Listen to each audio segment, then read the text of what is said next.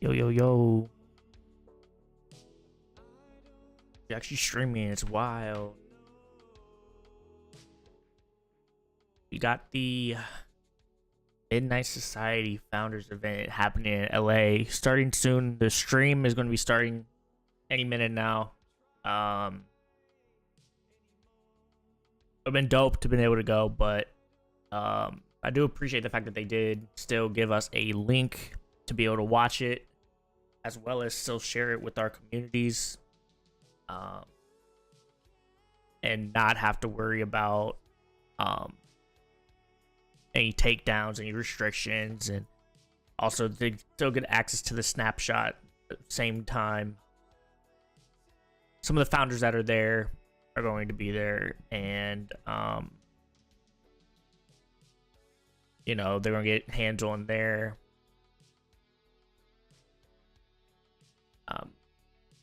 I decided to stream this here on YouTube for a couple of reasons. One, because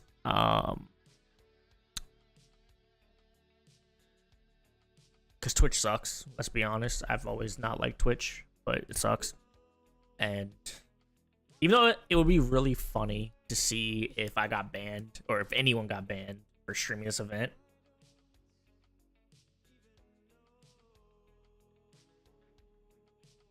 now most of the people that are going to be streaming the event aren't big time creators, so the chances of them getting banned are slim to none.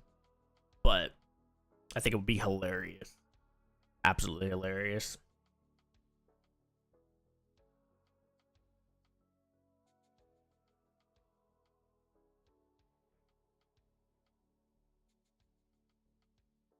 So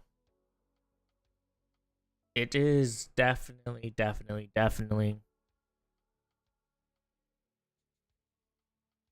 Oh yeah, so it's third, yeah. So I can show you guys, which I expected because the event wasn't supposed to doesn't actually start for a half hour, but so you can see they're at the Phase warehouse, by the way. So you can see the stream just went live, and see there's another 28 minutes. So make sure quality is there. I'm gonna stay in full screen always with this. And I'm gonna download this VOD, and I might trim it so it doesn't have the waiting, or I'll just put a timestamp. I'll probably just put a timestamp, so it gives us time to just kind of chill, hang out.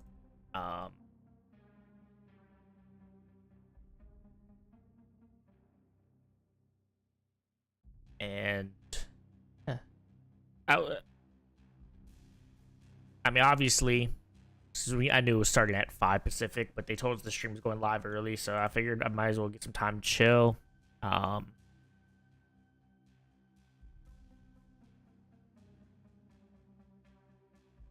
See, there's a lot of people in the Discord watch party. It's pretty cool.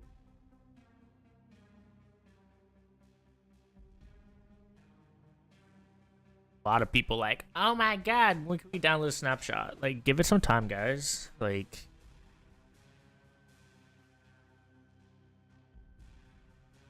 and people sharing the YouTube link in the Discord. Like, we can't all just go on the website. Just go get it from the website and just chill. But yeah, we're not expected to get the Snapshot until for a couple hours, but I'm really excited to just see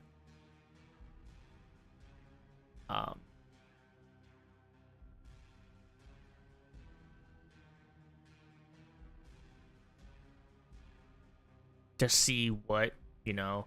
I'm sure it's just going to be like a firing range, kind of get a feel for that. Like, I don't even know, like, the graphics and everything may not even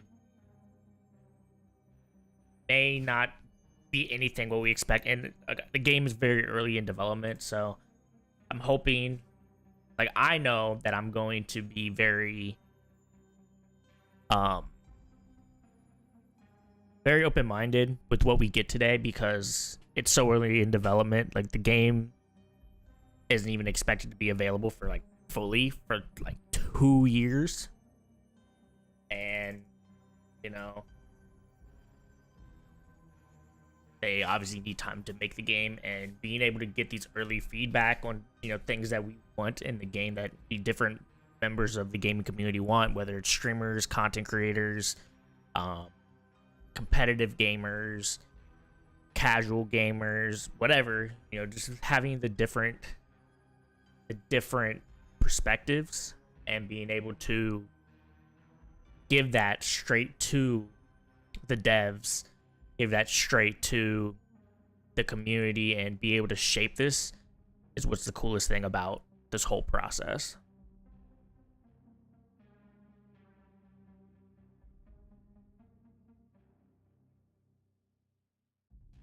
Bugging.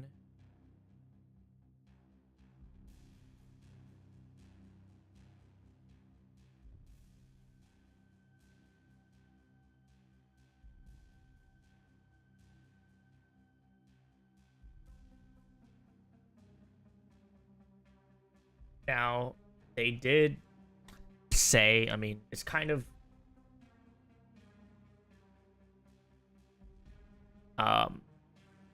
some people are taking this, you gotta take this with a grain of salt. They did say that the quote unquote minimum requirements, which they did, there was some clarification on that, that was kind of just what everything was tested on. But like, they tested, the lowest thing they tested, so basically tested everything with, was, now these, you gotta think of, these are dev PCs, so it was the i7 7700K, 32 gigs of RAM, 20 gigs of hard drive space, which isn't much really, and a 1080 graphics card. Everything I have is fine. My graphics card is slightly worse than a 1080, but be okay. Be okay. And obviously, as you know, they did, I know some people saw that and probably like, oh my god, if you don't have a really good PC, you won't be able to play a game. Like, no, that's not the case. They just have not, they have not tested everything on these, on,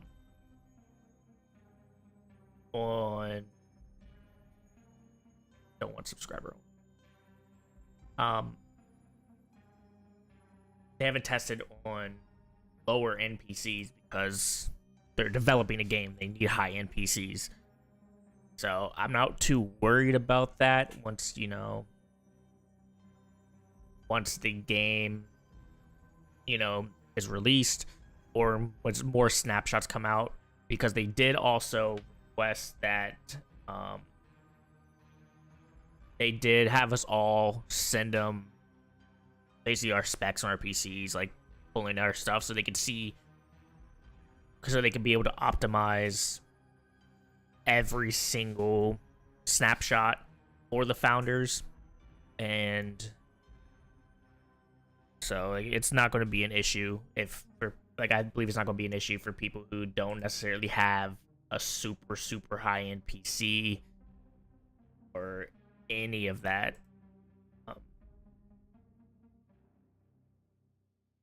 I'm sure, I mean, we will,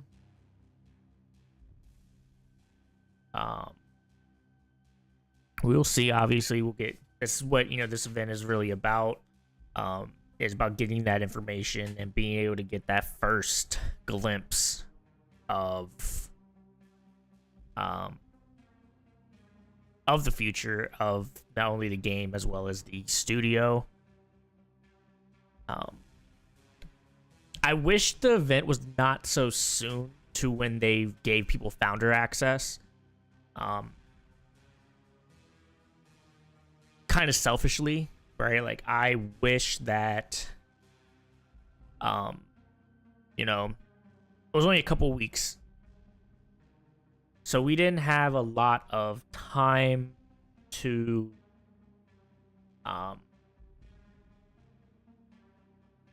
didn't necessarily have a lot of time, if you need to be able to get off work, had kids, taking care of any of this type of stuff, because it was so quick. And, it's not, it is what it is. They had things planned, and obviously I don't think,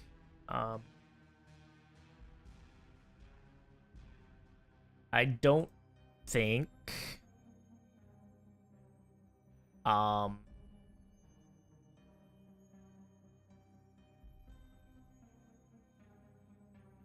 sorry, I'm distracted by Twitter. I was just trying to watch everything going on. I also watched Discord. I don't think they were either expecting so many applicants to become a founder, as well as they probably didn't expect as many people who applied that did not end up purchasing and buying into the founder pass.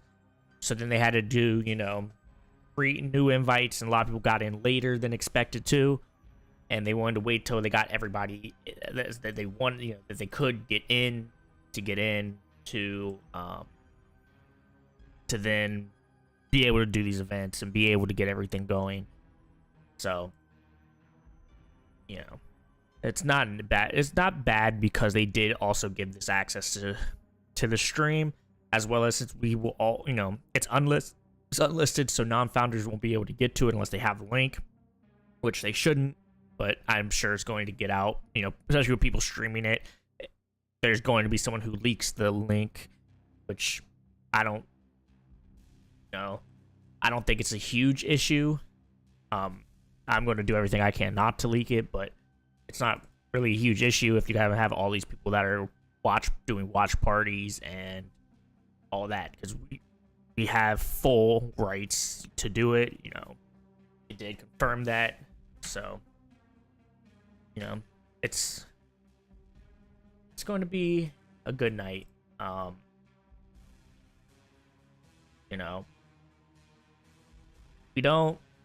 don't really know what to expect. I'm expecting for the snapshot for it to just be like a couple guns to kind of and get like some target practice, recoil and get that feel.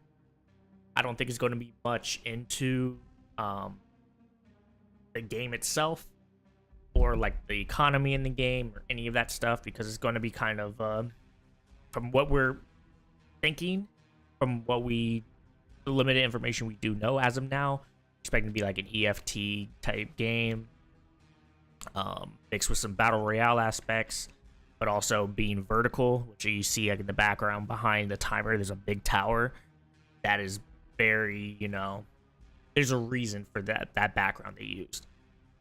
Is definitely hinting at some things of the game.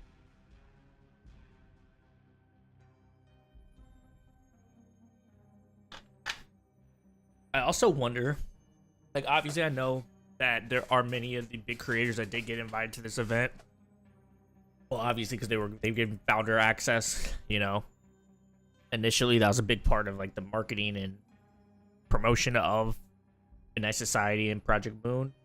So I think that we're going to see some of those other creators. I don't know how much, if they're going to be more involved into the stream, and I don't know necessarily what we're getting on the stream. We're just going to get somebody's point of view, or is it kind of, this is what as people are coming in, they're going to be watching this presentation. I know they're going to have time to obviously meet some of the devs, and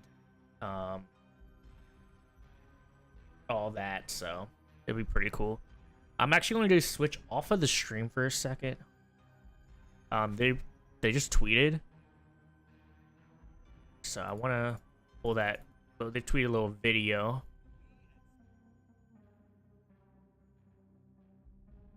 Video is Robert Bowling, aka 402. You may know him if you've been a Call of Duty fan the peak of Modern Warfare series. You should know who he is. But he is the studio head for Midnight Society. So let's see. It's just a little clip. Let's see, what they got going on. Tonight, we at 6:30 p.m. are dropping the first snapshot of Project Moon in unveiling a few surprises. So watch the Twitter streams, the YouTubes, the Discords, everything, because our community of variants are going to be creating content from that first build starting tonight. Tonight's the night. We at 6:30 p.m. are dropping the first snapshot of Project. So yes, so confirmed at 6:30 Pacific time. First snapshot is dropping. That's about an hour and 45 minutes from now. Kind of, a long way, but not really, because we're going to get a lot of information. We're going to get a lot of stuff from them, and it's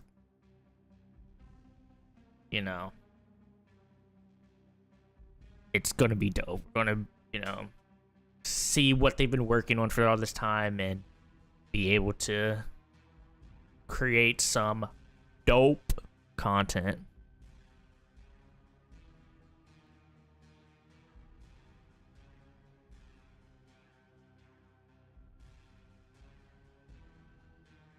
Okay, so actually, they just said, I got confirmation. So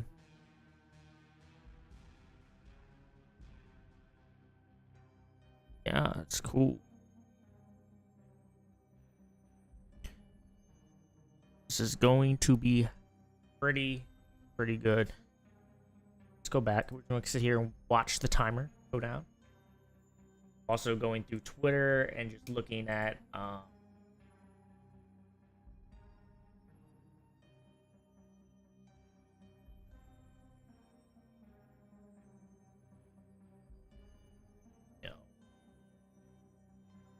what some of the other variants are finding.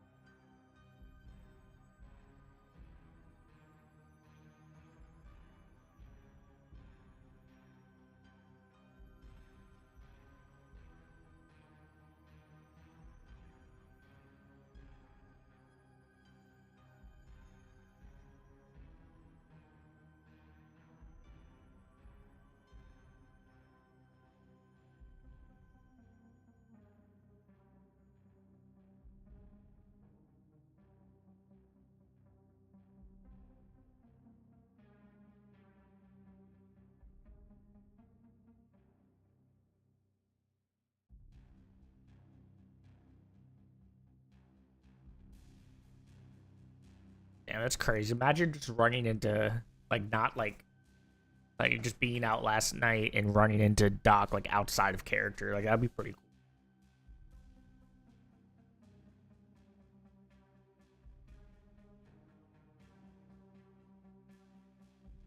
Obviously it would be dope to be Doc just out in an event like this, but being able to run just coincidentally just be let's go, you just go to a bar or a restaurant, you just run into him and actually be able to kind of a little bit more low key and not where everyone's all trying to meet him and all that stuff. Be pretty fucking dope just to be oh my god, just weird coincidence I run fucking Guy Beam.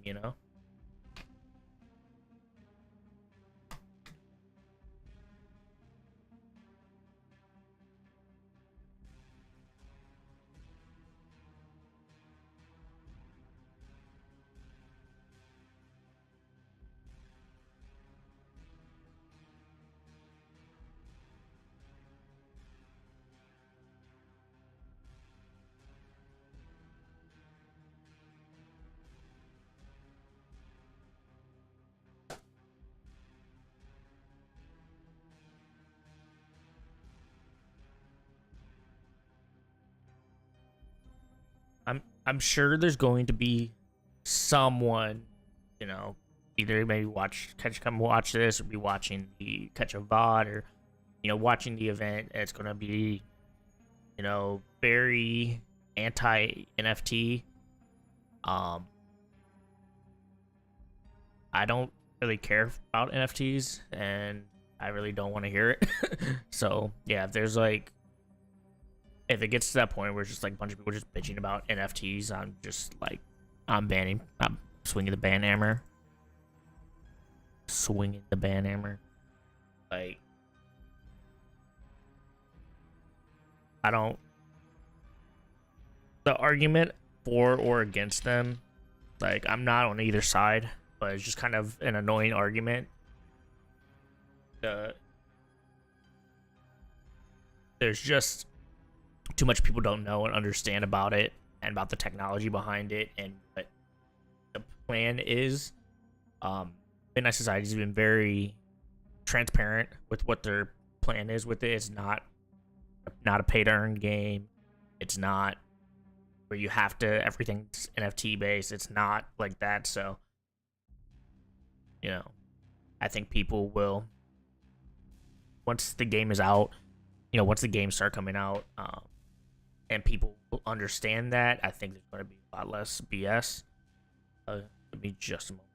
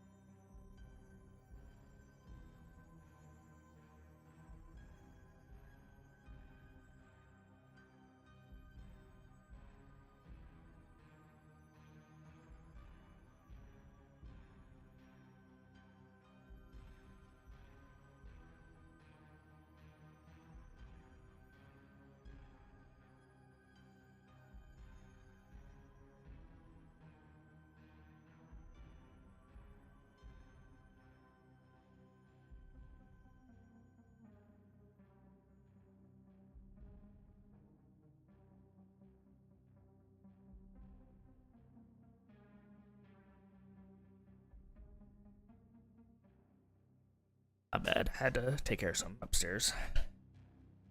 Everything is good now. Got what? 7 minutes ish left till the event's going on. I don't know what's going on actually at the event. I've seen some tweets. I don't know if the people are still waiting to get in, or if they've been letting people in, just, or they're not letting, because the event wasn't supposed to start until 8 anyway. So, well, 5 Pacific. So I wouldn't be surprised if no one's in yet, but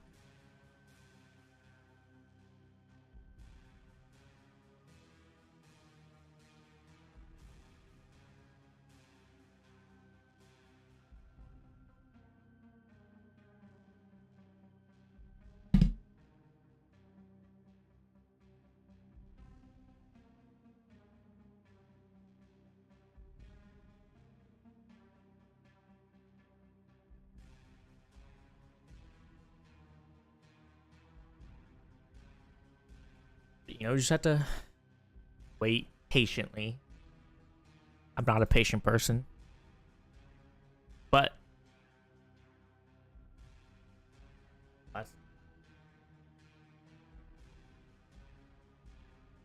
oh, maybe I'm wrong. Maybe we'll see a little bit more than just like a firing range. Maybe we'll get to see like a little, like maybe there'll be like a little arena, just like 1v1s, 2v2s, kind of like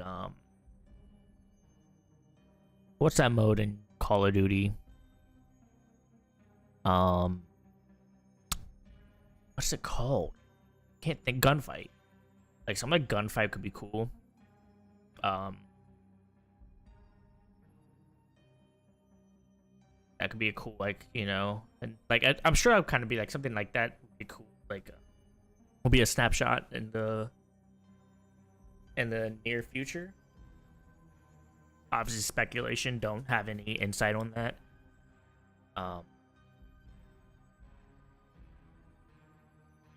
But I think that, I mean, initially, one thing when Midnight Society studio was announced, they said that they wanted to do a competitive game, and I don't know. That's just mean try to make a battle royale slash extraction. This is it. We're about to open the door to let the first variants into the FaZe warehouse to unveil the new game and a few more surprises. The stream's starting soon, so we'll see you back here in a few.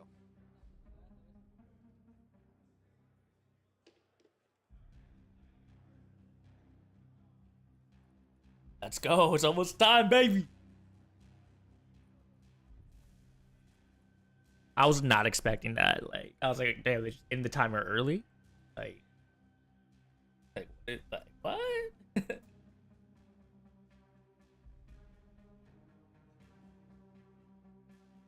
Yeah, shout out, Robert, absolute legend. I wonder if like any of the FaZe members are just gonna pop up, I know FaZe is doing an event at the warehouse tomorrow for Rug, and also with FaZe subs.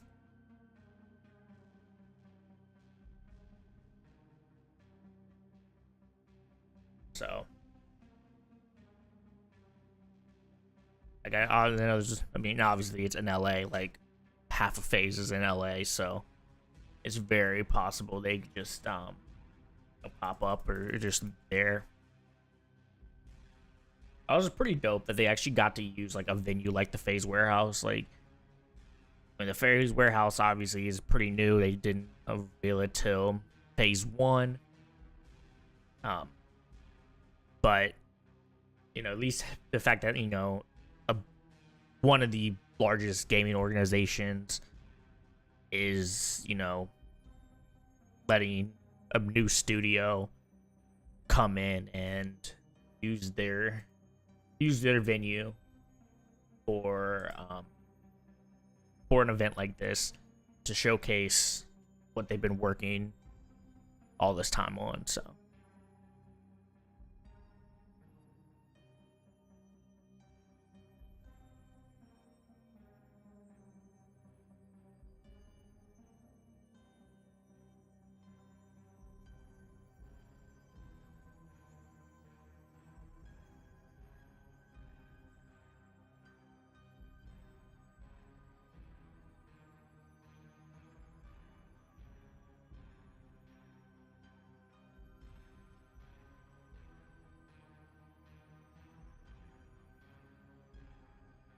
also hoping for all the founders and that don't have gaming PCs or don't have maybe a high or like a maybe have an older gaming PC they haven't really used. I hope that they are able to get the snapshots and everything quickly ported, like approved by PlayStation and Xbox, so they can also be able to enjoy that's one of the biggest benefits to being a founder is the snapshots for the early access. And it's not Midnight Society's fault that the console excuse me, console players don't have access. I mean, it's not as simple as it is on PC. PC, obviously, you just make it available for download. But Xbox and PlayStation, they have to give approval and sign offs, and there's a lot of stuff behind the scenes that obviously we don't know as not being game devs, but they are working to get this as smoothly onto console as possible. So hopefully it doesn't take too long. I'm hoping it's within a couple months they're able to get this process going for them. Because, I mean, every 6 weeks we get a new snapshot, so you definitely want to get them in.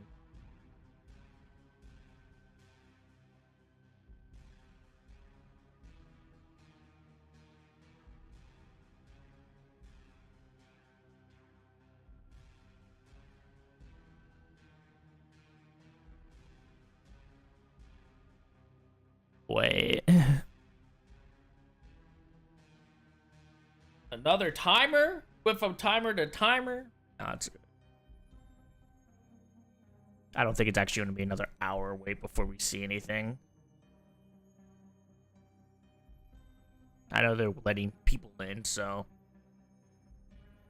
But I don't think they're really expecting it to take an hour to let people in.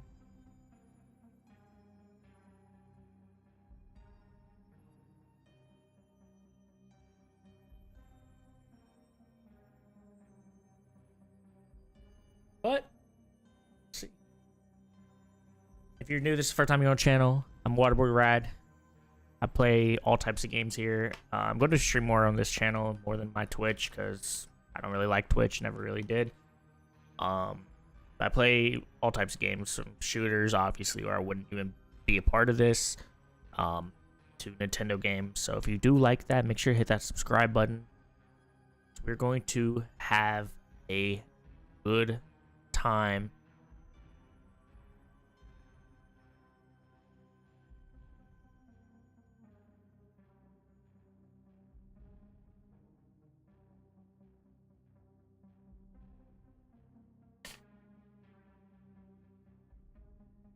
Yo, so I'm gonna need someone at this event to hit me up. If they find some extra 2XL merch, send it my way. Okay, thanks. Nah, just messing. But hook a brother up.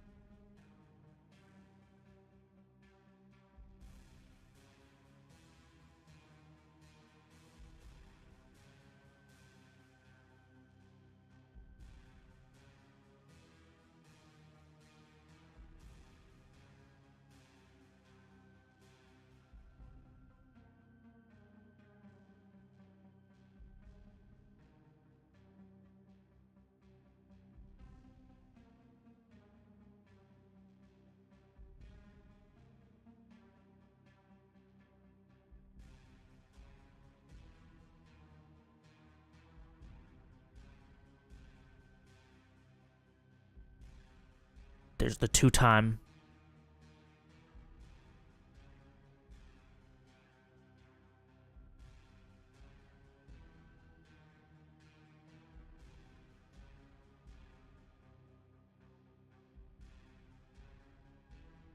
There's the squad right there.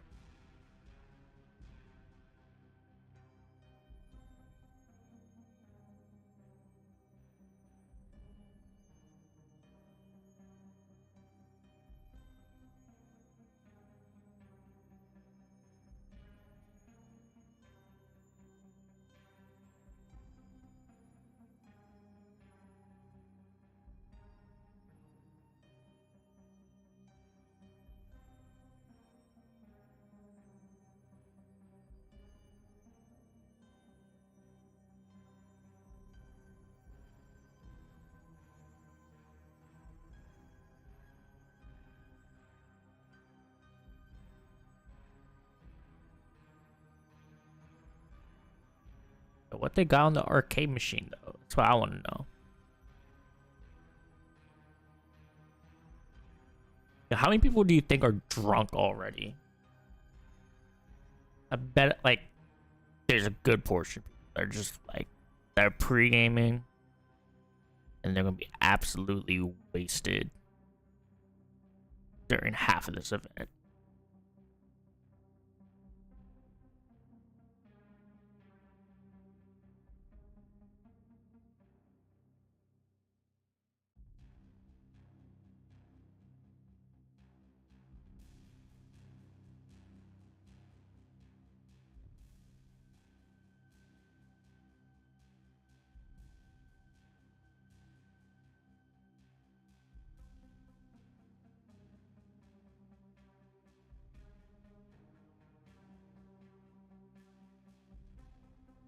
The venue's actually really dope.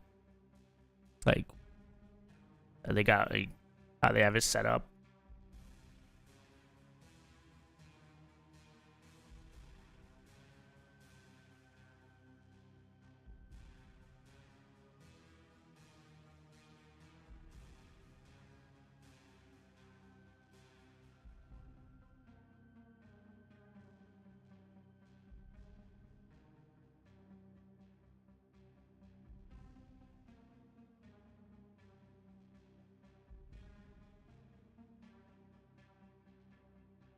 It honestly really makes sense. Like, it makes a lot of sense to be at the warehouse because they had it set up like they call it a warehouse, but it's literally a studio in there from like the whole point of FaZe using it.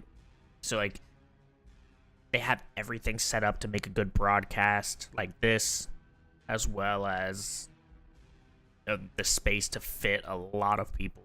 I don't know how many people actually like how many tickets were available. I didn't look at it because I just knew I wasn't going to be able to go. So, yeah. But man, just seeing this though definitely makes me wish that like I could have found a way to LA this week. But it's all good.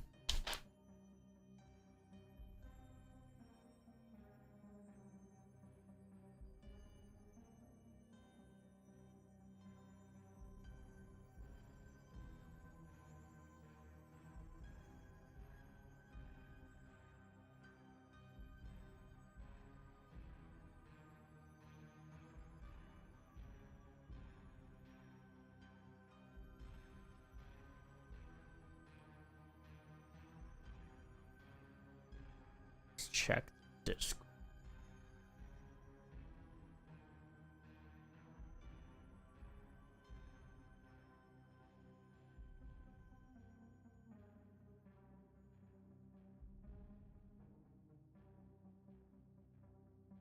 Damn, people just realizing that Doc is actually like 6'8".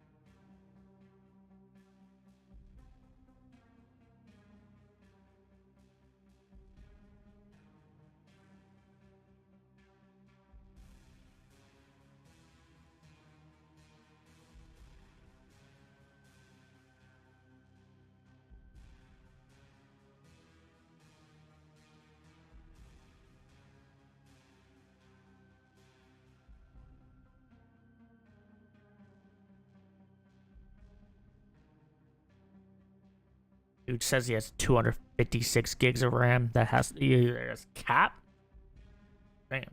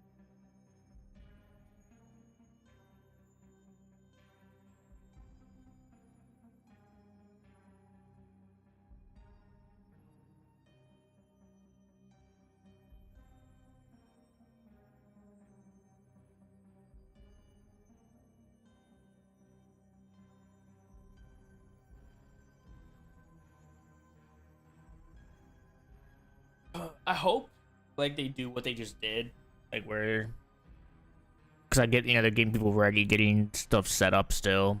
Because also FaZe used this thing last night, so I'm pretty sure yesterday or the day before, pretty recently, FaZe definitely used the warehouse. So, um, I wonder how long it took to get that as much set up. Like did they?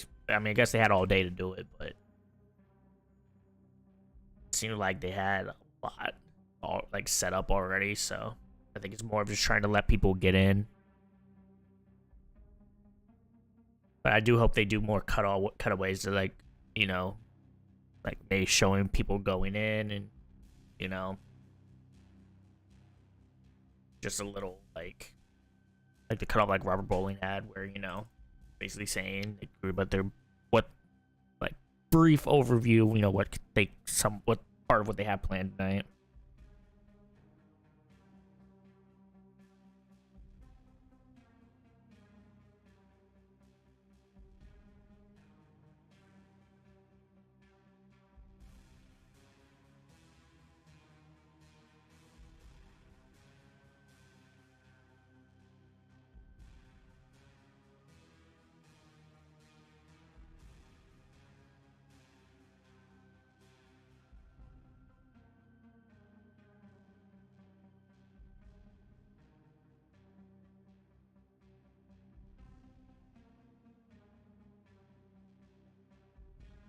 I wasn't gonna crack open an energy drink until I felt like I need it, but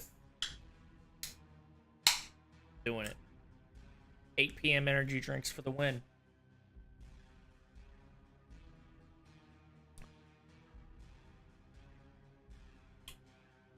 I had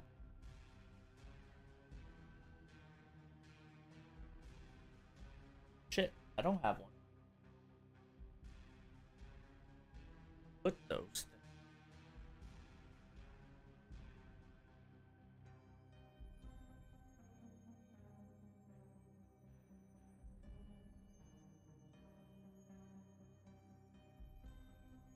Damn.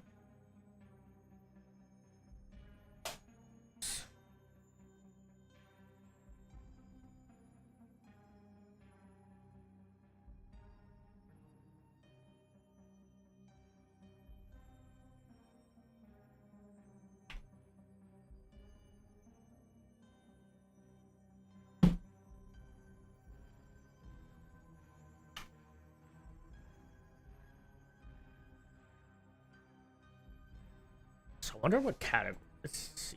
See if I can find some people that are on Twitch. See if they're doing other special events, just chatting, or what.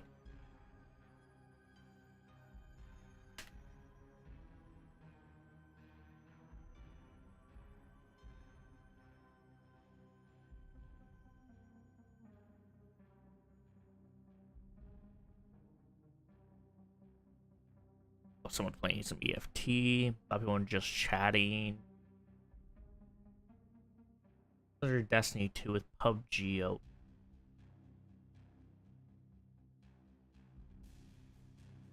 couple people in special events.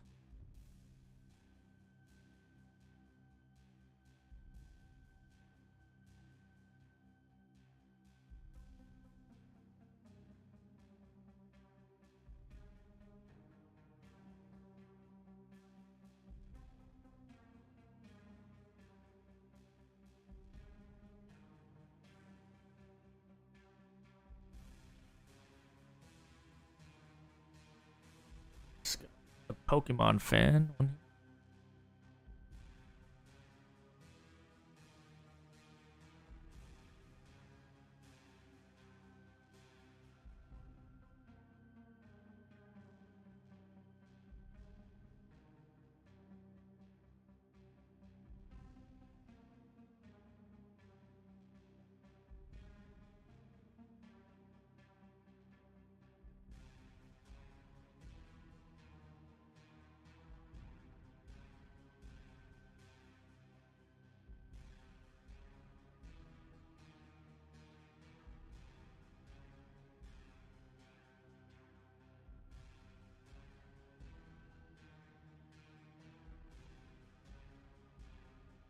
showing love on F.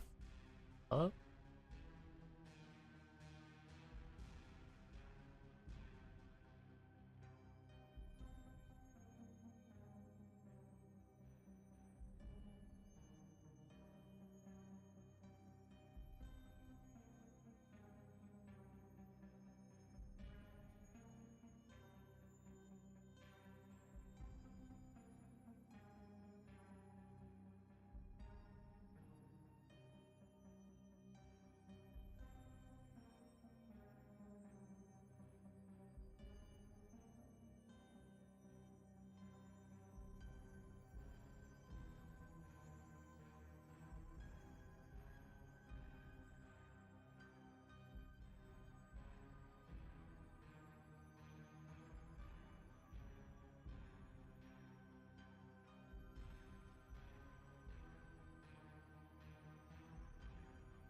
Damn.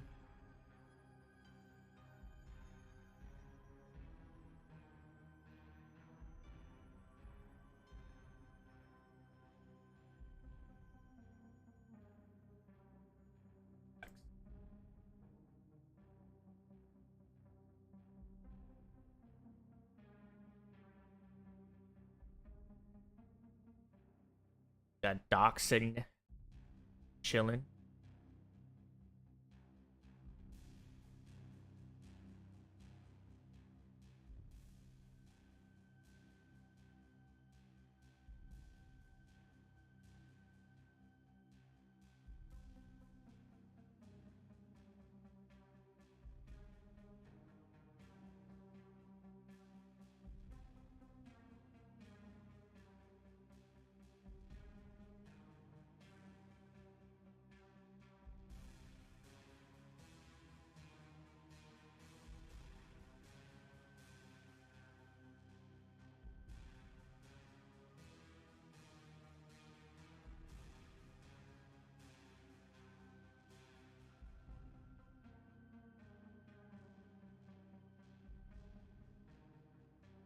Score.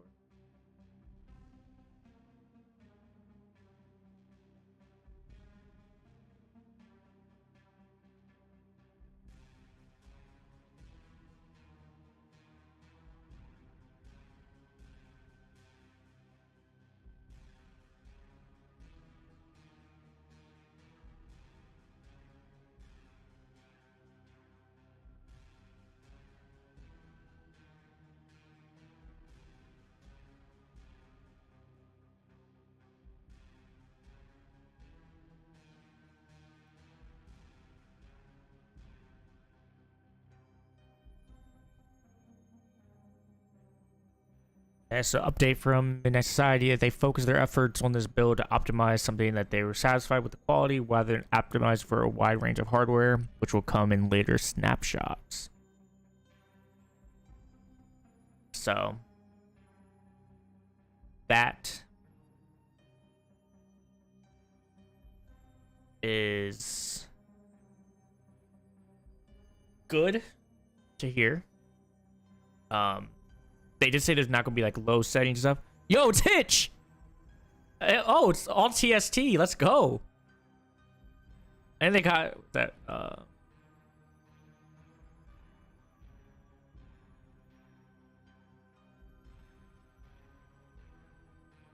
See, I knew we'd run into some people. Like, we'd see some people, you know. You see like some of the people that you weren't necessarily expecting.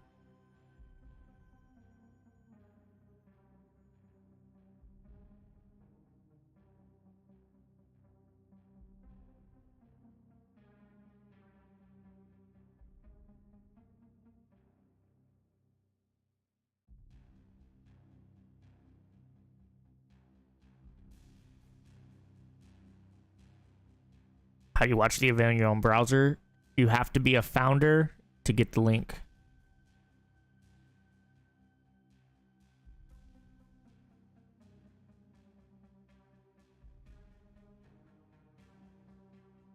All the founders, we had a link on the. It's part of the Midnight Society website when you're logged in for verification.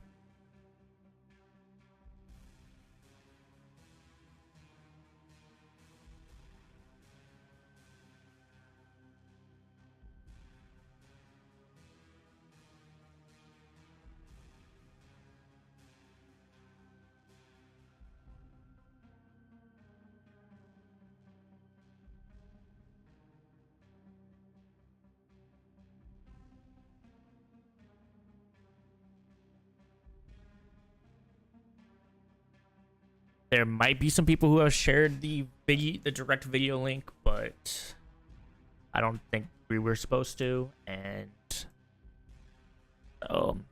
I'm not going to.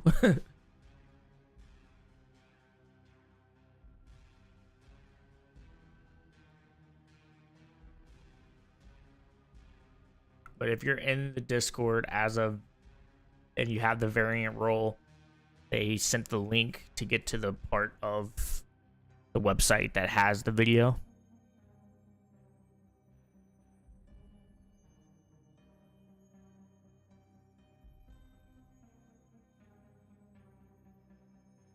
But then they're also, like, the snapshot's only going to be available if you have to log in to there with the account that has founder access.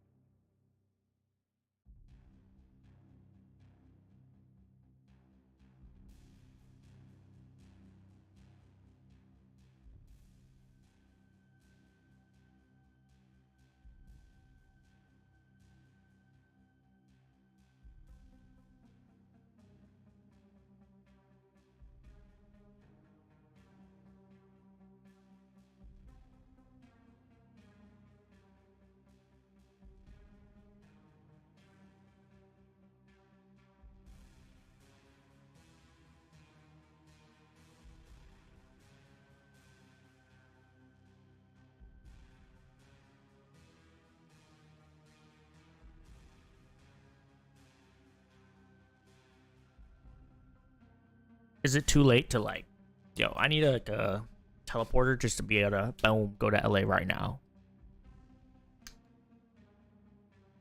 Just want to pop some bottles, you feel me?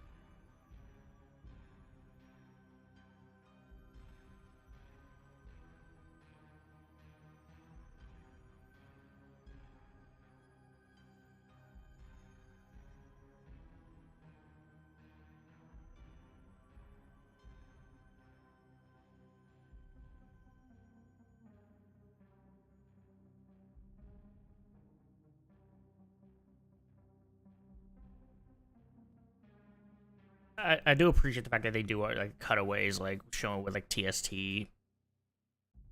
and Raj and, like that's, you know, because this is an hour wait, you know, after we already waited 30 minutes. But then again, the 30-minute wait was 100% expected by me, and it should have been expected by everyone, considering if they looked at, like, they got an invitation to the event, which I did. The event wasn't supposed to start till 5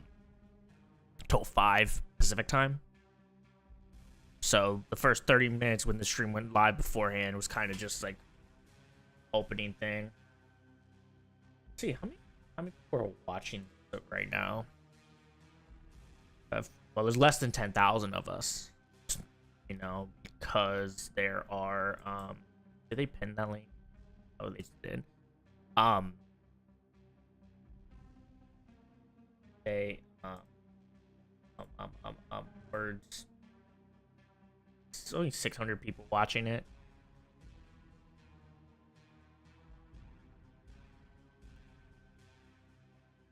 I don't know how many people are at the event. I think it was only like 1,500.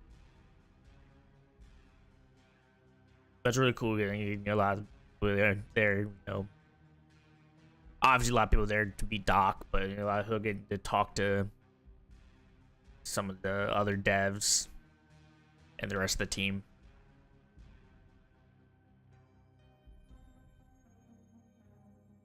Like, I know, like I said, the first game is not supposed to be out for a couple years. Well, they're expecting the timeline to be about 2 years, maybe 3. So because of that, I'm sure there's going to be more events like this. Like, LA made sense to be the first event, you know. Doc's from the West Coast. And LA is LA, like, it's a big place for gaming. Just a, you know, good place for people to want to, like, fly out to and stuff.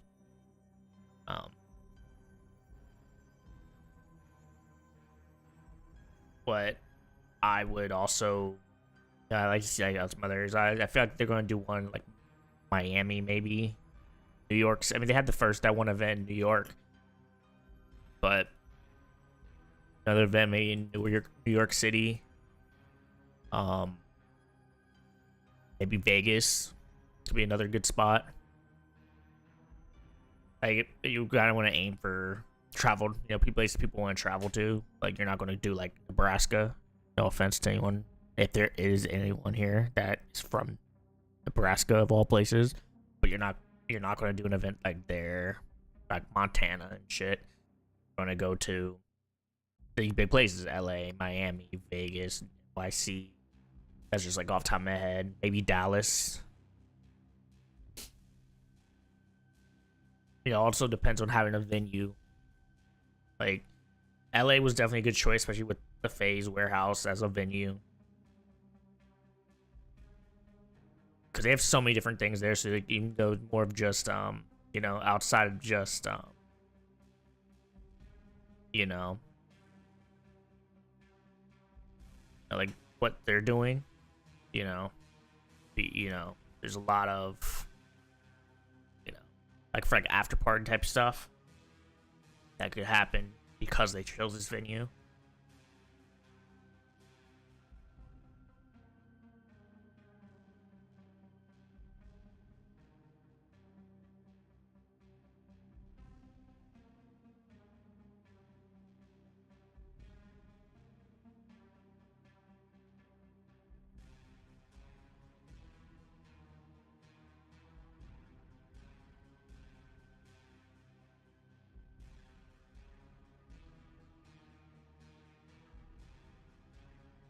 I'm hoping this could, you know, so if this is successful, right? Like, if they release an incredible game and continue to release good games, I want to see how many other studios, like up and coming studios and like big studios, like kind of adopt a system similar to this.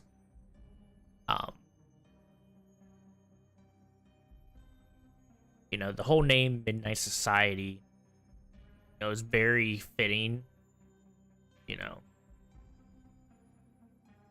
for like doing like these type of meetups and having, you know,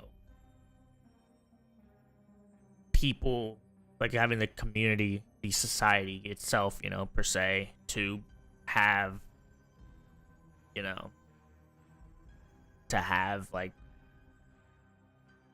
get-togethers, the just communication, all that stuff. So I think it's a great idea.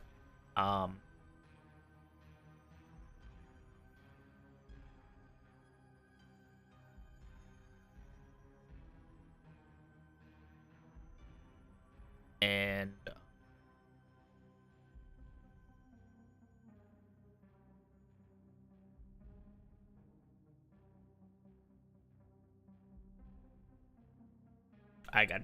I get sidetracked, especially like because trying to not really waste time, but we got another half hour or so, so like I'm looking at Twitter, looking at some seeing as what's going on with other variants, other people who are looking forward to this event. The only thing I kind of wish that they did, because I mean I don't know how many of like Call of Duty League players are like part of this. Wait, is that Jake Lucky? I think that was Jake Lucky. But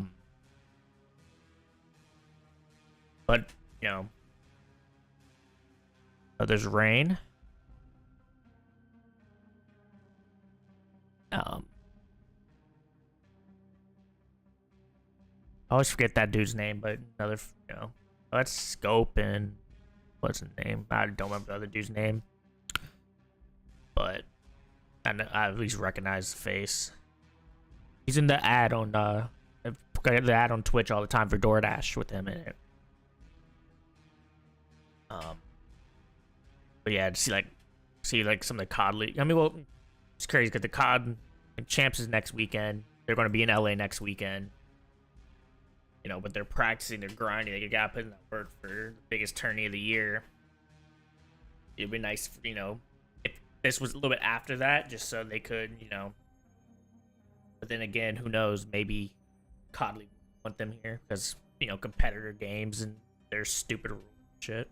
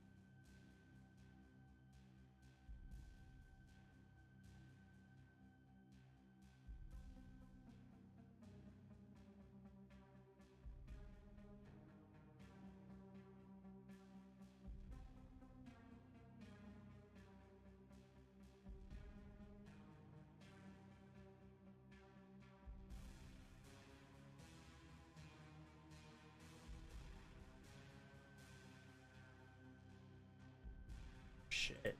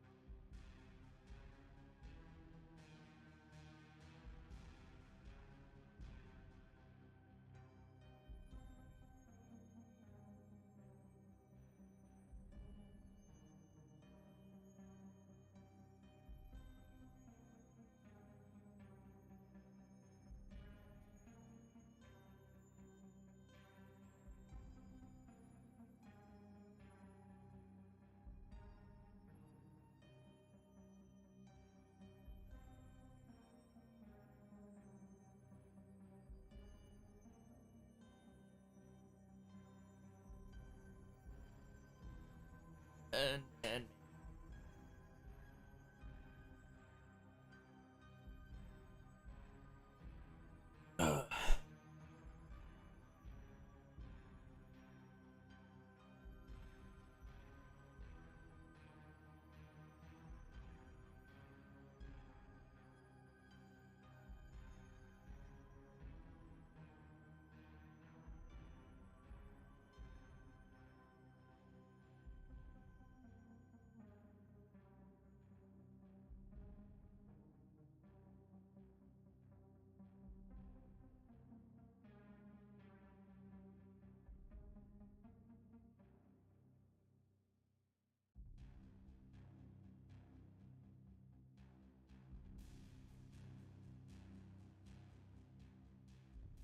oh, they emailed us about this.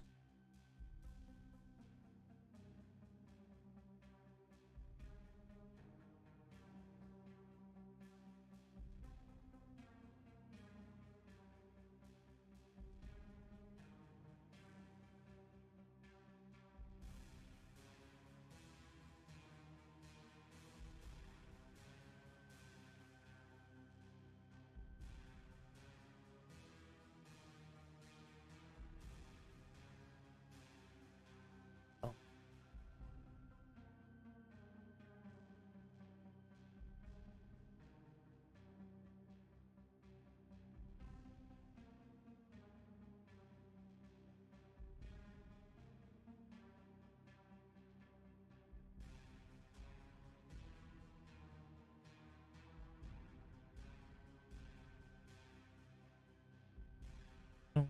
I'm gonna have this song stuck in my head. I'm gonna dream about this song.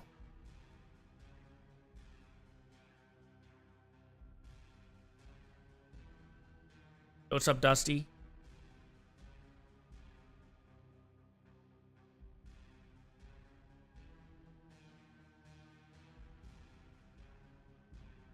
You excited to see some stuff about Project Moon? I know I am.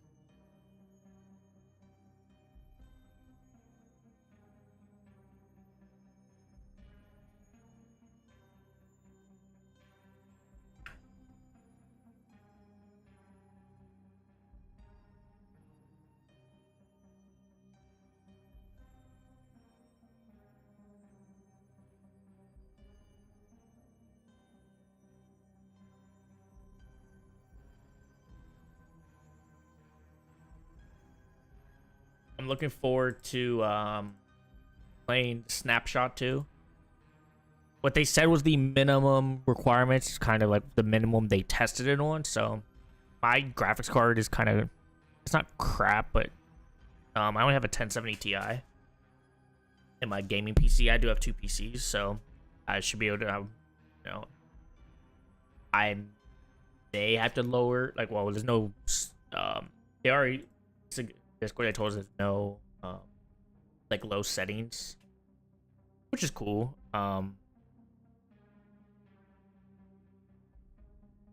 But,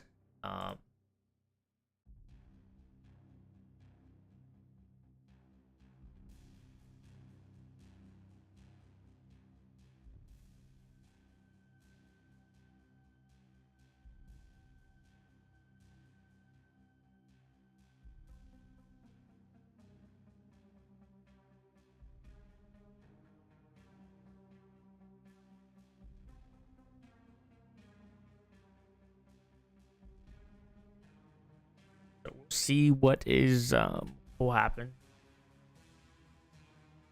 I don't want to be in this thread. Get me out of here.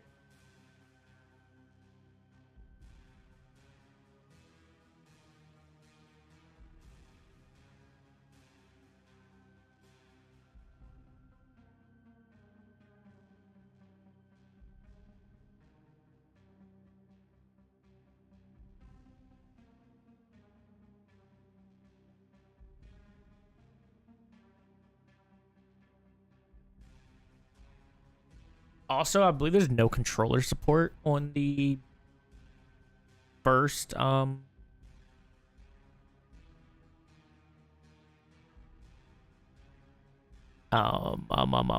Snapshot.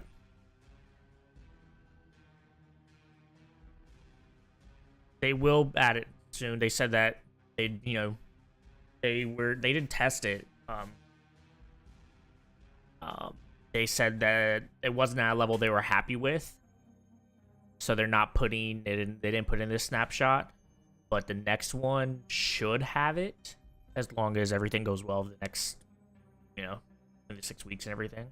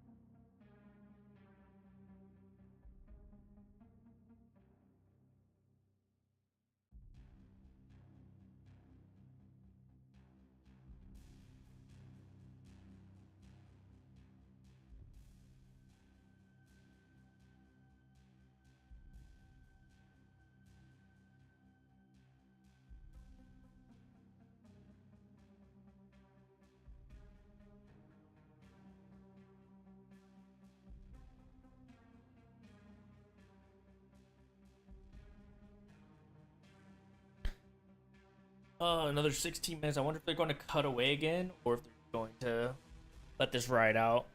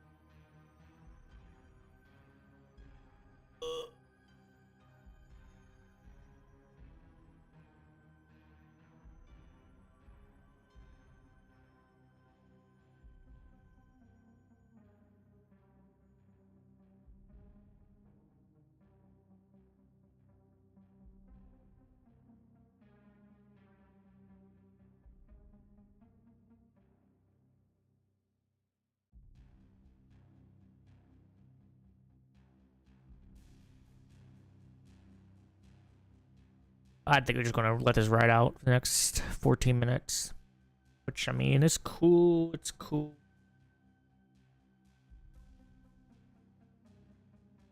Fine, everything be fine. The only thing it sucks is going to take me a while to download that because my download speed is not great down here. But just because how I have my wire connections and everything, but they'll be fine. Chill, play something else. Kind of just like I'm gonna start downloading it while the stream is going too, because once we should have access in about 45 minutes.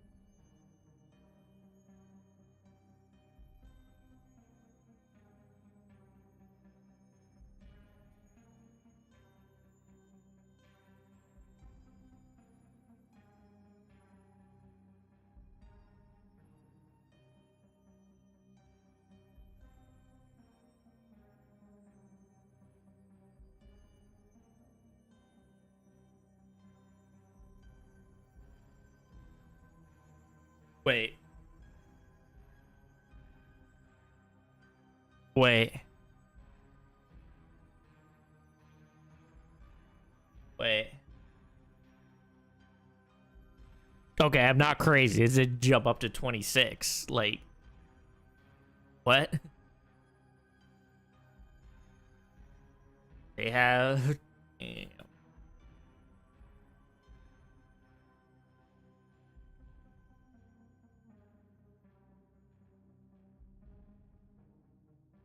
Were you just hard baited?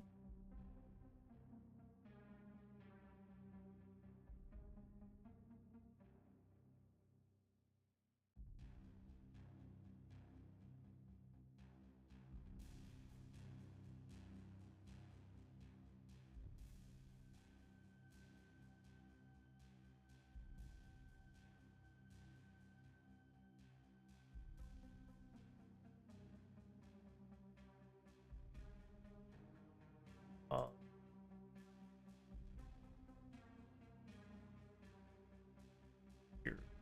What? What is your...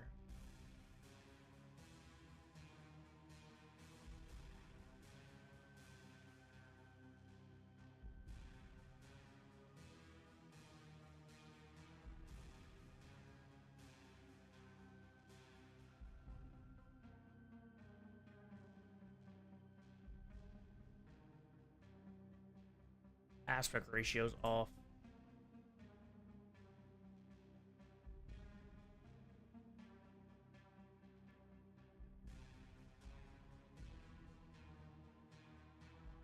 Oh, it's because he has an ultra wide.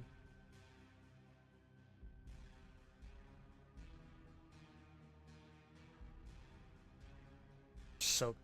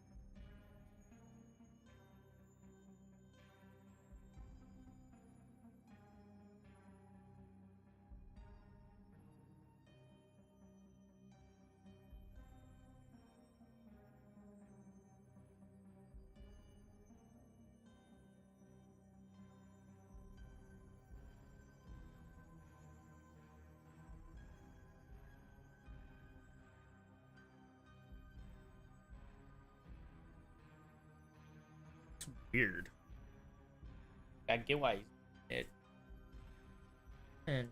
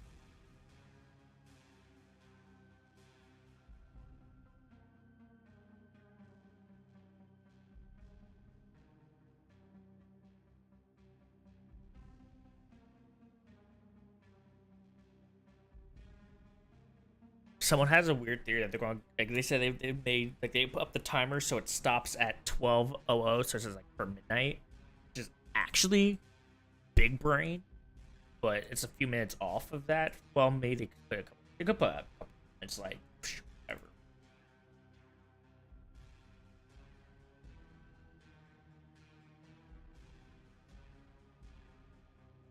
Like I'm not going to trip.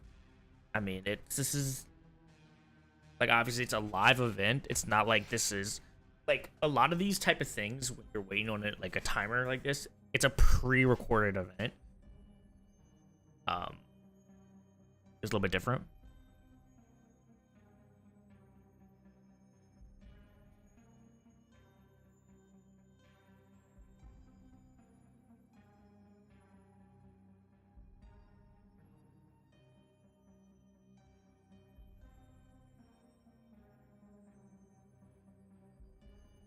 Fan off. I had to turn it back on later, but it's getting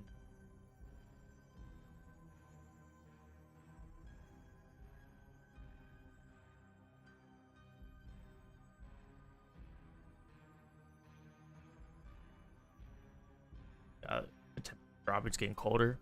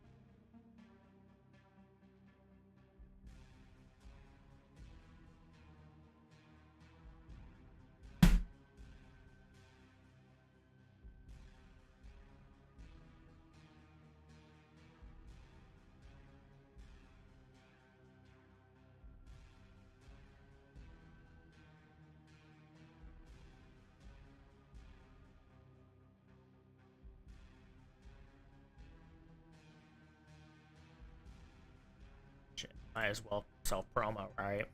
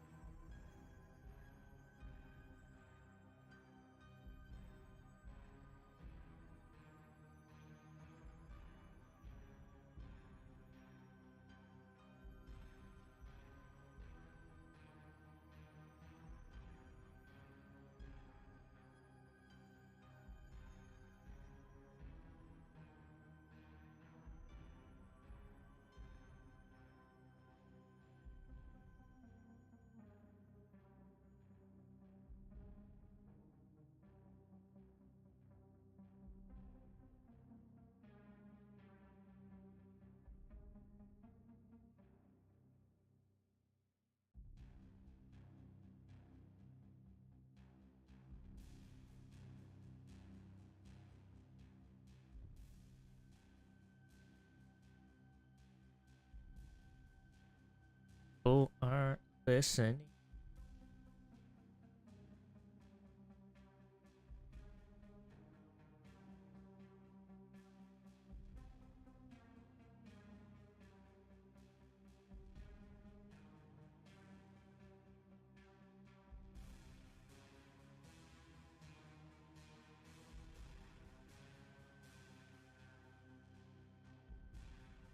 I forgot these are.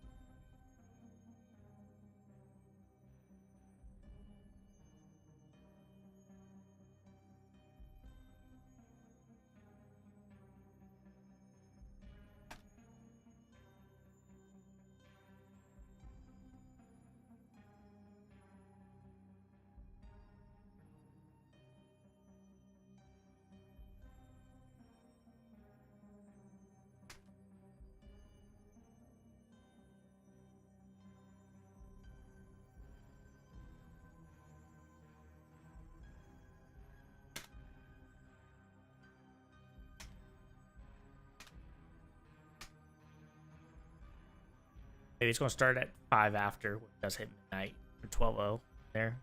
Because that'd be pretty cool. Smart.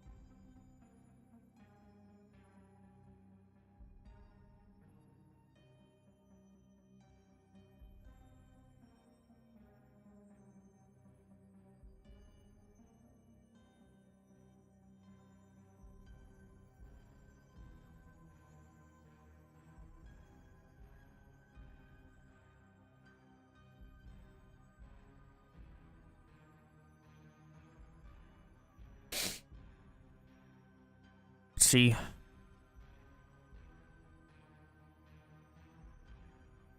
No.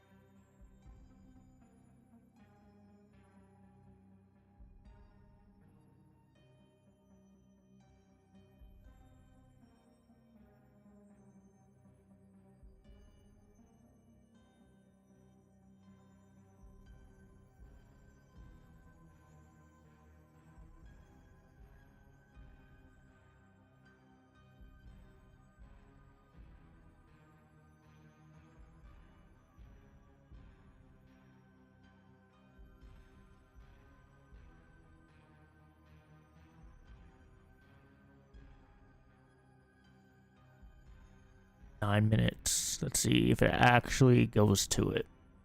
I'm sure it took a little bit extra time because right, they probably had issues getting people in, and people could bring bags and stuff, and having to check bags and everything, safety.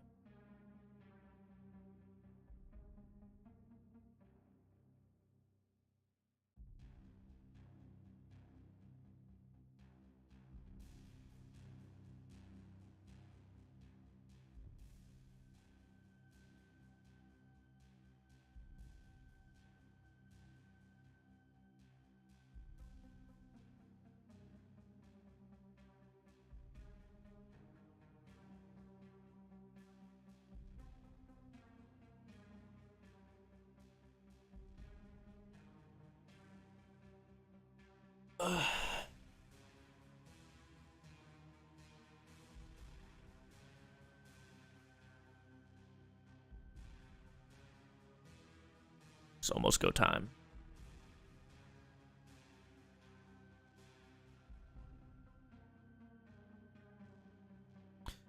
People, the delay is kind of but could be worse. We could be staring at a black hole like Fortnite.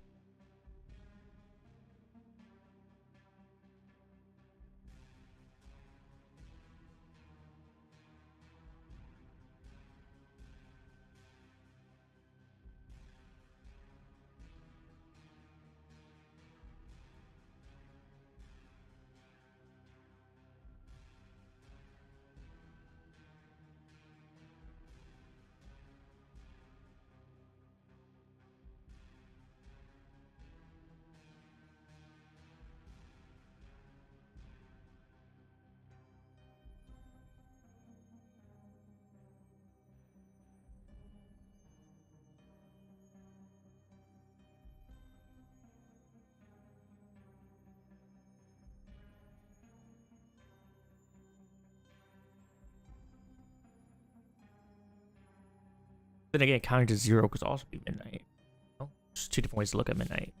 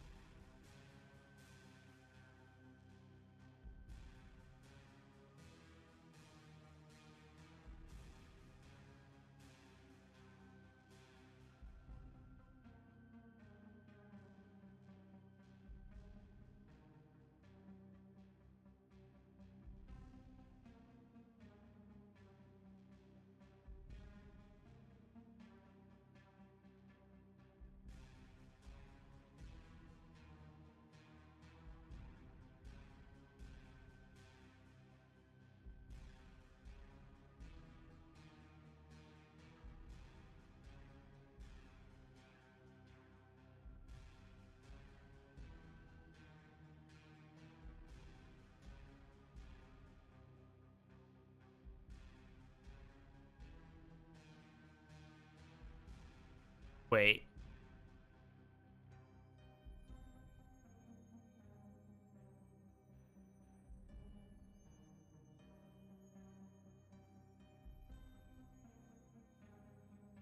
I looked on Mother Monitor for a couple minutes reading an article about something else, and it jumped up again to 22 minutes.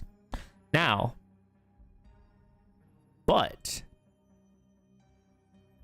in 19 minutes, the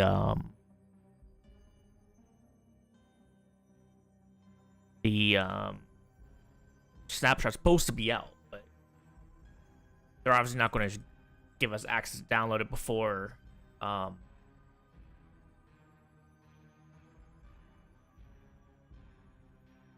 gotta stop looking at the chat. Yeah, well, not they didn't start it again because this timer started at an hour, and they've had it's twice now where it jumped at like this time it added almost 20 minutes. Last time it added about 10. I think from what I don't know because I'm not there. My thinking is that it's taking longer to get people in than they expected.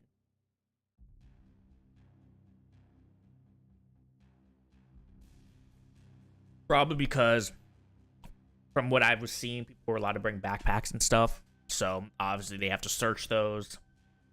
Don't know what else. Oh. Yeah, see. This is a line. I don't know if this is a line just to like meet Doc or meet the devs or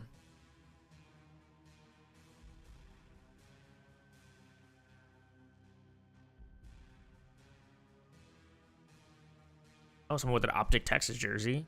Yeah, I think it's like the line is still me, Doc, and I'm. Let me get my email because I think that's a part of the event. I mean, people are getting seated and stuff. So I mean, like, I understand why people are like upset. Like,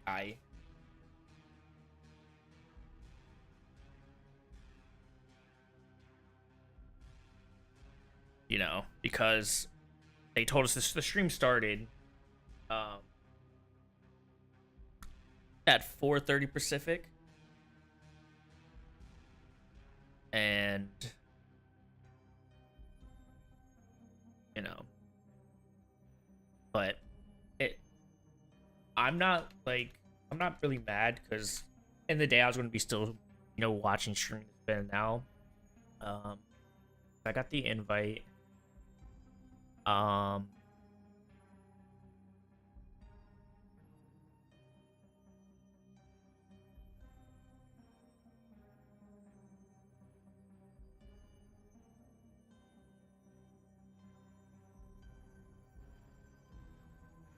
just doesn't work.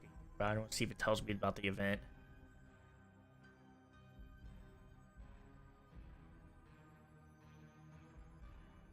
I mean, the event goes all the way until 10 Pacific, so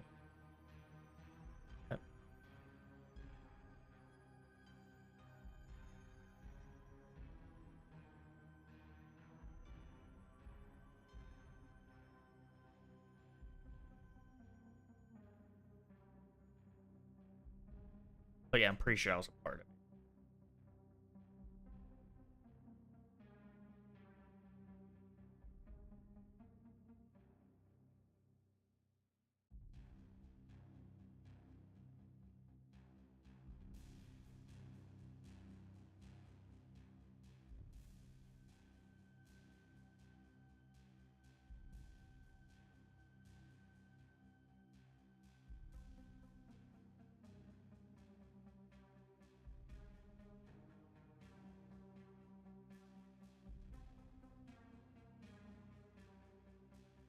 It's a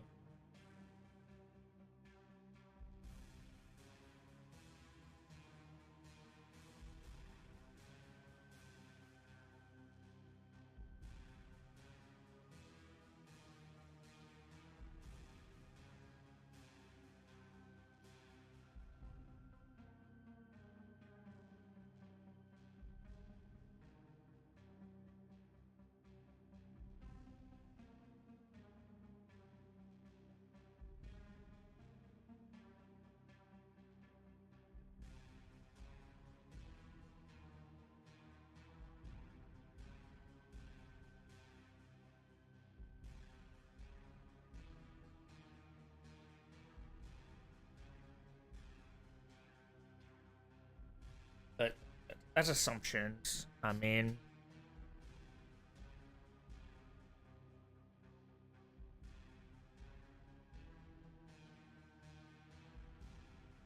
hopefully there's not another delay, but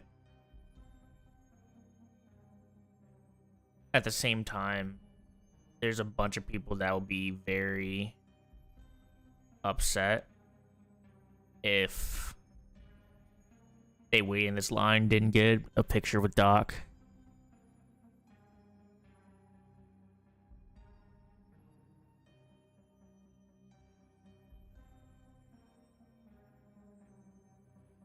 From Alex that works with them, they're saying they're trying to get everyone, they're still trying to get everyone in,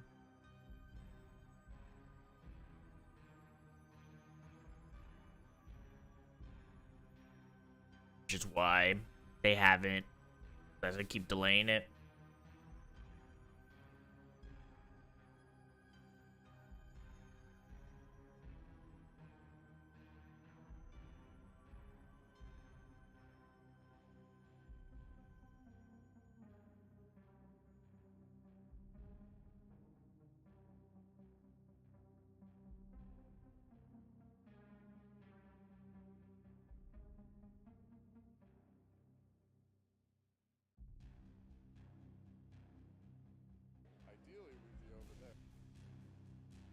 Well, they were testing a mic, or they had a mic on still. So also that means that the snapshot's also gonna be delayed because it's gonna be 30 minutes.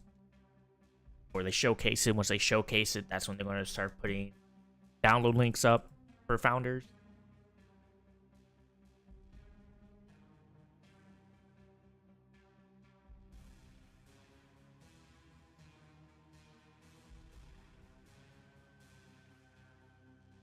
Let's see, I'm not gonna be upset if it gets pushed back. It, you know, I mean, it is what it is. Can't change it, you know. It's not worth being mad about.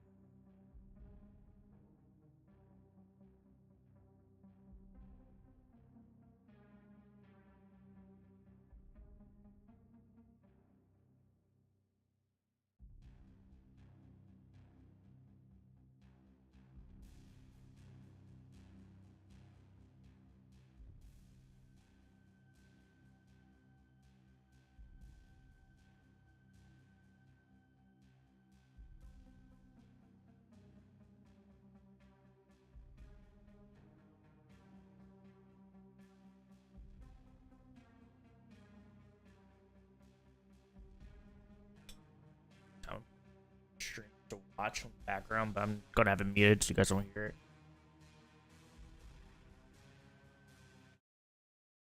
Okay.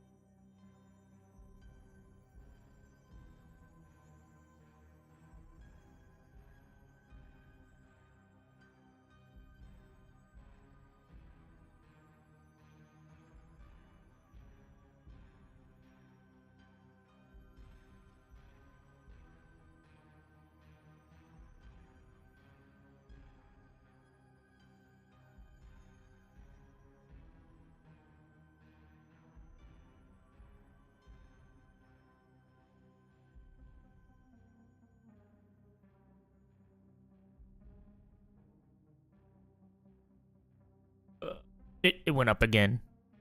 It went up another 5 minutes.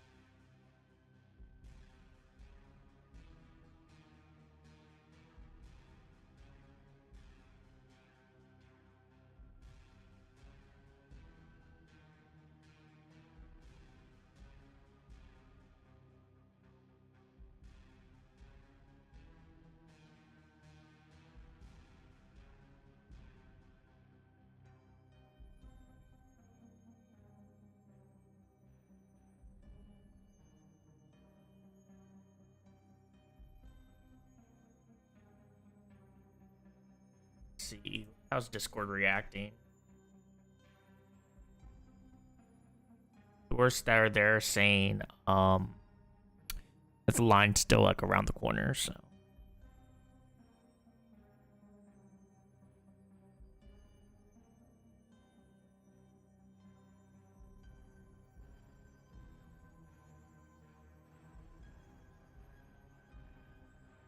Here we go.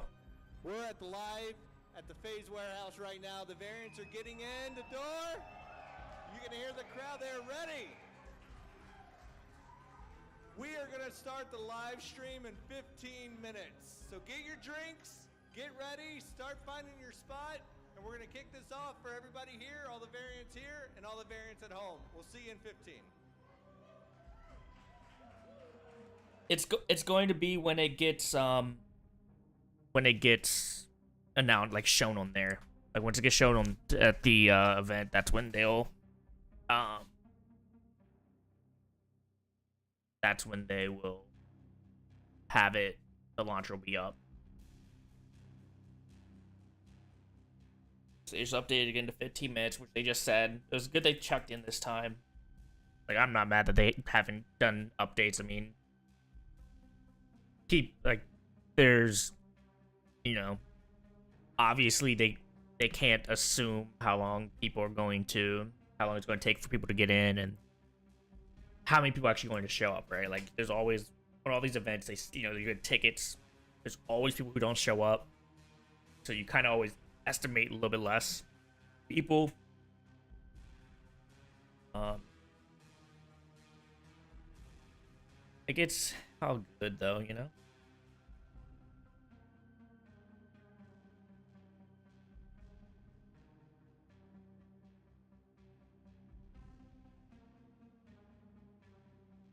And I know there's some people too, they were like waiting, like they were watching the stream on their phone to see, like, try to see what was going on because they didn't want to wait in a long line. But me personally, like going to concerts or any of those type of things, like I'd rather just get in line and get in there, you know? Like I wouldn't have an issue waiting in line.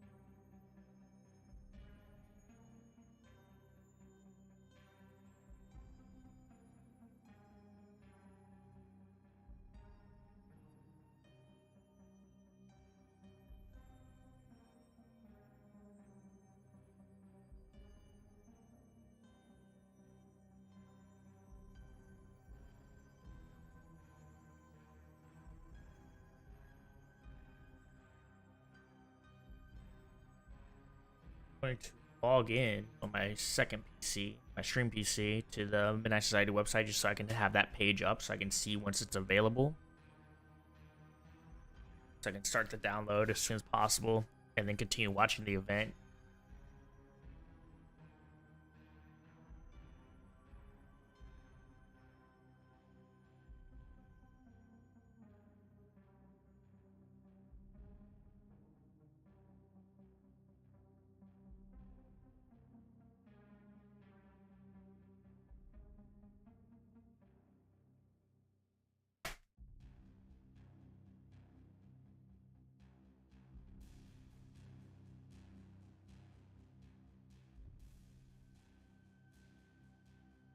Find me. Project snapshots unavailable.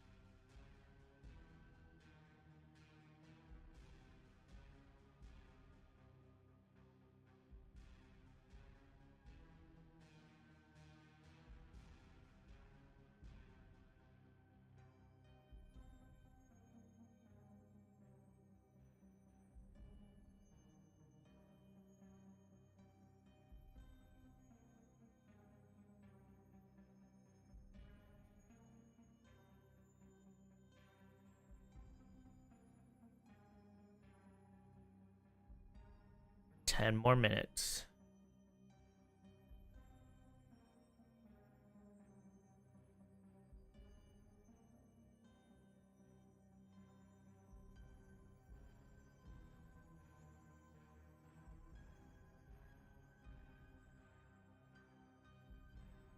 So yeah, they pushed it back because of security and getting everyone into the venue.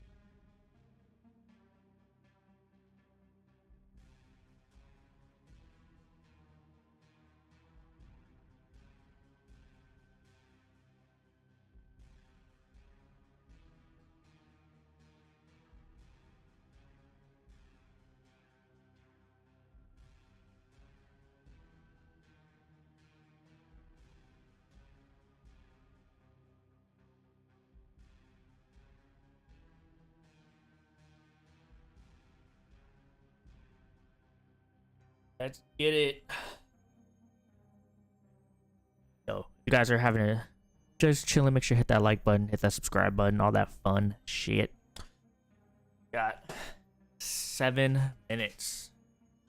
The stream starts, and they're estimating about 30 minutes is kind of our estimate, you know, from outside to when Snapshot's going to be revealed, as well as the download link will be live.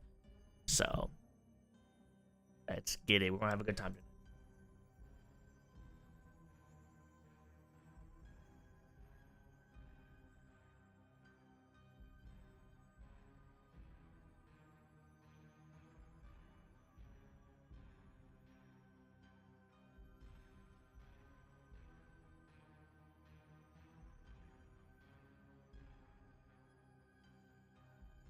Let's go.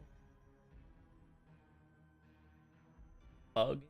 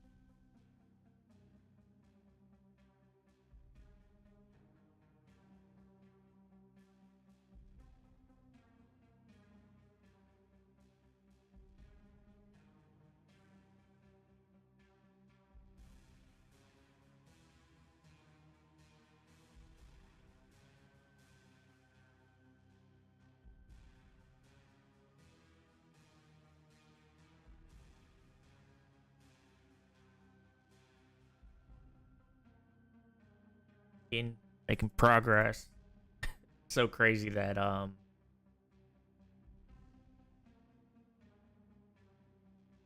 think they were about to hit this. Oh, they said they got some secrets from coming from creative director. That the mic check? Sound like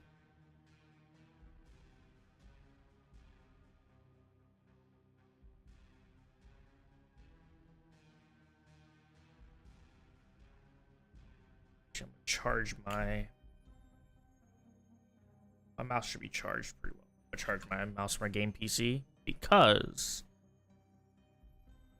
to be ready, be flicking on some targets.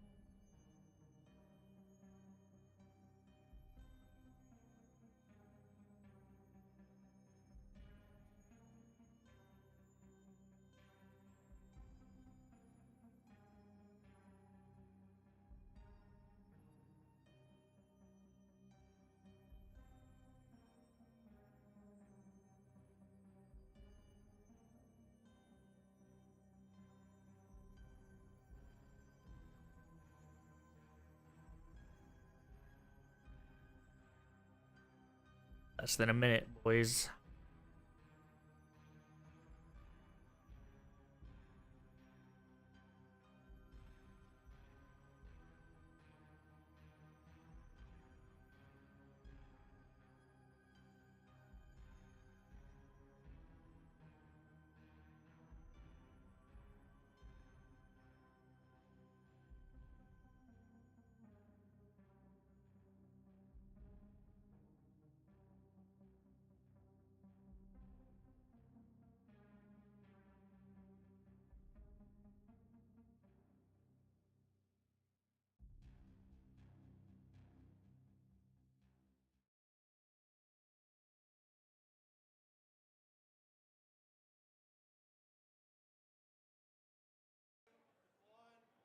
Welcome to Let's the go. first ever variant founder event for Midnight Society.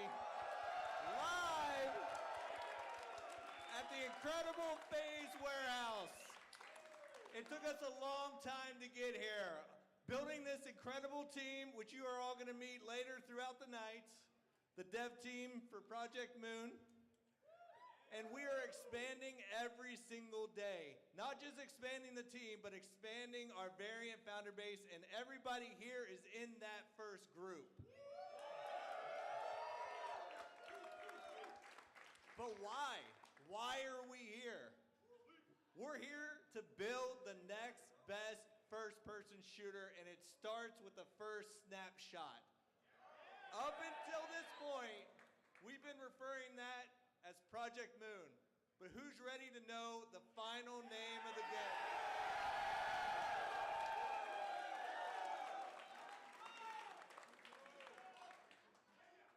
So without further ado, let's load it up and reveal what we are building together.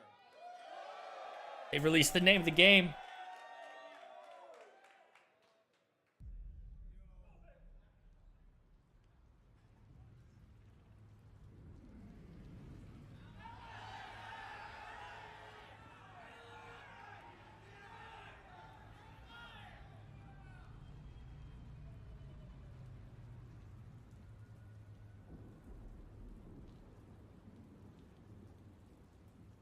I want to see if this is a category on Twitch already.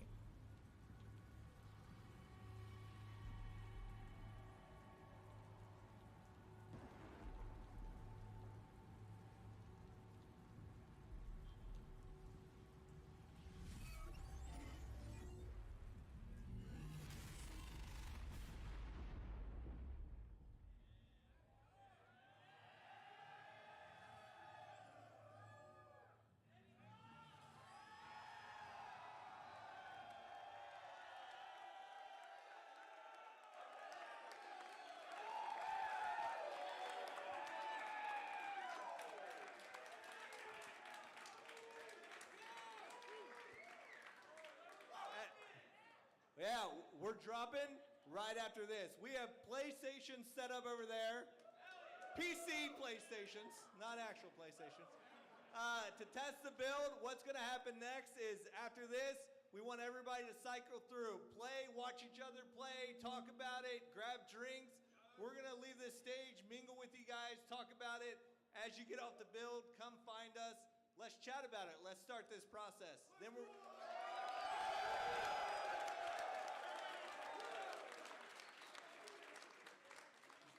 One last surprise. The build is just one aspect of this. Every 6 weeks, we are updating these snapshots, not just with the playable builds, but also with the variant guide.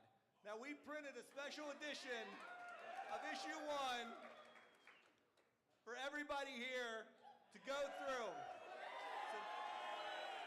So now that the logo is revealed, we're going to have gift bags at the entrance. I think you all got tickets.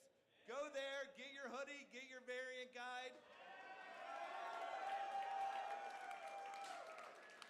Go through it. It breaks down every feature of the build. And just like the build's going to expand every 6 weeks, so is this variant guide, chronicling, detailing, visualizing. Everything that this group adds to the game is going to be in that, so that when we get to the end of this road, we have a beautiful, fat book that just shows it all. This is dope. Without any more to say on that, introduce Katie, who's going to take it away, and then let's get down to business. Rob, thank you so much. It is not every day that you get to spend a Friday in beautiful LA getting to see a reveal from a AAA studio. Midnight Society has done so much. Doc has done so much. Let me hear what you think about DEADROP. Let's get loud, please.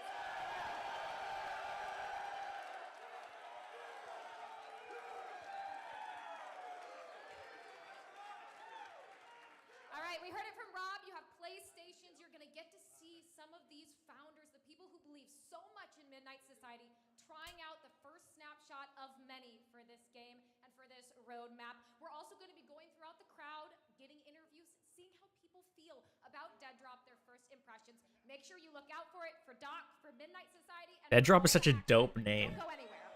Absolute banger of a name.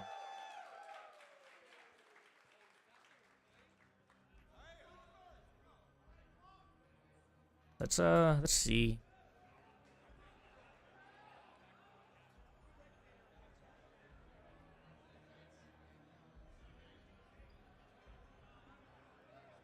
Check.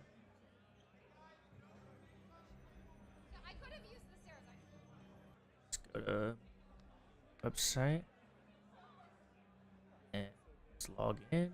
Let's see if it's available now.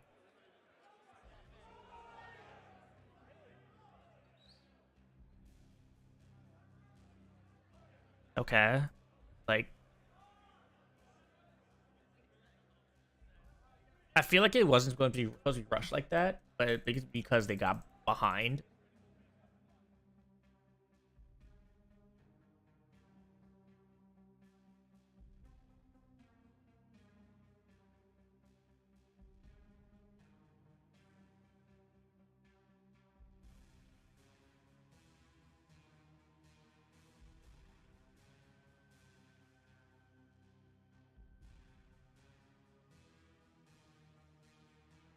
So they did come on stream and they did announce the game DEADROP. They did tweet out the video as well. So if you did miss it, you can check it on their Twitter at 12 a.m. I don't know. They are getting people onto some PCs they have there. They can do some testing, do some, getting access to Snapshot. I could show this. I'm here waiting for this to become available to download.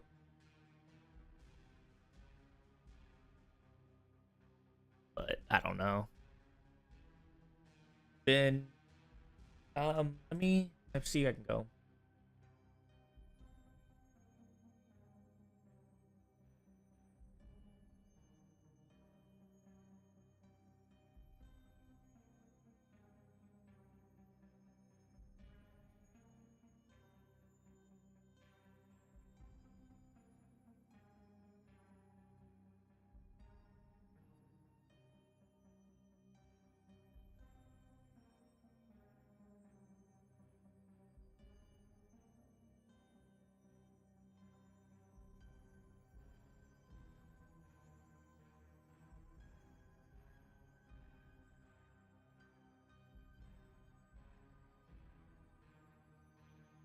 Let me download. I don't know if the download's not gonna be up till 40 minutes, or if they just put like a random time.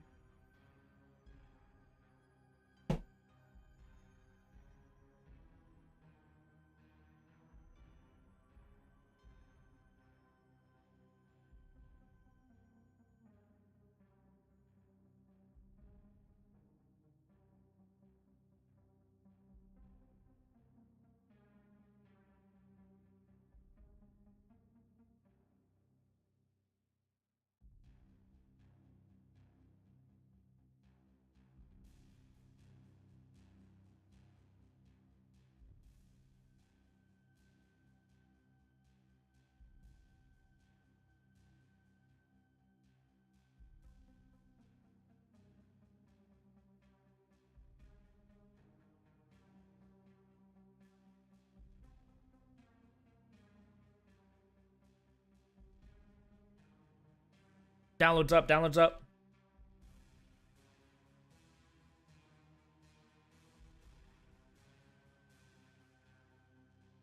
Player hideout. It got patch notes.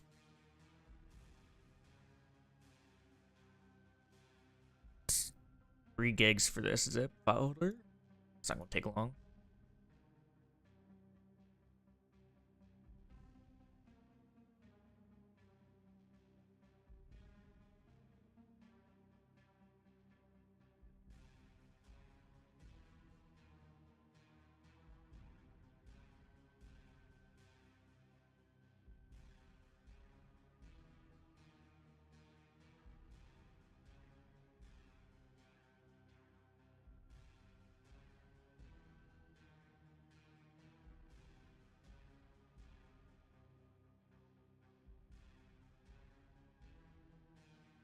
Got a rifle. I think that's the only gun that's available. Well, you know what? Let's go through this. Yeah, I'm downloading right now. Just looking at what is in this snapshot. So,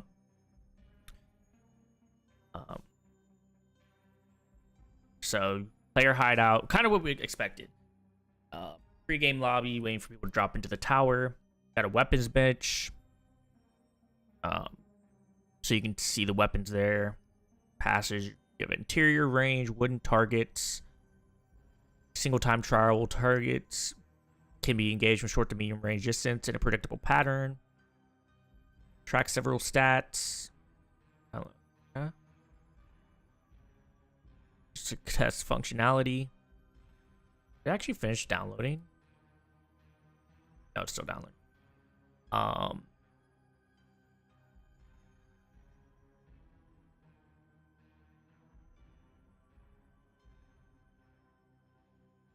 The exterior range for medium long range or wooden targets. Lower exterior range has send prototypes.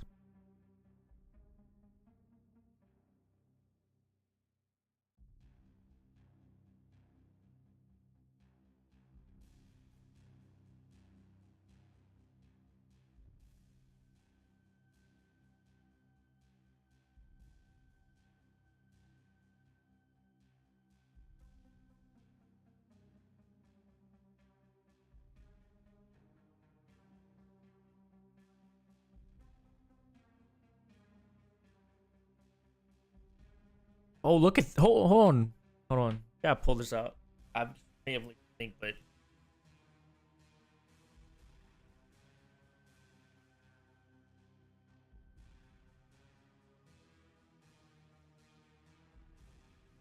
yeah, let's see a little glimpse.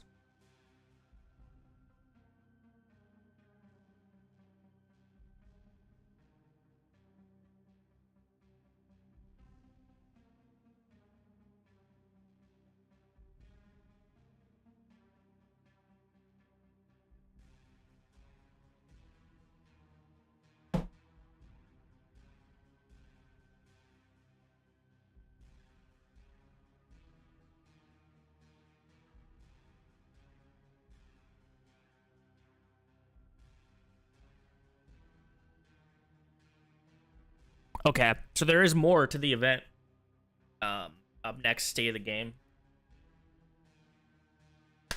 So that's going to be dope. So we're going to play. Once the tap shot is downloaded, we're going to run that.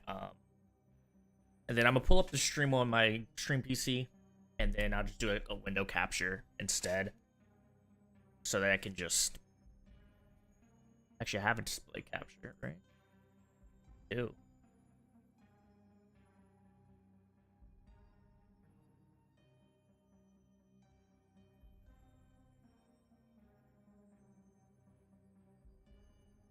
Oh, my stream is probably buffering to crap.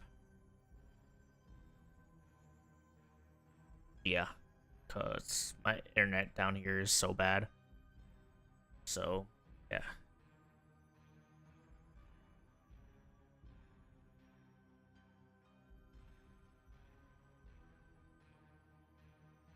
Hold on. Be right back.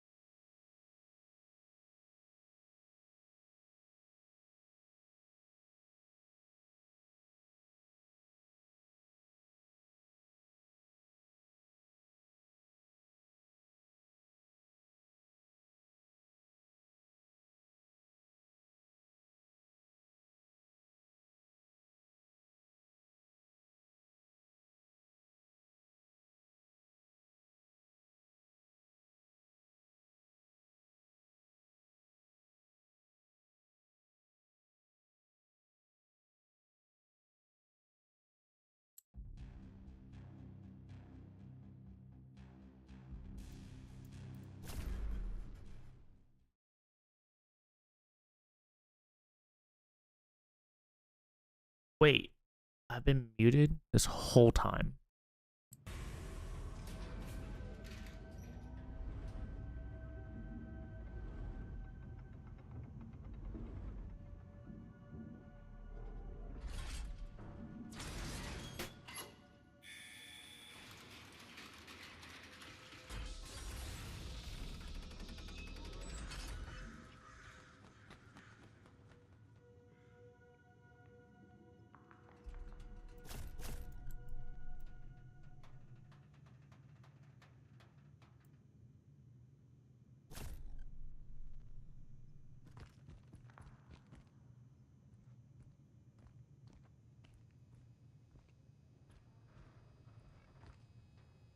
Oh, you get pick up. Gross. There's no bind settings or anything. Put this back to 1.0. That seems slow.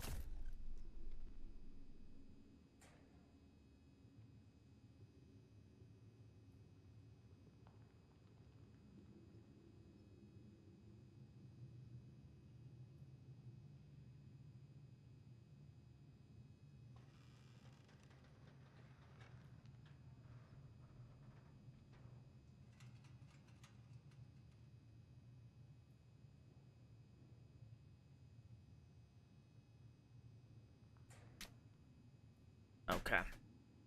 So obviously, I won't be playing on high settings, so like that explains probably why I'm demoing.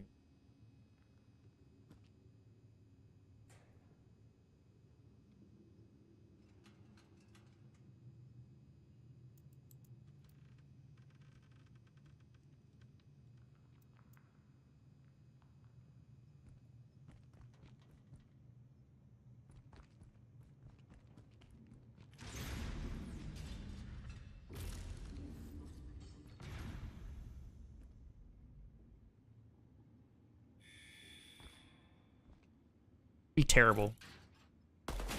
I want to see how the recoil is without ADSing.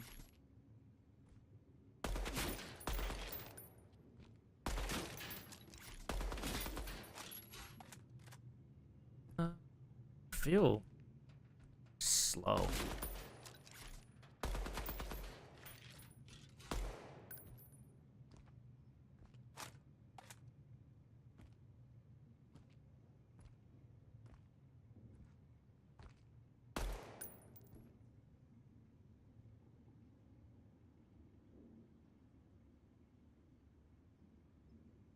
Need to put it up. Let's try 1.25.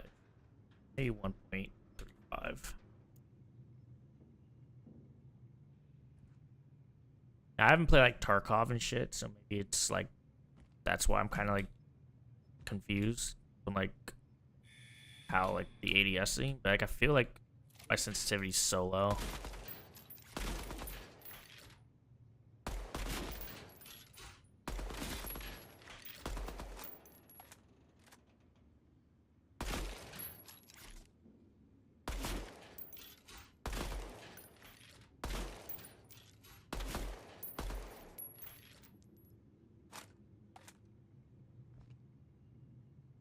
Yeah, I definitely had to turn it up.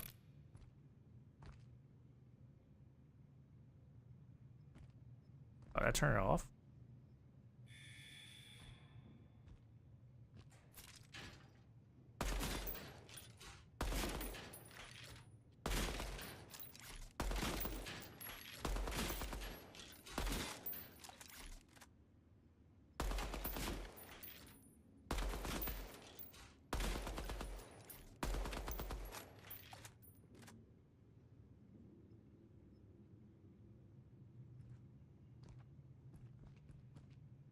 Let's go through here.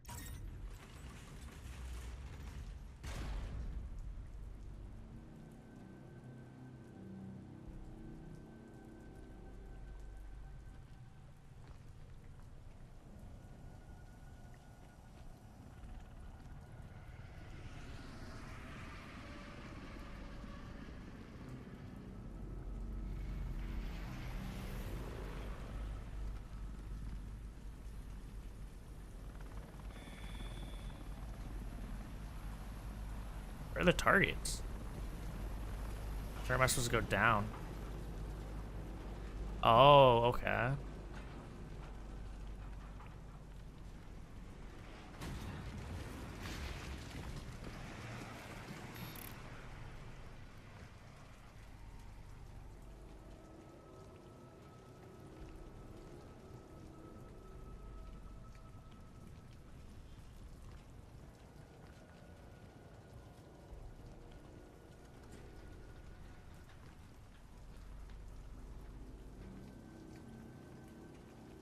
Do I go down here?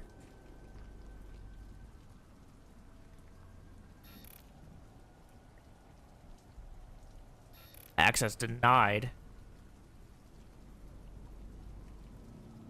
Oh, shit.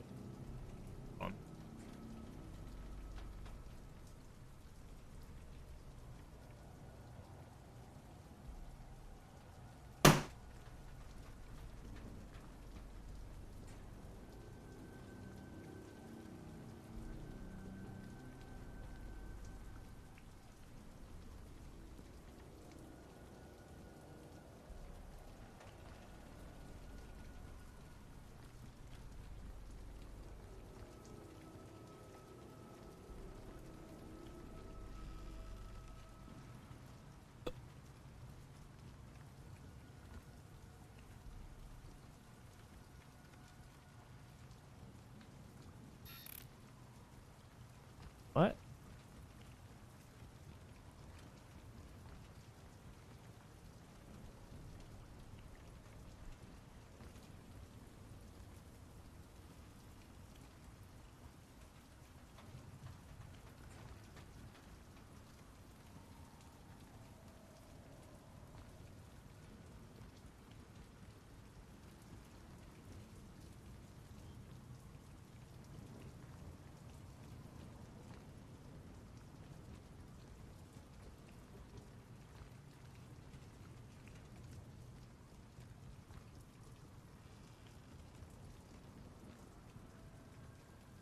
I just feel so slow. Oh, it just went back to one?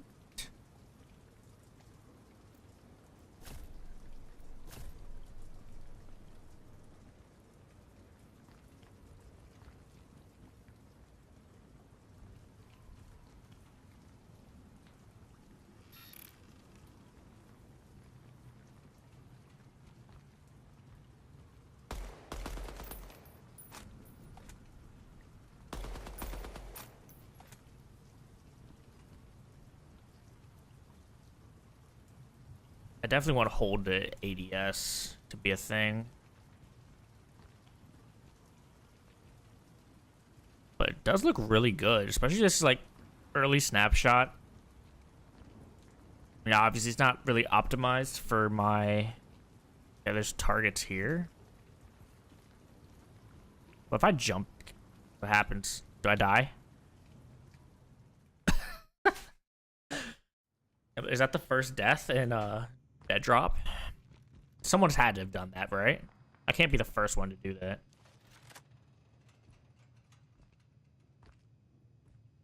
Yeah, it looks really good.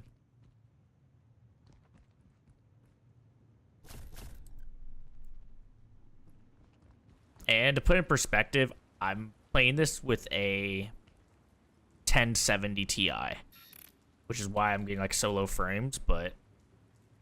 What? Okay, I guess that... I don't know where this target is that I'm looking for.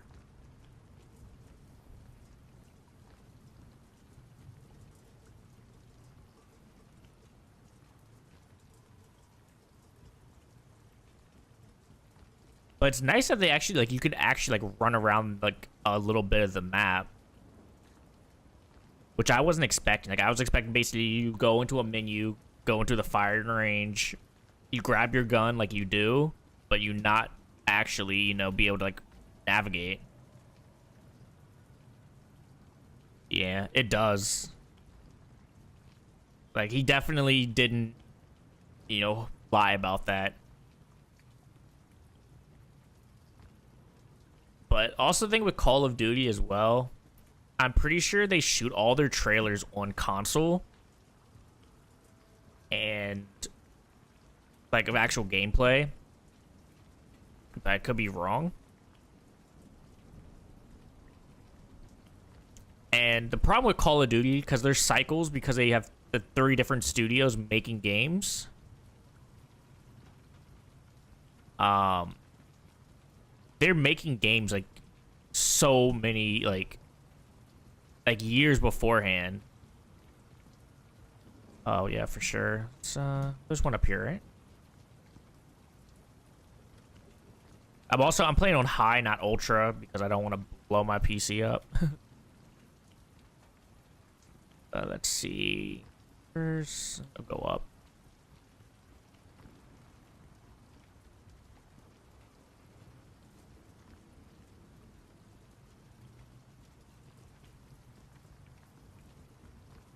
I don't have my controller plugged in. I want to see if it actually like works. I know there's some things that say they don't work on them.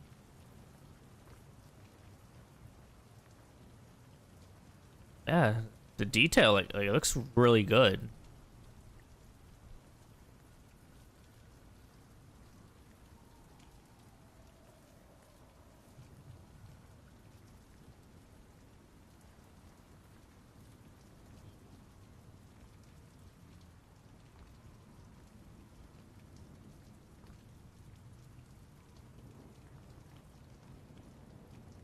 This is where I jumped off and died last time. Like, I don't think I should do that again, but it was fun to do. Yeah. Like, they did a really good job with that. And to think that this is not even optimized for, like, a graphics card like mine. Like, what they put as the minimum is a 1080, you know? So they weren't even, you know, working to make this look decent or even runnable, but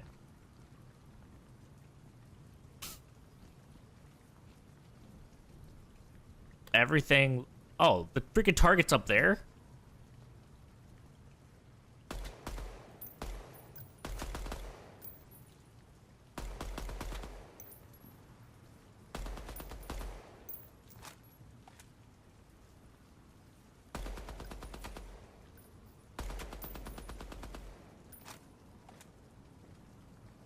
I definitely want I want hold to ADS.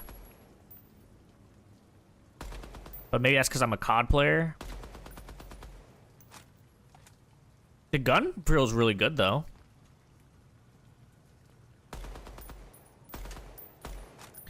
Like, it's not Call of Duty-esque where you have like super like almost no like Call of Duty recoil, right? You can literally just hold down and it's controlled.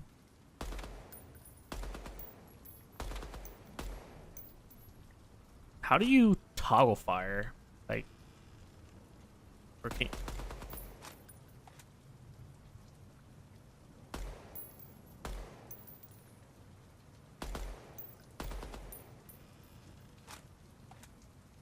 that's one thing too. Like, you have no way of seeing like what binds do anything.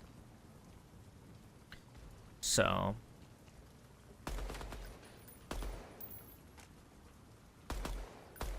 oh, okay. So I found it. Just clicking the mouse wheel. There's a scroll wheel. Makes a single fire.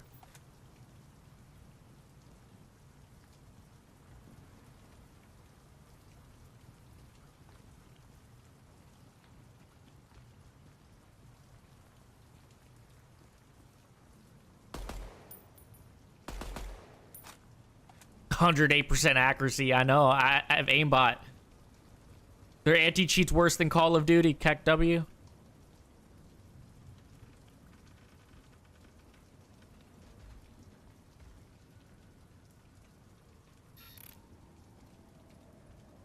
Now it's back to saying one target. Don't see a target up here. There's not one over there. I need to look at the map. Oh, wait, what's going on? Okay, 7 minutes before they start talking about some more stuff.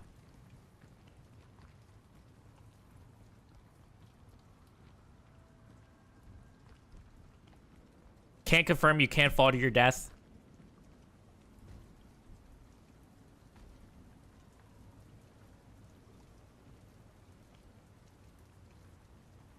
Now, can I make it down to here and live? Yo, Tim the Tatman's gonna love that. I doubt it's gonna be a thing to do in the real game, but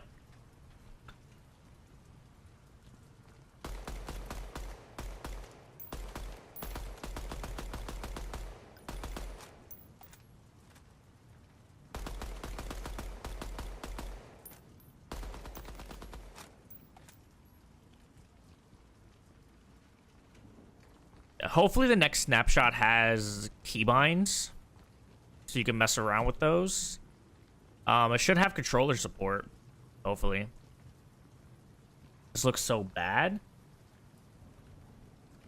I don't think it looks bad. Also, you have to, you gotta put it in perspective, homie, that I'm playing with, my gaming PC right now has a 1070 Ti.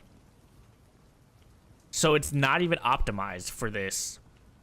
Like, I don't think it looks bad at all. And also, this is literally just a firing range. You don't even have, like, real gameplay. I'm, you know, I'm liking it. I mean, yeah, it's the first build, so, you know, the fact that there's actually, like, some exploration. Like, I want to go to the other range. How do I get there?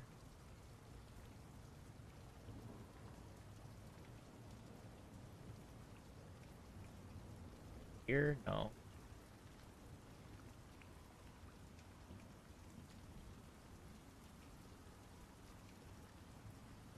Oh, wait. There's a debrief.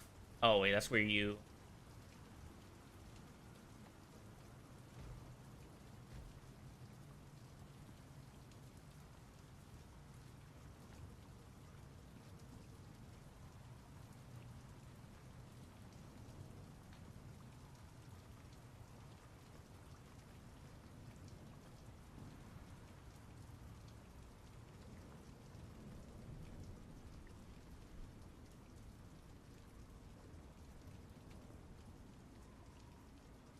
Okay, okay, I'm getting it now. So if I go down, there's pressure plates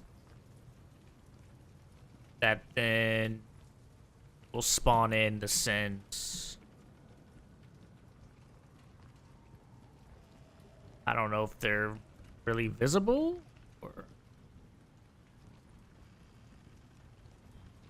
they had to go all the way down. Yo, appreciate that, weed man.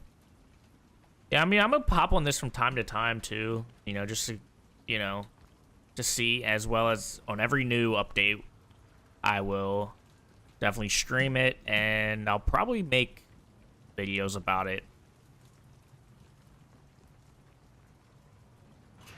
Oh, I don't want to go up. I want to be down here.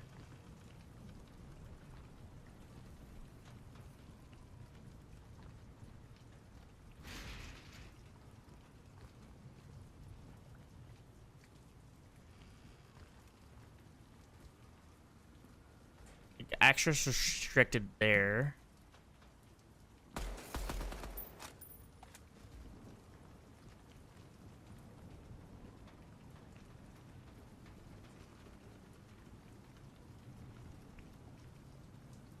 Oh, they pushed it back a little bit. It's fine.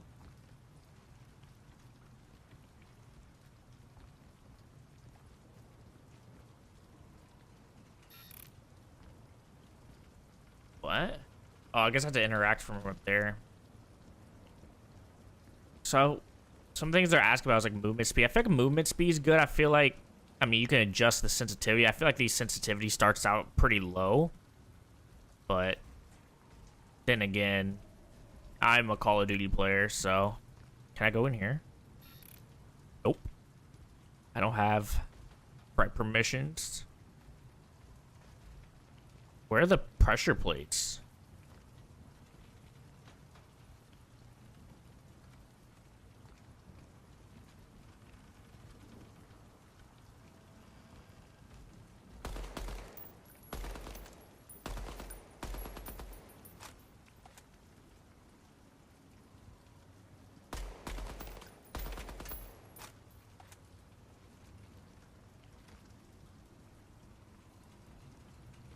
Like, I know this is going to be like an extraction-based game, but I feel like they could do other, I hope they do like other modes. Like, this could be like certain parts of this could be a really good like team deathmatch style, you know, game. Like, you know, or you can even do like, I don't know, other game modes from like Halo, Call of Duty.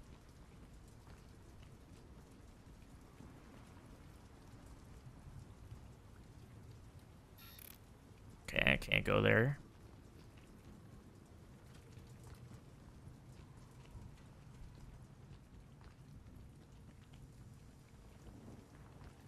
Have I been here?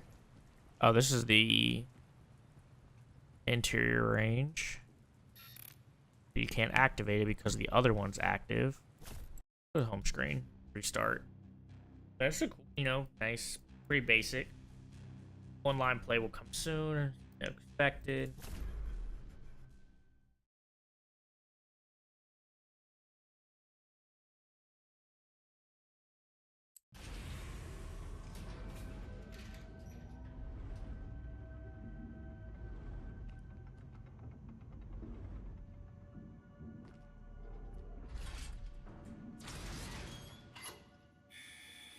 Five minutes.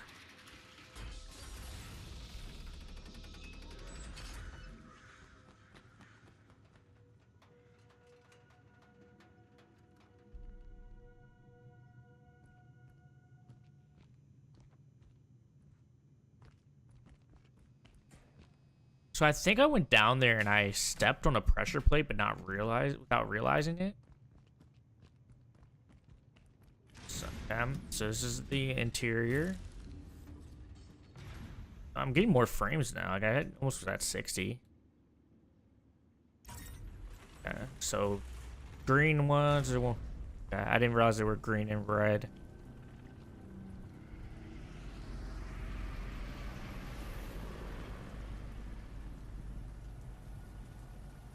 Can I shoot the helicopter?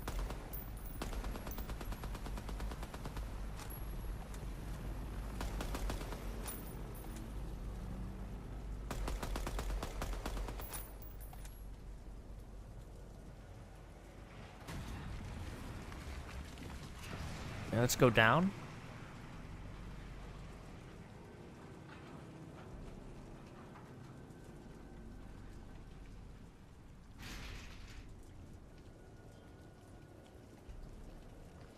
Let's follow these arrows.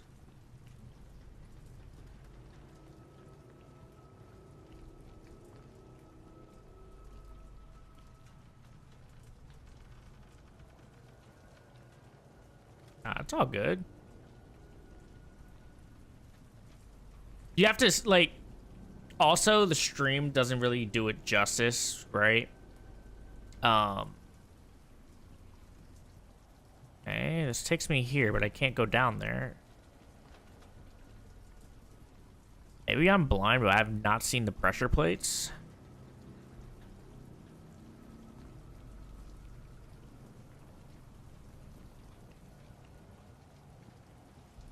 Like, I don't know how many people, I'm just starting to get notifications. Mark, Weedman, and Home appreciate the subs, guys. Guess Stream Elements was taking a break.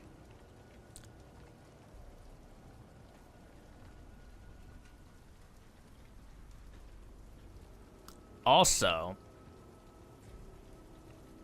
we need FOV slider, which that will come. That will 100% come. I want to see the scents. I haven't seen any of them.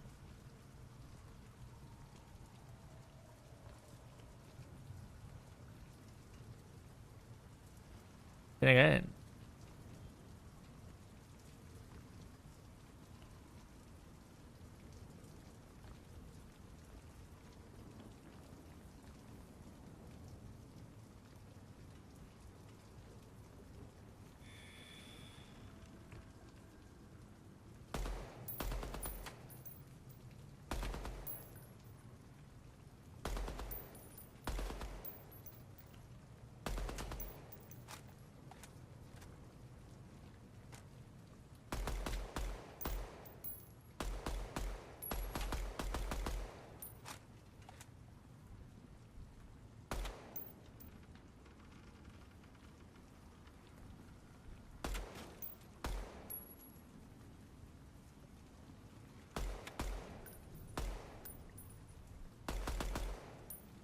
I think my game glitched, which is why I was saying I was at 108 accuracy. You know what? There may have been one up there and I didn't realize it.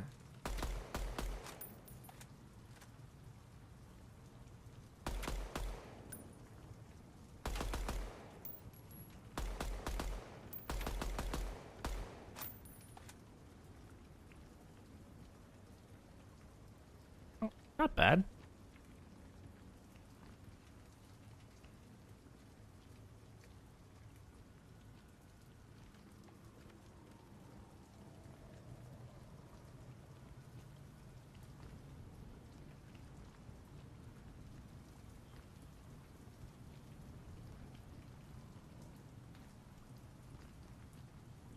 Yeah, I figured that out. 'Cause I was like, I know they said you could do it, and I just started hitting things. I eventually found it. Hey, what's over there?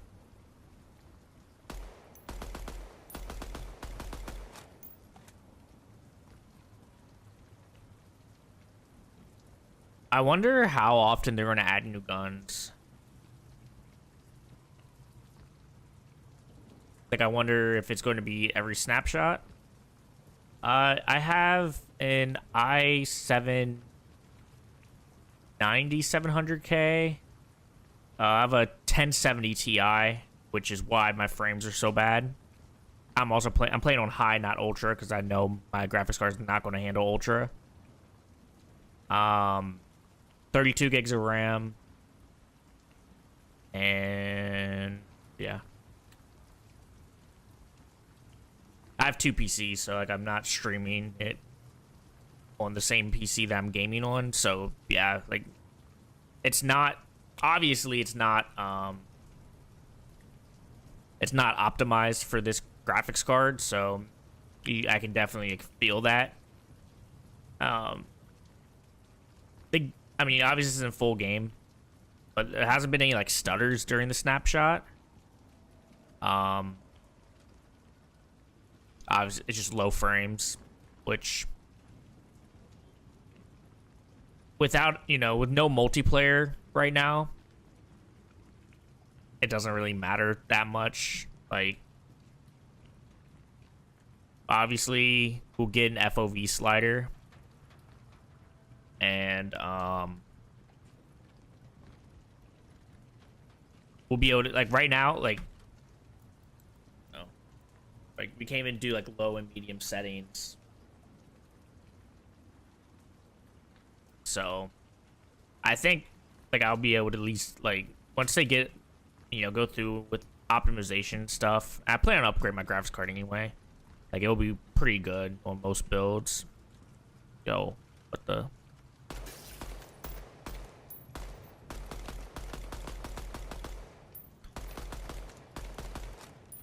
I like how there's certain things that you can actually like interact with.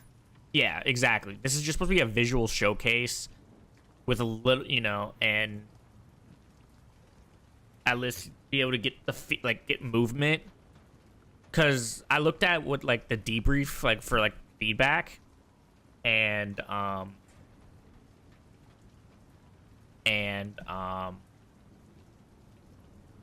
one thing they're looking for is like movement.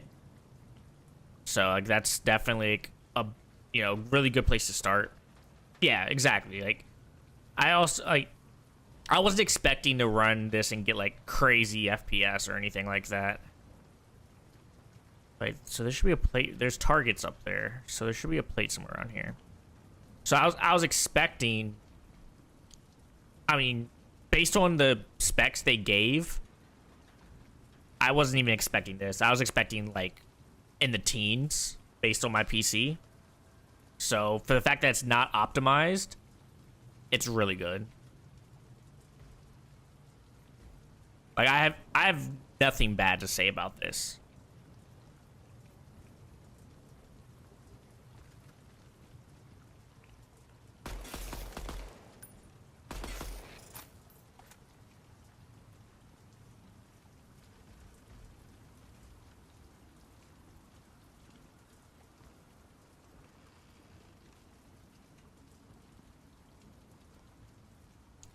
he ran a 3090 of getting 30 frames at 4K. Damn.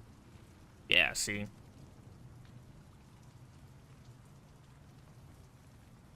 But like I said, like this isn't near the full game, so like I'm not going to be upset that I'm, you know, that it's not running at what I would want it to be.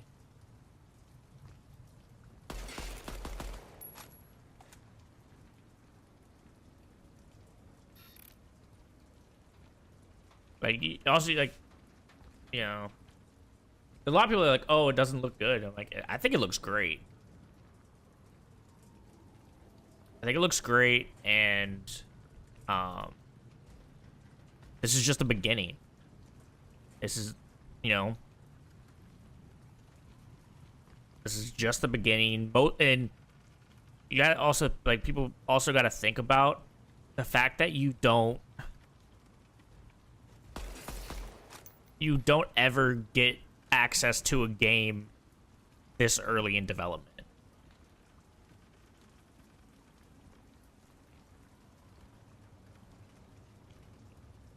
So the fact that it's already, you know, this definitely puts it's in a great spot.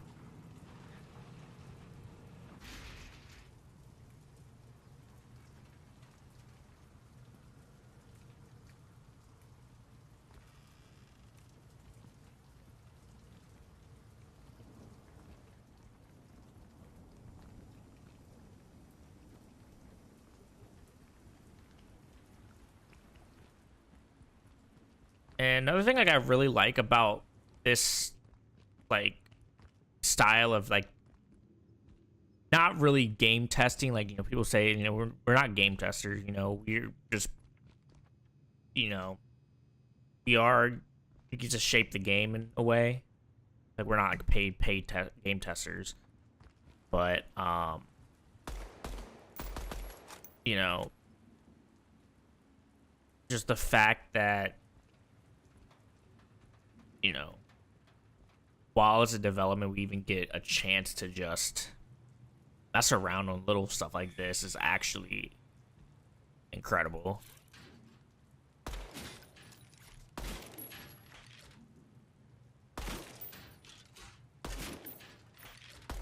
Oh, I missed.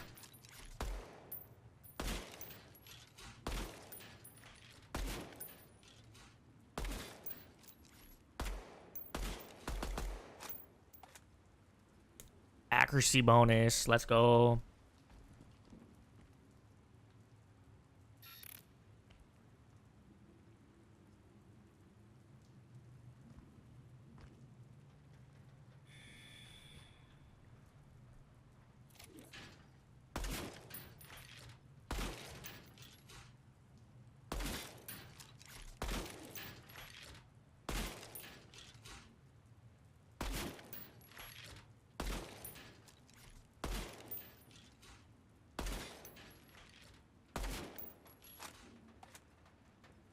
A playable snapshot is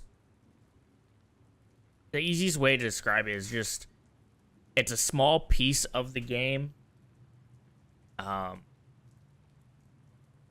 just for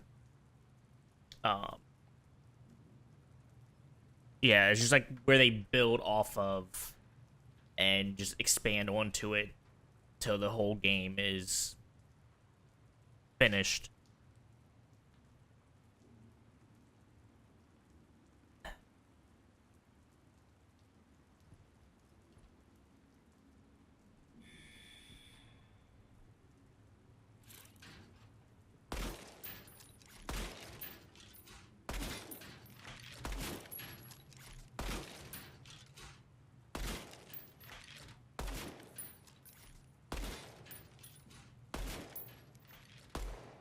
Oh, I missed.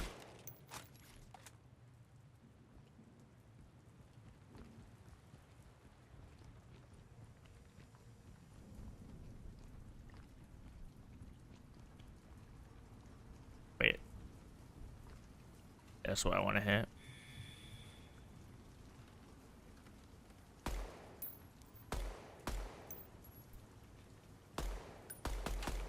Name is off. Yeah. He said. What they said. I shouldn't just assume. I'm bad.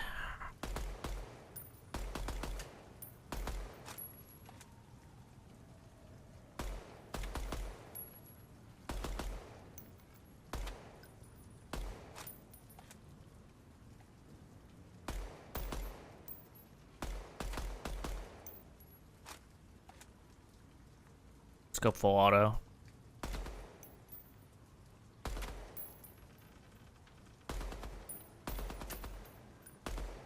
Firing while moving doesn't seem bad. Yeah, they definitely seem a little low in terms, especially like at range. At close range, it's like in the interior range, it's not that bad, but it does seem a little low.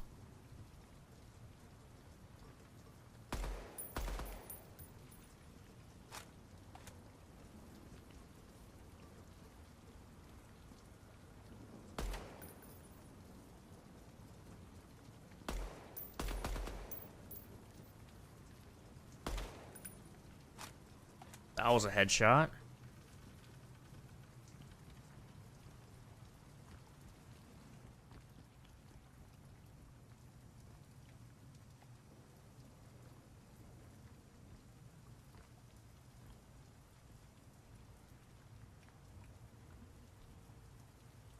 Got 2 minutes till the stream is live again, hopefully. Let's see. Might get delayed again. Let's see what I can get for accuracy wise with keeping on full auto. I mean, I can just still one tap.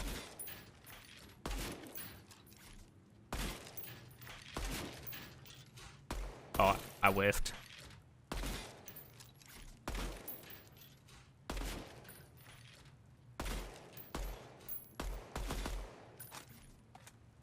I think it's definitely going to be... So that's what I got to use. So like, compared to Call of Duty, right? Like, you know, if you play Call of Duty in almost every automatic weapon you can just hold down, it's definitely going to be a game where you want to tap.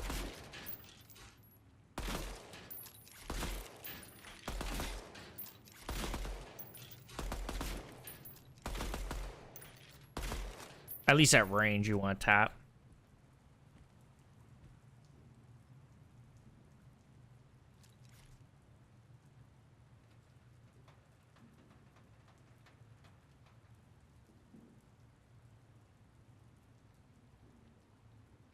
See what the Discord's saying.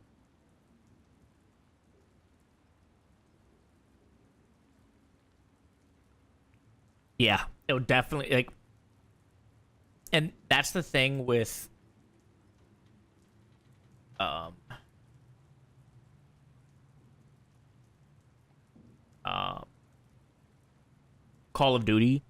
You know, Call of Duty, there's no real weapon skill. Like, if you have anyone can learn to control aim in that game. And Apex too, like their automatic weapons in Apex, there's literally like you can just beam. Well, actually, no, I'm not gonna pull it up. I'm actually gonna close out of the snapshot because I can just hop back in it. But I wanna actually watch the event.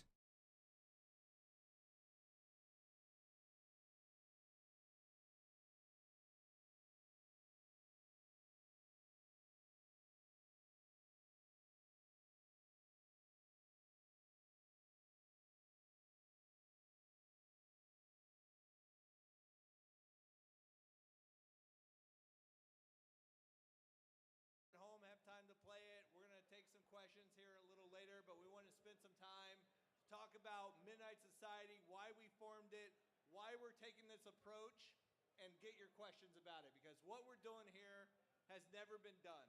Normally, back in the day, and I've talked about this with a few of you guys on the floor already, Turn you up. would come up to me at conventions, at COD XP, at different stuff, and you'd have feedback for the game. But by the time you're giving me that feedback, it's too late. The game's going out the door. Right? We're in marketing mode at that point. And a lot of why we formed this studio, a lot of the basis of that, I see a lot of familiar faces out here of people who were in that COD community with me talking about that stuff. and we are trying to change the industry in a compelling way. And how we do that is by snapshots like this, right? This is our approach of every 6 weeks delivering new builds. Now, after we ship those builds, what do? We get together. Not always in person. This is a rare event, right? This is the first of many to come, but we won't do this for every build, right? Our online interactions are key. That's why we have the variant Discord. After every snapshot build, when you go home tonight, and the people at home already have it, right? We're gonna have detailed surveys talking about every feature of the build. How do you feel about movement speed? How's that gun feel? How's that recoil spread, right? Getting down to the nitty gritty. And I love, absolutely love, and if you guys have had this experience tonight, let me know. But the fact that some of you have played the build, immediately got over and started workshopping movement speeds. How movement speeds could be tweaked with attachments, how we could really approach that core gameplay loop. And that is honestly what this is about, is that interaction, that feedback. And we don't have to get it all tonight. This is a long journey. Go home, spend time with the build, run through the different ranges, really put it through its paces. This isn't about bug fixing. Yeah, we'll come across bugs, we'll address them as a community, we'll fix them. It's really about the nuance of the gameplay and building that. And so I would just like to spend some time, if we don't mind, talking about what it's been like to build this, because up until I'm covering Doc's face. My bad, guys. Snapshot, it was about laying the foundation, introducing the first weapon, introducing the player hideout, that first space, right? But from this point on, I've said it a few times on Twitter, we do everything together. Now that the build's out there, now that it's in your hands, now that you can play it at any moment of the day, put time in, right? If you have an idea, if you come up with something, if there's something you like or don't like, or you're inspired by something that happens to you emergently in the player hideout, get on there, let's have those discussions, right? Because we're gonna start scheduling these dev roundtables that happen online throughout time, and we take that feedback, we incorporate it into the build, we iterate on it, and then we do it again, right? Next build gets bigger, gets better, gets tighter, gets faster. Oh my God. This is gonna be so dope once we get fully into it. We inspire more, right? These snapshots keep growing and growing and growing. So I would love to just hear, maybe Quinn, you could kick us off on just like, what has the experience been like of building this game in this manner, right? It's very different than how we've been building games for a while. It's like, how do you feel knowing that instead of 2 years, in 6 weeks, people get to see what we've been working on behind the scenes each time? Well, that's a serious question, Rob. I'm a serious man. I would have to say there's a lot happening right now inside of me, and honestly, a lot of it is there's nervousness because we're all here together. There's also excitement because we're all here together. But when I really think about what this process is going to be like, every 6 weeks of dev time, where us as a team, we get together, what do we want to make? We're going to get better. This is just the beginning. We're learning together as well. We're forming our relationships. And I love to see not just us, but everyone here, we're all forming relationships too. How many people that I've been able to talk to and learn names just tonight. And I've seen other people here get to know other people here, other variants, exchanging variant names. What's your attributes? What does your variant look like? People that are making friends right here at this event. So for me, that is like the most exciting thing, because I've done plenty of games in development where you go dark and then you hope you have something at the end that people really like. And here we're flipping on our head. And that's why we decided to create and found Midnight Society, is so that we could all be here together in this room and to learn from each other. You guys get to play it, tell us what you like, what you don't like. And I've said this to a few of you, don't blow sunshine at us, you know? Tell us if you don't like something, because the game's not gonna get better if you're just telling us that something's always great. So for me, that's one of the most exciting things about this team that is formed, and we're still growing, looking for more people. And we have this build here, which is exciting, but it's just the first step. Love it. That's a really crucial point that you just touched on, right? This group, need to be the most critical people of this game before we finish it, right? Before it gets outside of this inner circle of the greater populace of gaming, we are the ones who need to beat it up. We are the ones that need to hold it to task, right? Because so many of us have been in that situation where we are emotionally invested in the game and it's just not hitting the mark for us, right? For whatever reason. But there's nothing we can do about it. We're doing this because now there is something we can do about it. And it's only going to work if we all call bullshit when there's bullshit. If we all point it out when something's not working, right? Because everybody in this room, you flew here, you drove here, you walked here, you waited in the sun for hours. We did that because we all have a common passion for getting this right. Because we want something to play, we want something to love. And so that's the focus of what we are doing here, is like make sure that we're getting it right, because it's on us. It's not just on us, right? It's on all of us to make sure we're identifying the things that matter and iterating on that. So I love that.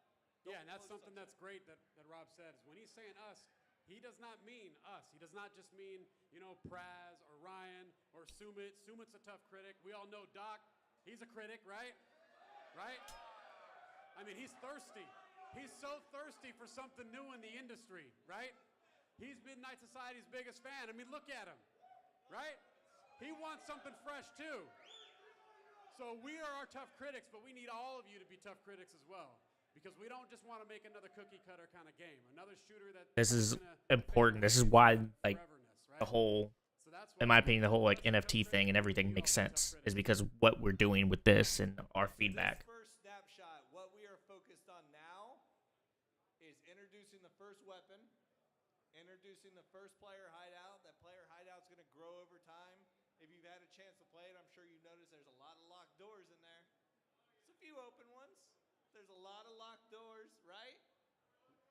The conversations we need to go home and have tonight is, where does that expand to? What is behind those doors? What do we want to see in this player hideout, which is essentially our pregame lobby, right? When we head into that tower and come back out and we're breaking down our loot, we're doing all of that, right? What do we want to do? What are the spaces we want to have available? Those are the discussions we want to have. Speaking of the first weapon, Praz, you want to talk about the weapon a little bit? Is it on? Hello. I have one that works. Test. Yeah, I hear you. Yeah, the first weapon is the X1 rifle. It's the first of many to come, and no one else more to Yeah, say. no, I got.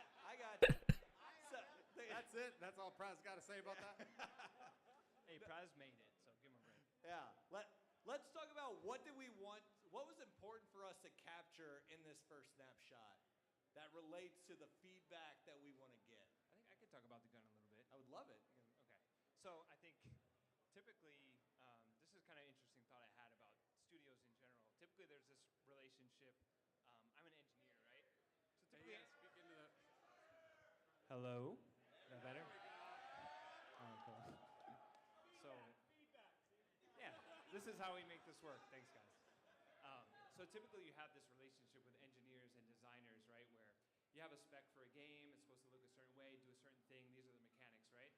Engineer makes certain things that the designer can use to basically fulfill that spec, like live up to exactly how the game is designed.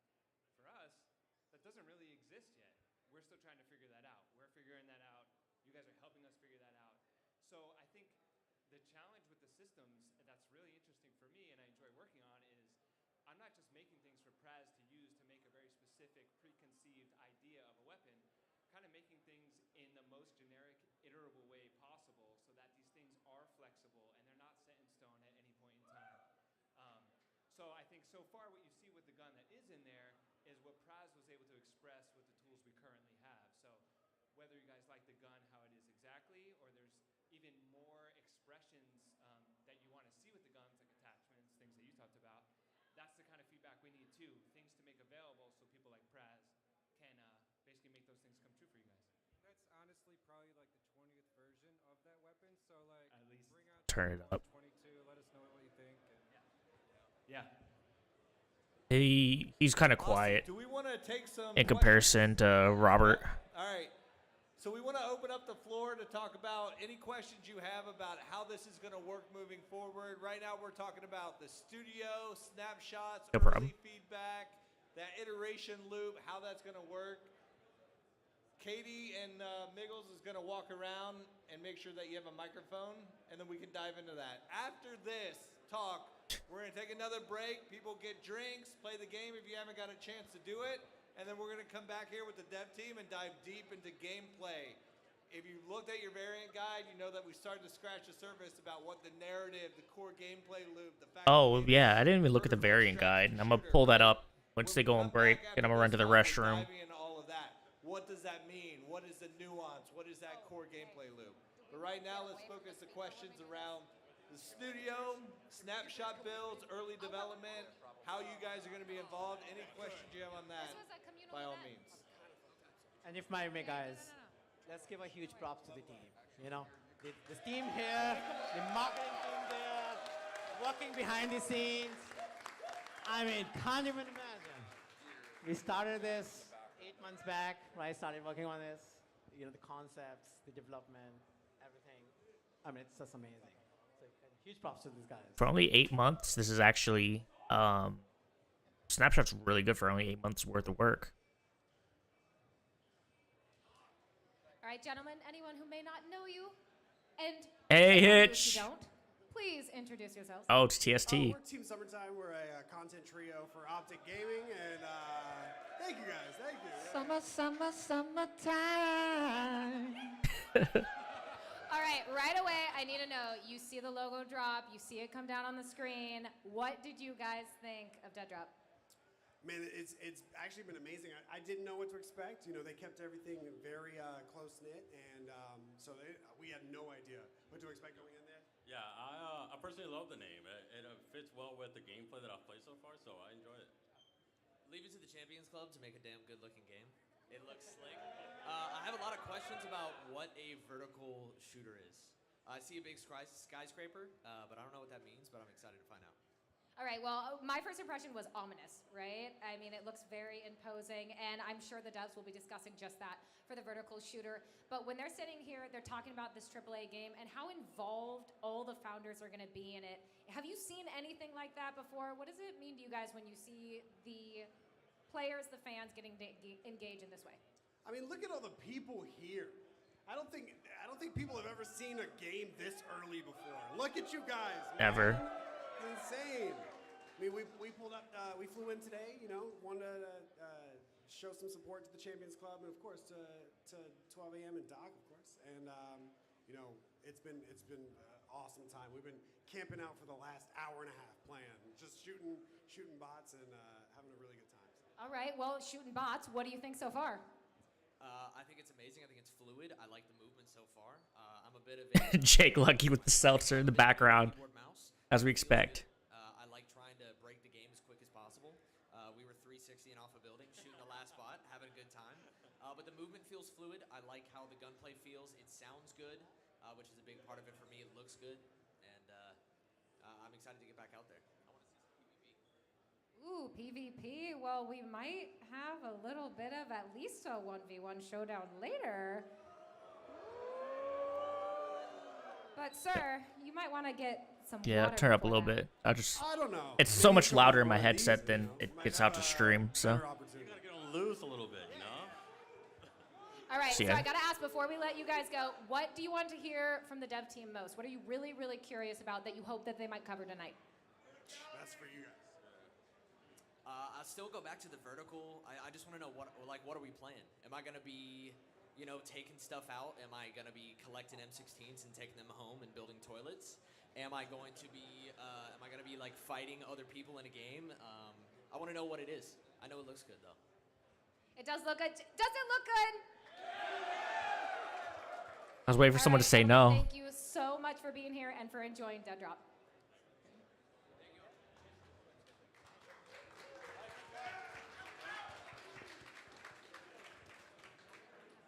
Okay, so there was a lot in there. I think one of the questions was, hey, what is this? What is a vertical shooter? What does that mean? And am I going to be You know, are we going to be taking stuff home and building toilets? I don't know. That's pretty interesting. It's up to you guys to help influence that. How much do you want to take materials back and build toilets, right? These are the things we want to hear. But for us, a vertical shooter, especially in this, a vertical extraction shooter, you saw the tower, right? If you've played the build and then you saw the name reveal, you see that daunting tower in the distance. And we're not going to be revealing too much about that, but what you can expect from a vertical shooter is, from a level design perspective, there's a lot of what we call over, under, and around kind of flow, like movement, right? So you can think of there's going to be people above you, there's going to be people circling around, underneath, pathways, all that kind of stuff. And we're taking it very seriously from that viewpoint. And players are going to be traveling up, down, just like you look at the name of the game. DEADROP, it's got the arrows that are going up and down. Players are going to be traversing and battling both upward and downward. And that, to us, is something that's really exciting about this game, is that there's not a lot of that in the game industry right now. I've never especially from a level design viewpoint. played a game like that. I don't know if anyone else is. I don't think there is a, When you look at a real a like lot of vertical games game that like are this. horizontally built, we're taking that play space and making it vertical. Now, there's still going to be a lot of horizontal aspect to it. It's going to be big. It's not going to be. You're not going to be in an elevator shaft. That building is huge. Okay. And so there's going to be a lot of space for you to roam. There's going to be a lot of people hunting you. You're going to be the hunter, right? You're going to be stalking other players, getting loot, and maybe at the end of the day, we'll put some toilets in there for you to build as well.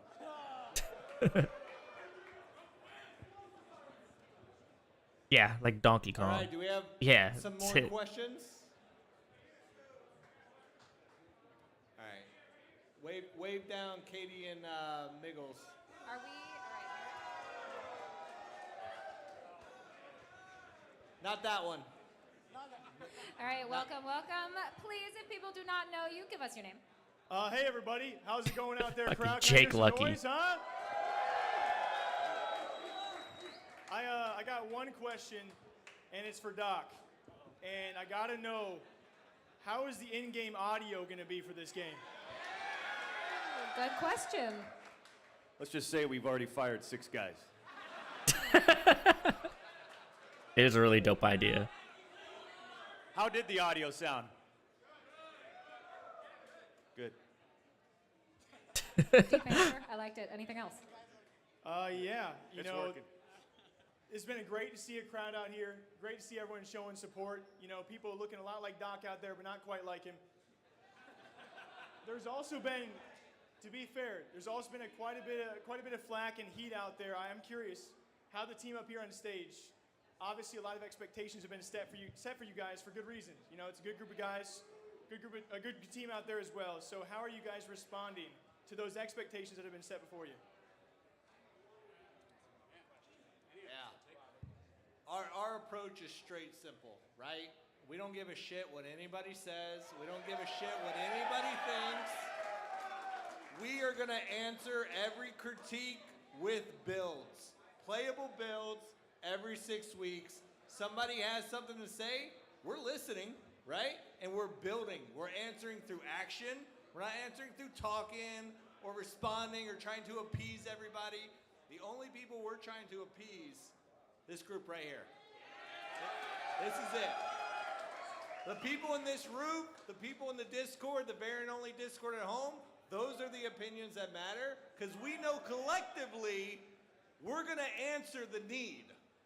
Right? It's not about us. We're here to execute on this. And that's what we're going to do based on everything anybody says. Anybody can have an opinion, right? But until you play it, that's when it matters. Thank you. We do certainly know that Twitter has a whole lot of opinions, and hopefully tonight, most of them positive. Anything else? One last one for you guys. It seems that competition is primed and ready. It seems like a lot of people in the gaming space want to make their own games too. You got OTK, you got 100 Thieves, and you got Doc and his team too. So how do you guys compare yourselves to all the competition ongoing right now? I haven't heard of any of those, have you? Look, I mean, I would say one thing is, honestly, we are not trying to compare ourselves to anyone, right? We are who we are, and I look at this group, and this is just a subgroup of the developers of Midnight Society, and this is a damn good group, all right? And we're not thinking about anyone else in the gaming industry. We're thinking about us and you guys, right? That's what we're thinking about. We compare ourselves to what you think about what is on the screen. Because us, we have a saying, on screen is king, right? Like, you could do paper designs, you could do all sorts of stuff, but until it's on screen and playable, which is what we have here right now, it doesn't matter, okay? So for us, we're not comparing ourselves to anyone else. Yeah. I just want to say one thing real quick, right? We got in this to change the industry. We expected it to take a while. The fact that people are already starting to do what we started 6 months ago, I love to see it. I want more people to copy us. I want more people to open up their games early. I want more people to include their community. We're not trying to corner the market on that. We're trying to change the industry so everybody does it. So I love that those other people are following in our footsteps. Let them do it. They're going to make a different game than us, and that game's going to be better because they did what we're doing now and opening it up. All right, I think we got another question for the incredible dev team. All right, guys, we've heard a lot Oh, of it's Hunter. people, you know, there's comparisons everywhere. You say you're doing it better than anyone else, but we hear, oh, this is kind of like Tarkov. This is kind of like CSGO. This is kind of like Call of Duty. But what is making this game the next level? What is making this, like you said, that no one can compare, that people are going to try to copy you?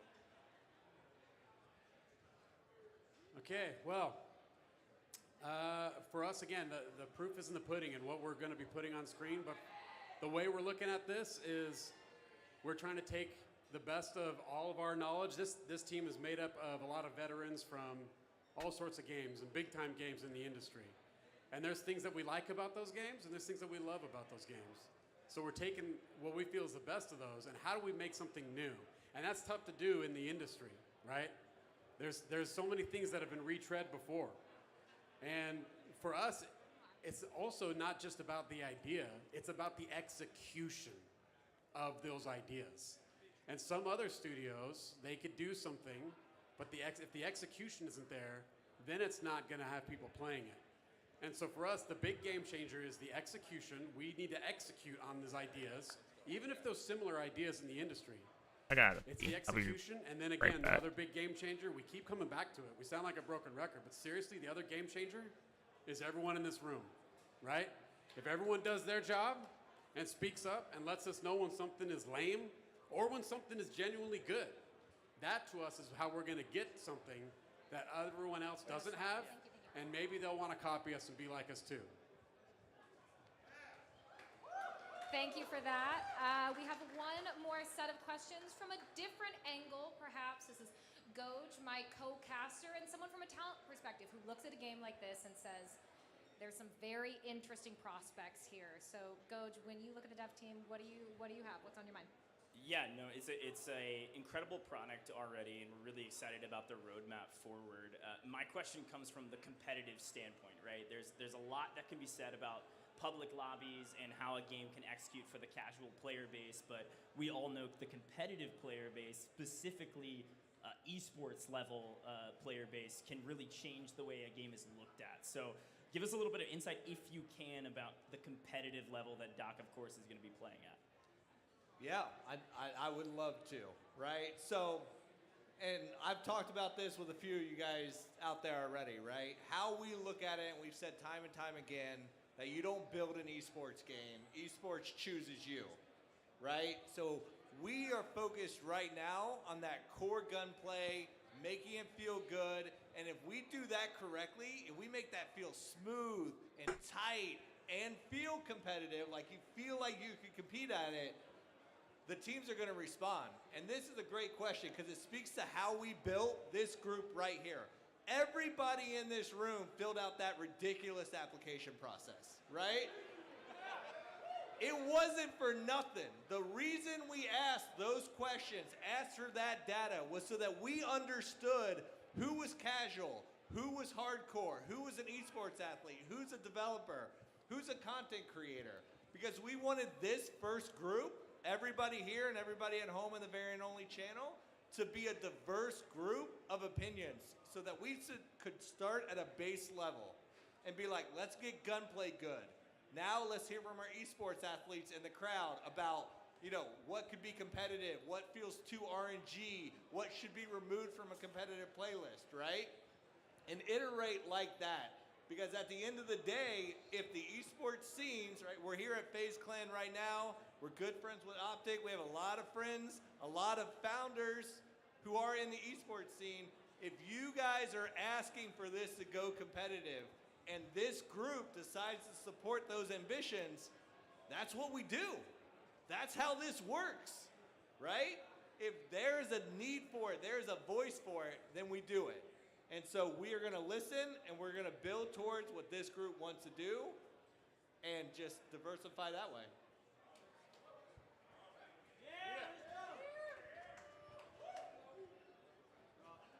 Are we wrapping it up? So that leaves it for this portion of it where we're talking about the studio and the setup. Please, if you haven't already, get some time in. If you've already got some time in, grab a drink, relax, pick up your swag, talk to the dev team. After, we want as many people to have time with the actual build as possible, because when we get back, we're going to dive into the actual deep dive of the gameplay questions. Talk about gunplay, talk about features, talk about where we're going, what our thinking was in those. So spend some time on it, talk to us if you see us, and then we'll be right back here in a little.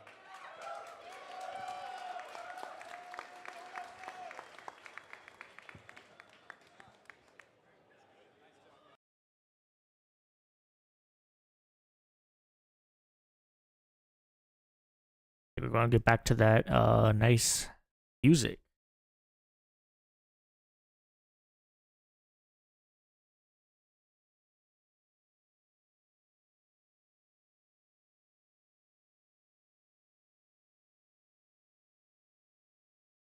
Yeah, 20 minutes.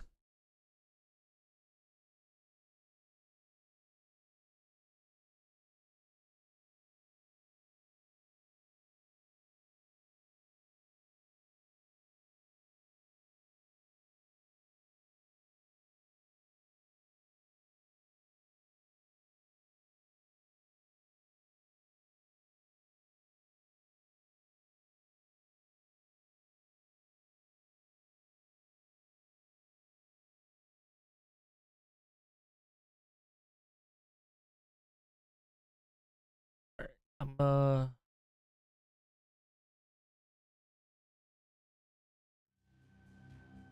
Yep, music coming back. Gotta turn this down.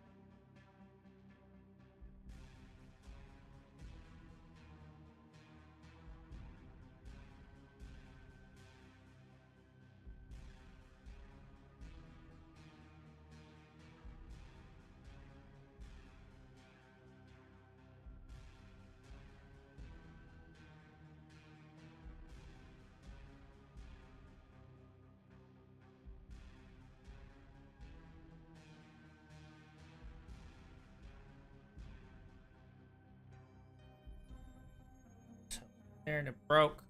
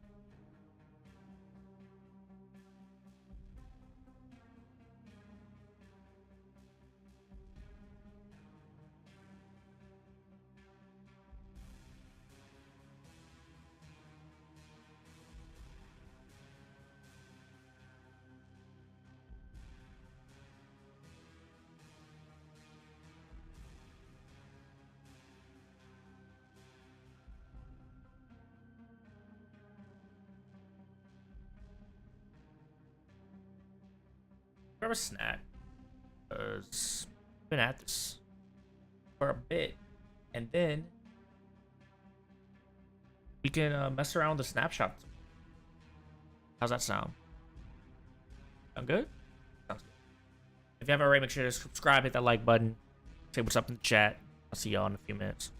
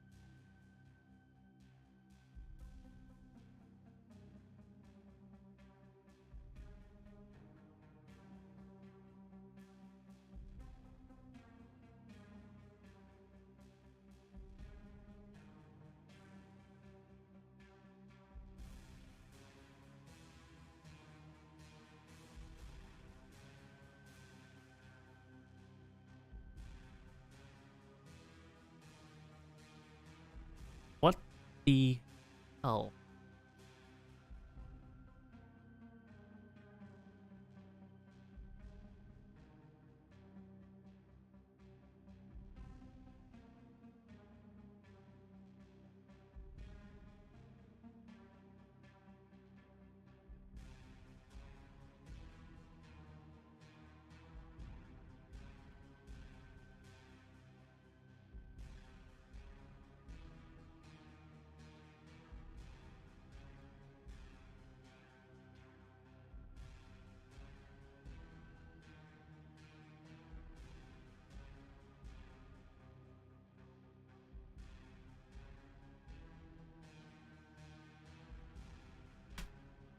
Gotta love YouTube bots. I don't know if they're worse or better than Twitch bots. At least they're not asking if I want to become famous.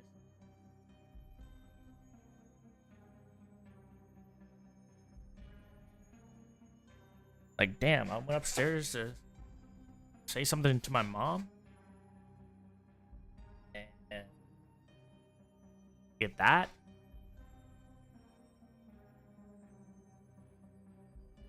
Oh.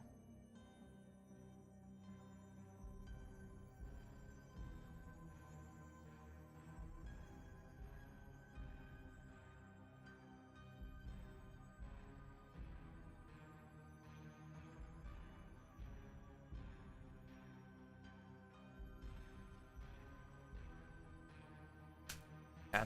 I'll play some game.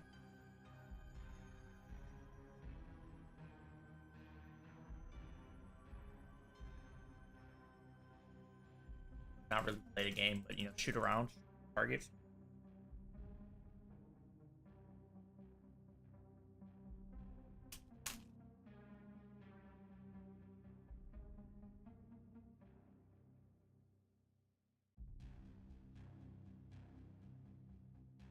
We're not gonna play a game.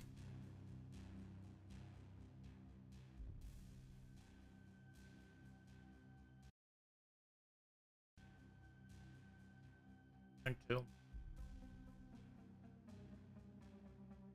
Going here. Not here.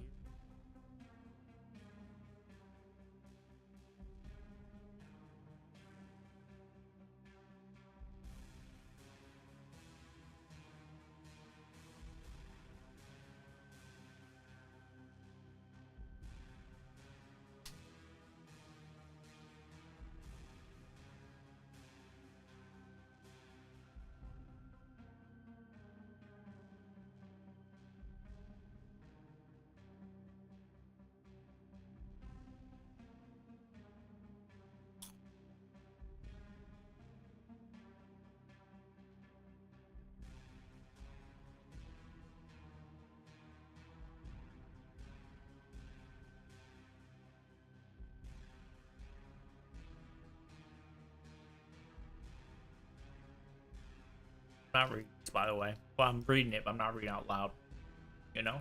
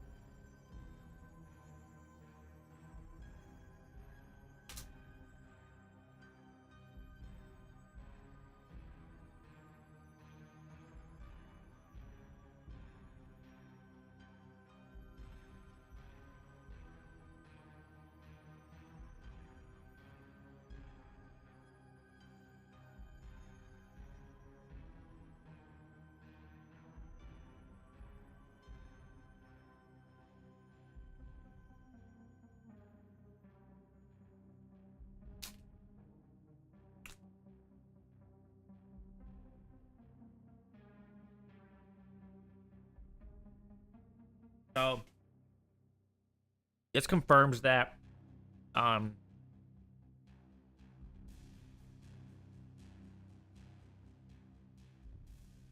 there will be more variants outside of just the founders.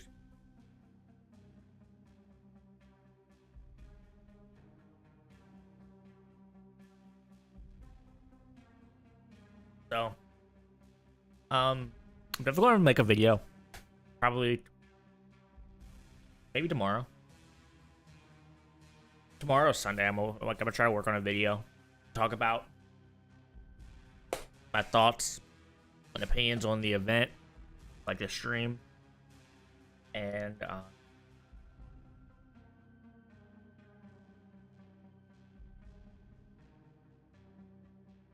get my team. About the event and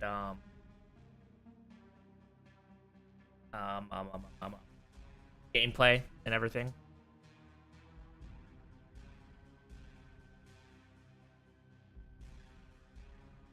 These are all the variants for for staff.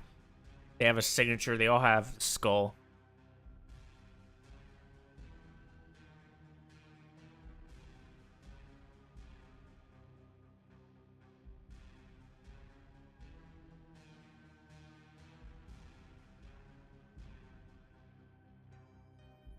Anger extractions. There's only one extraction point.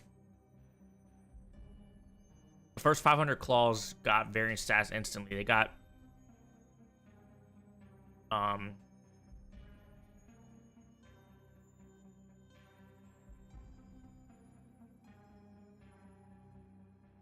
instant founder, all that.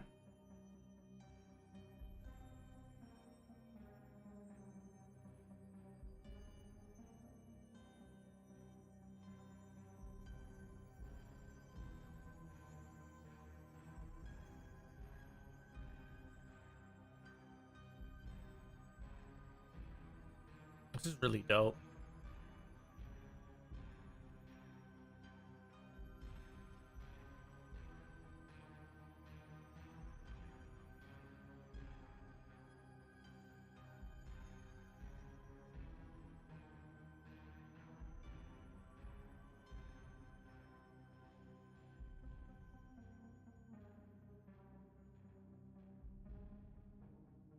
Oh, so they gave codes for this so you can be able to translate this.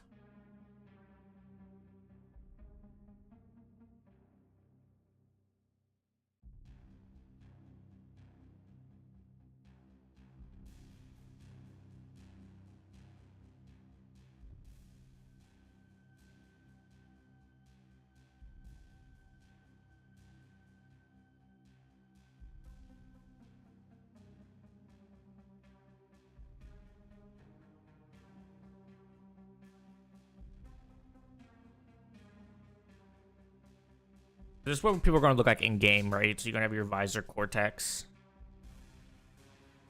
of your variant, and then just kind of normal. That's pretty cool.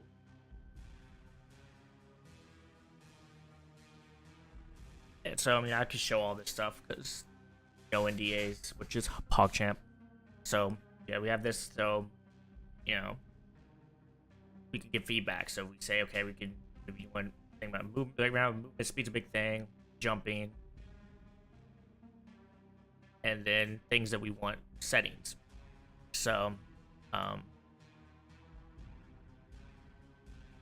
Hey everyone, welcome back. It goes to weapons. The game dev team, we're going to talk a little bit more about in-depth the game we're making.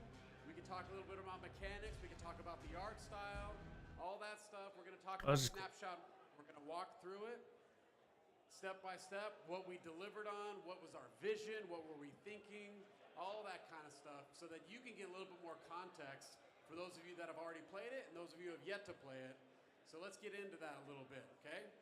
So I didn't get these to activate, so that's what I have to figure out. The very first thing that you see when you load up Snapshot 1, you're riding in an elevator, there's some mystery, what's going on here, the elevator doors open, and boom, you're greeted to this. This is what we're calling our weapons bench room, all right? And so in here, is the weapons bench. And this is something that, this could become lots of things. And this is what we'd like to get feedback from you guys. But for us, the genesis of this is where you as a player could come and customize your weapon or weapons, not just a single weapon, but your weapons. How many weapons do you have? All those kind of things.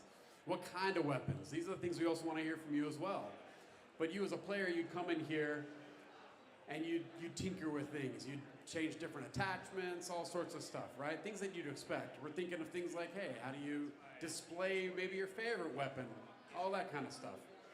And so that's what this room was trying to evoke. It's like very simple. We want to at least lay the foundation for the weapons bench.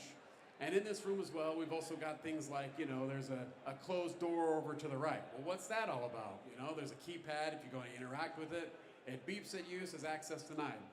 There's things in there that we're trying to build towards. And that's what is exciting to us with this hideout and with this game in general, as we build it with all of you in mind, is things are going to evolve over time. There's going to be new areas to explore. Each snapshot will get into these things.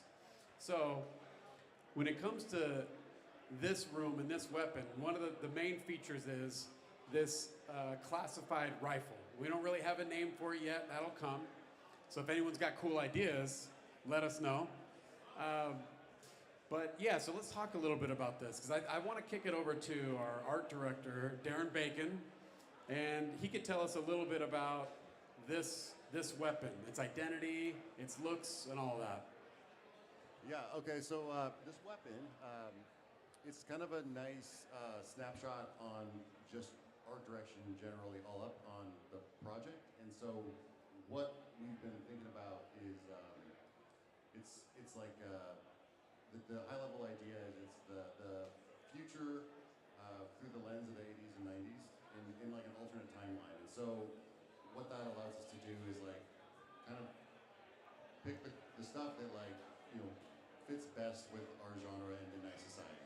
And so also generally it's like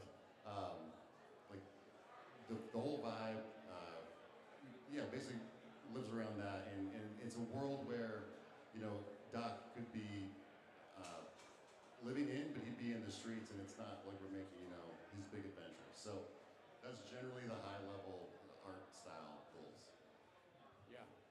Yeah, totally. So that is another thing that's really exciting about this when we think about the art style and the visuals that you're seeing in here is, like Darren said, it's as if the 1980s or the 90s never really ended. You know, not the campy stuff, but like that stuff that we all, you know, grew up liking. Like you think of like the Terminator movies or Aliens and Escape from New York. Those are some of our inspirations of this kind of universe we're building here. And so that's why we love the X1 and that classified rifle, just how it looks.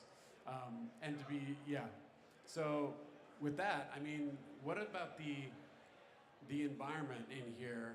And I'd like to Greg over here. Greg Cox is our lead environment artist. Greg, tell us about just the environment and what we're trying to see here and accomplish. Well, there was a couple of challenges with this because we're using Unreal 5, so we want to make sure that we're using the features of Unreal 5 to make our lives easier while still delivering a very good product. And to your point, you know, Quinn, this is, you know, when we first started looking at this space, we put together a lot of reference boards. So we started looking at a lot of the classic movies that we kind of like, old school John Carpenter kind of movies, Big Trouble in Little China, you know, a little bit of Bloodsport in there, you know. So we mixed some things in of, you know, not for the sake of nostalgia, like we don't necessarily want to convey nostalgia, but the limitations that those films had at the time made those films great, and they look good, right?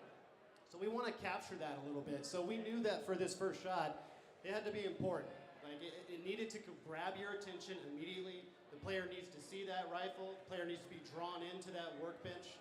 And so we began populating it out with some of the assets that we built from scratch. And then we also pulled in things from Megascans to kind of make life a little bit easier for us. And yeah, so we did a lot of set dressing, and we went through multiple iterations of lighting to kind of capture that mood for it a little bit and everything. And I think it did the job. I think it did a really good job of it. So yeah, we're all really, really proud of it, and I think that rifle just looks so damn good up there. Nice. Okay. Let's move on to the next area. We'll talk a little bit about that.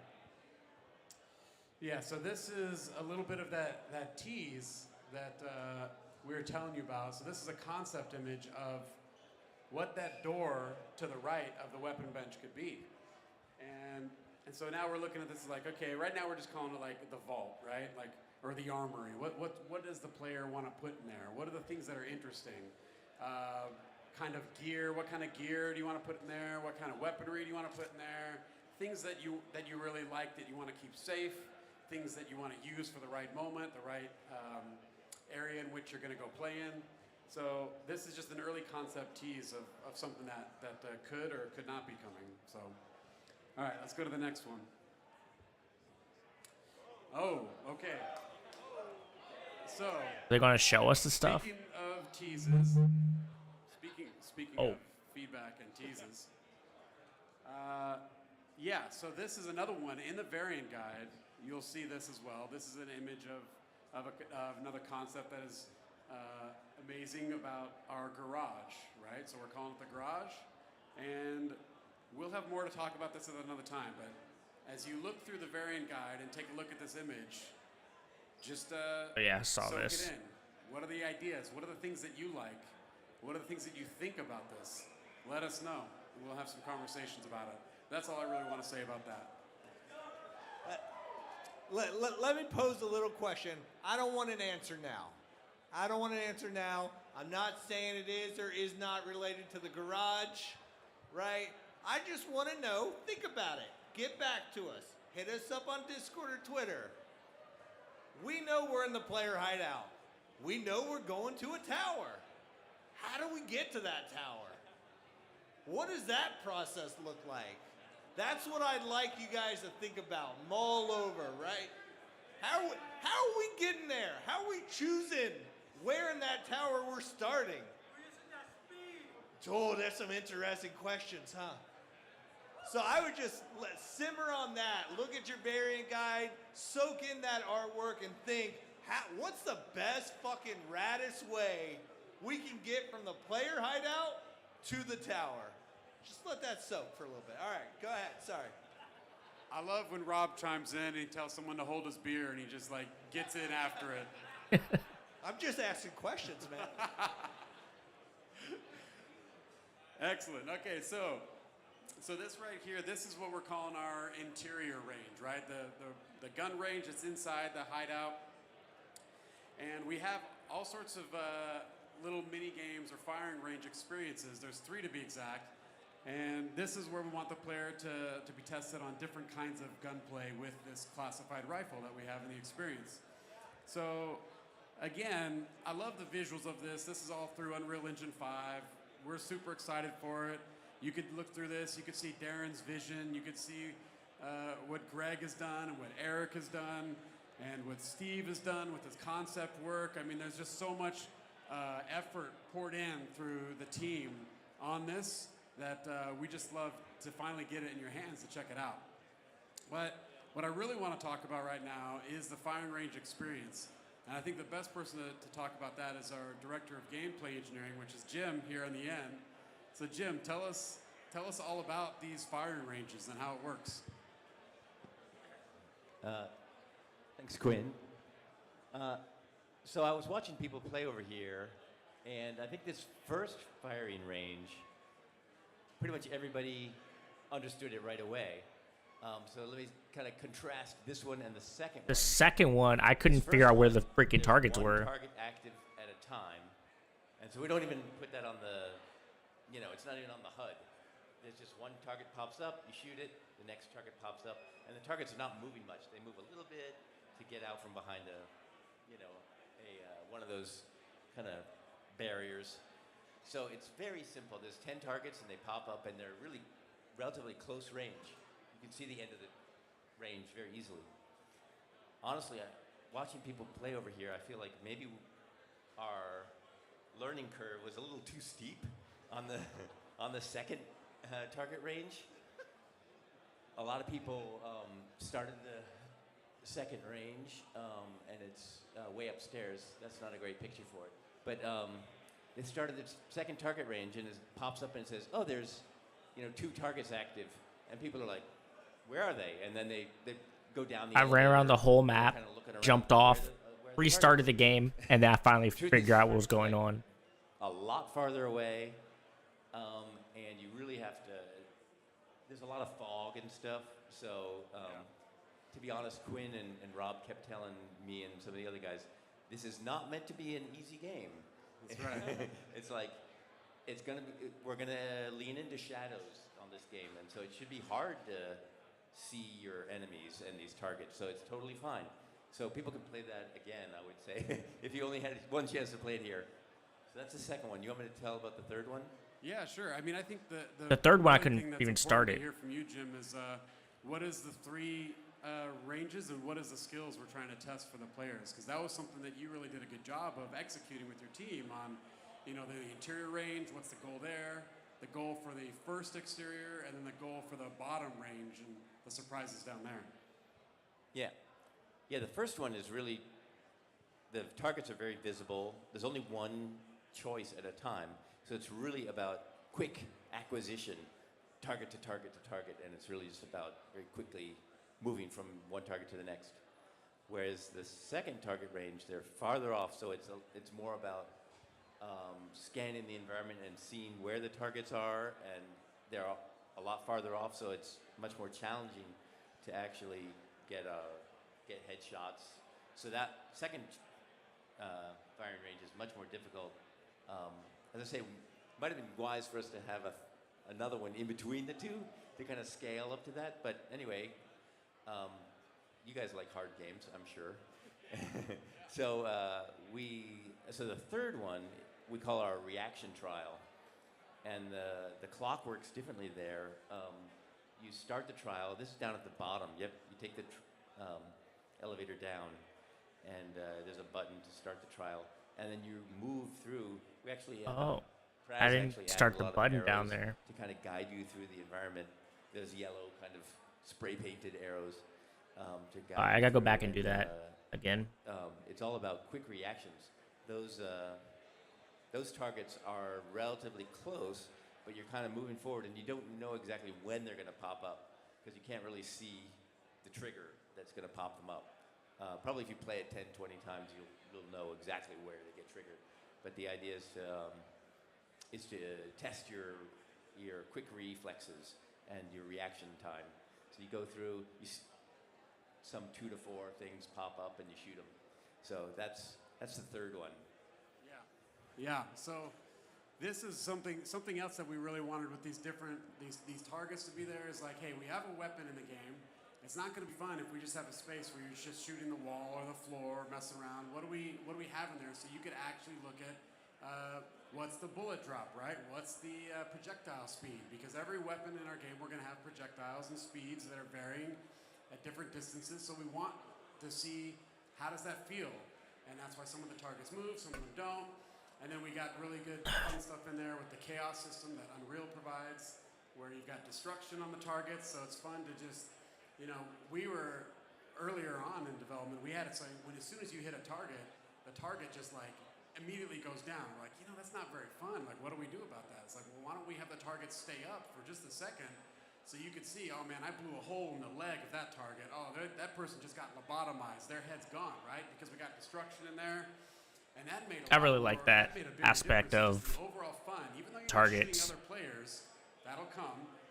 But you're not shooting any other players right now. You're just shooting targets, and you're kind of learning the gunplay of what we're trying to go with DEADROP. And that's just a single weapon, and there'll be more to come as well. So that's the main reason why we got all these targets, these firing ranges, all that, so we can get feedback from you on the spread of the weapon, the recoil, the bullet, the projectile speeds, everything. So. Yeah, so that is out here in the exterior range. For me, the second one is a lot of fun because of the ranges and the heights. Because in a game that is a vertical extraction shooter, you're not just going to be shooting everyone that's on the same plane as you. You're going to have to be looking up, looking down. The height advantage is going to be a real deal in our game. So those are some of the exciting things about the exterior range as well. So, Hey, Quinn. yeah. I want to jump in a little bit on the Yeah, chaos. One just quick comment is early on we had some discussions about whether we should use the Unreal 4 physics technology, which is called PhysX, or the Unreal 5 physics technology, which is called chaos physics. And we decided, we're leaning into UE5.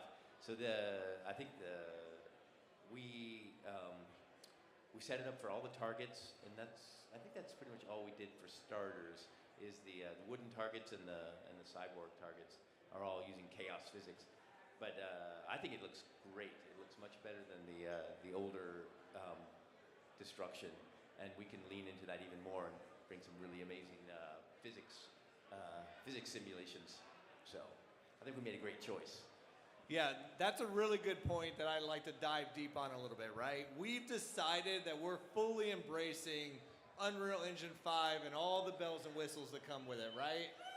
One of those things that Jim touches on is dynamic destructibility through chaos. Right now we're using it for the targets, right? If you ran through the range, you see those things getting fucked up, right? They're coming apart. What we need to think about, again, something for us to discuss, is how much do we want to lean in on that in the environment? Do we want walls being fully destructible? Do we want cover points being destructible? Maybe not walls, maybe cover points, right? To what degree do we want that, right? Do we want there to always be low cover, but we destroy medium to high cover, right? This is the mindset that we all need to be getting into, because these are the discussions and the hard decisions that we need to make. Because I'll tell you right now, and a lot of you already know, I see you shaking your head. The moment, if we decide to go full destructibility on cover points, that changes the game in a big way. That changes how you choose to engage. That chooses how you choose to break contact. So it has big ripple effects, right?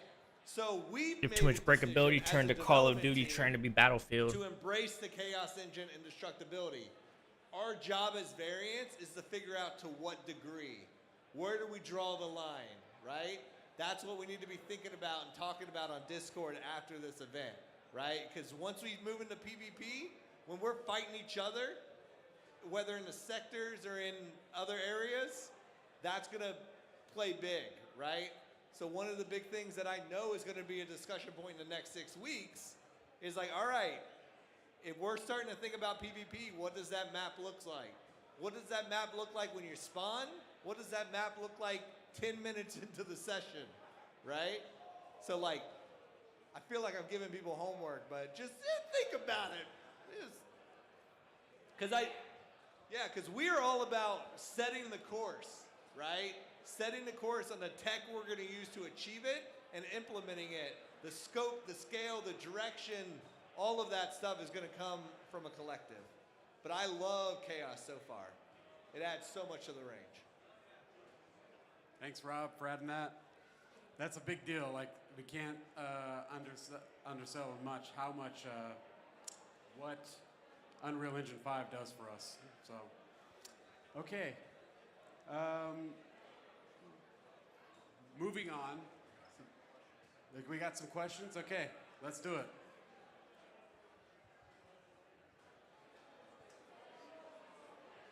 All right, well, first things first, I do have a Twitter question for you guys. Everyone's been loving the name. They think it's fantastic, but we've seen it more than a few times. Who came up with the name DEADROP? Well, that was a very collaborative effort, is the very, that's probably the safe way to say it, but I'll say, Rob. It's a Rob call. Rob wanted to do it. He loved that name. And, but to be honest, the people that get in the room was myself, Rob, Brian Miggles, and, Doc.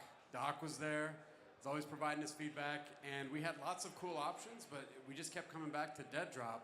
And every time we came back to DEADROP, Rob would just be gloating on his camera the whole time. I lose my fucking mind every time it came up. I'll tell you one thing. I definitely am the one who decided to spell it wrong. That was 100% me. Well, we're spelling it our way now because that's the right way to spell it. So, yeah. Fantastic. Thank you. All right. Let us know who you are. I know you said you're involved in the Discord. Obviously, you're here in the whole outfit. What do you got for the dev team? Yeah, my name's Alex Izzydo on Discord, aka the 5'8" variant, because I'm not 6'8". But question about the variants, because I see that each variant almost has like a different perk. How is that going to play into the game? Like, let's say we're on a specific level. I don't know if this is going to be the case. Let's say I'm really good with long-range combat. Will that play into how our team is going to get to the next stage? If it's stage-based, where we start from here, we conquer this area, boom, we go on to the next level. Like, how are the variants going to play with proceeding in the levels as it goes through? Yeah, so I've got thoughts about that for sure, but I want to, is anyone else have any thoughts or ideas about that? No? Okay, just making sure everyone has an opportunity. Oh, I know Rob will say something. He'll always say something. So Rob's the Back goat. here, leave me alone. So the variants, all of you are super important to us, and that is something that we'd like to have an open dialogue on. Like, how does that work? Because each and one of you have your own variant, you have your own attributes and categories, to your point. How do we have that manifest itself in the game? And that's something that we're interested in, but right now we're focused on the core foundation of the game, what it's like for people, the majority of the people that are going to be playing this game, because the majority of the people are not in this exclusive, amazing club of variants. So what we're trying to do is make sure that the variants are able to stand out, or peacock, right? You have that badge of honor, that day zero community that you're here. So when you're in a server, people are like, whoa, check that out. There's a variant right there. So, but as far as the gameplay goes, that's something that we're gonna have to work out together as a crew and see what we want to accomplish. I think I have a couple thoughts about that too, if you don't mind. Just throw in there. Okay, cool. Say from on the couch. I think the thing with the variants and like the specific stats that are on there and stuff, that's something we had to create before we had the opportunity to know who you guys were. So if you think about it, like the variants were created before people controlled them, right? So the challenge there is that we didn't really want to commit exactly in a gameplay sense to what's on there, because we had to kind of design those and make those decisions before you guys had a chance to even participate, if that makes sense. So I think everything that is in there is a great starting point for like inspiration or things that we might want to add, sort of like what Quinn's talking about, but nothing that we wanted to decide before people had an opportunity to participate in, I guess. We're whispering, but we'll be with you in one moment. Yeah, so vertical extraction shooter, like what exactly is that going to look like? Because for me, this is new. I haven't played any games where it's vertically based, so like what's... Sorry, that question's no good. What's that going to look like for us? What can we expect? Okay, all right, again, let's making sure we're all good. We have a voice up here. Okay, so what's that going to look like? Well, you see on the screen right now, that is the exterior, right? And the main reason we wanted this tower there is we wanted that inspiration. That is the goal. That's where we want to get to. That right there is the place that largely people are going to be playing in DEADROP. That's where you're going to be going on your runs, okay? That's where you're going to be dropping. That's where you're going to be trying to escape with your life and your things. So what's that look like? We're not going to, we don't want to release or talk about everything that's going on there, because right now we're so focused on Snapshot 1 and what that is. But just to give you a little bit of taste, that's a lot of building. And there's a lot of things in there. So internally, we've already had really fun, interesting conversations about what each area of that building, what that tower is going to look like, from visual thematics, right, to even gameplay. Like, you know, we're even calling them like sectors, right? So not just floors, but like a sector. And this building is going to have multiple sectors inside it. And each sector is huge. And each sector is going to have different themes in it. You know, like, hey, is this one like a hospital? Okay, cool. Or is this like a whole medical area? Is this a storage area? Where's the sector that is exterior based? So we get a little bit of that cool weather that you see in Snapshot 1 with the rain. So that's just a little bit of the tease. We'll get more into that. and we have big, high hopes and goals for what the tower gameplay is like. But rest assured, it's going to be crazy and awesome. Yeah, I have a quick question. How? Take his beer away. I just got a quick question. Turn his mic off. How many people here completed the ARG that we did? A decent amount, right? And like the ARG we called the CC protocol, which was the Claws Combat Protocol, right? It was a training ground, a simulator to figure out how our variants would think, how they sort of approach this concept of sector-to-sector gameplay, choosing between engaging and extracting, right? That ARG laid a lot of philosophical foundation for how we think about the tower, how it's constructed. Because I think philosophically, and by all means chime in, correct me if I'm wrong or you want to elaborate, I know what we love based on our collective experiences on different franchises is we love like arena map design, right? What we love about that is we love being able to learn a map, master an area, learn sight lines and cover points and the best place to post up, right? But we really enjoy the larger scale of battle royales. But there's some downsides to that, right? And I think what we were looking at with this vertical design was how can we get the sort of map design we love, but with the player counts and scales that we love without the benefits of the other stuff, right? Then sprinkle in a little of that persistent session-to-session gameplay that you get from extraction shooters, and you got something there, right? And I think that is what has led the foundation for where we're going. But the thing is, we're not just gonna drop that on you, right? We're gonna build towards that, and at any point, when we play it, that could change based on the sentiment, right? We could be moving in that direction full speed ahead, and we're just not feeling it as a group, right? As a collective. And then we augment, we change, we iterate.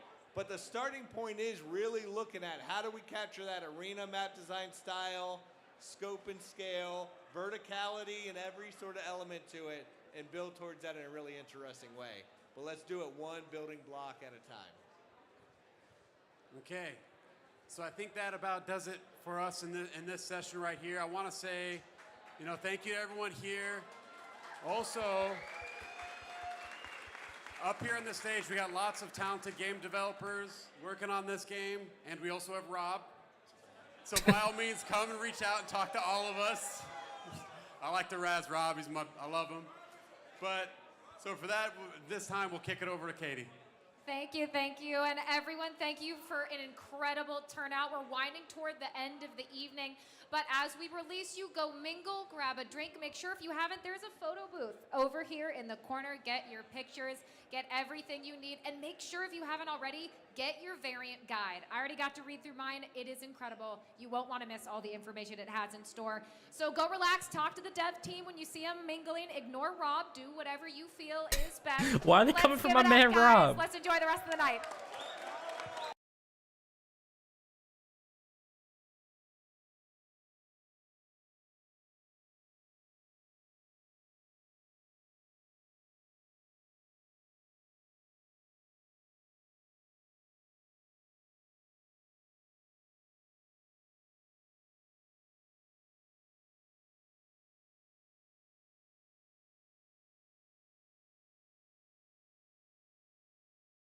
Oh, they're gonna have face scope versus hitch.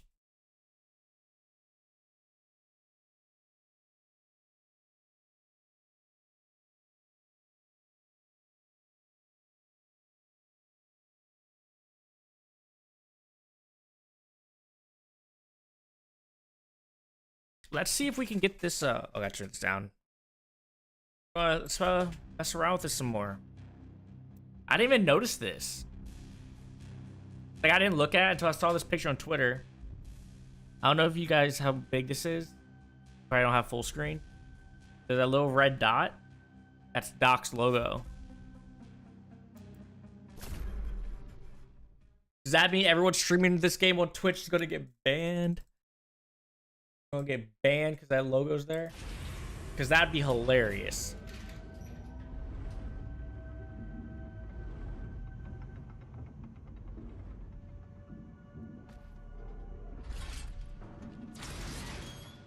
My camera's fine here. Gonna keep my... Okay. Alright, so let me grab my gun.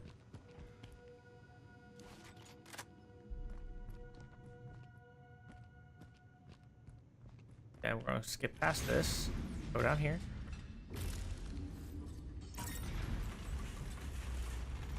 Stairs. Not gonna hit that button. We're gonna take this elevator down. Because actually, I did see a button down here, but I thought maybe they just popped up.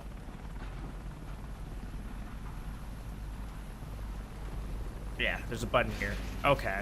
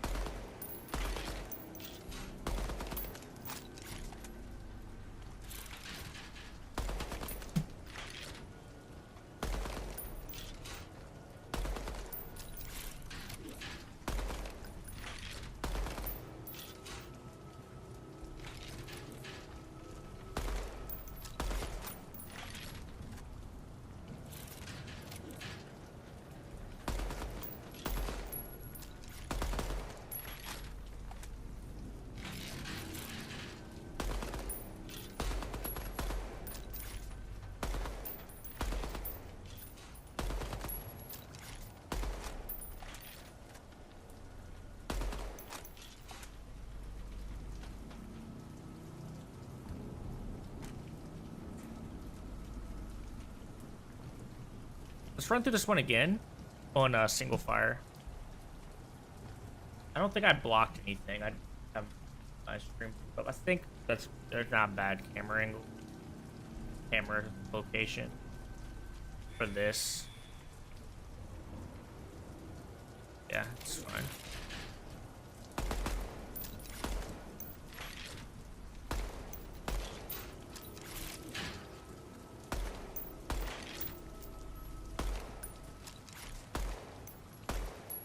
It firing's pretty good with this. Not gonna lie.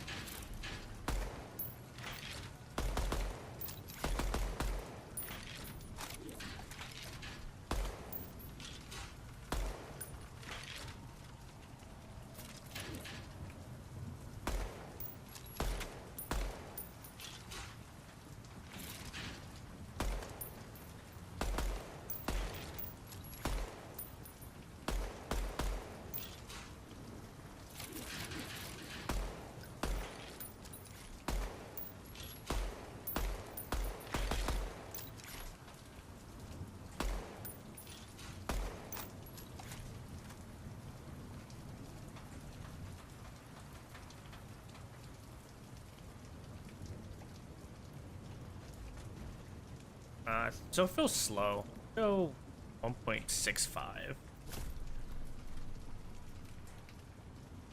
I also I want hold to ADS because it just throws me off the toggle ADS.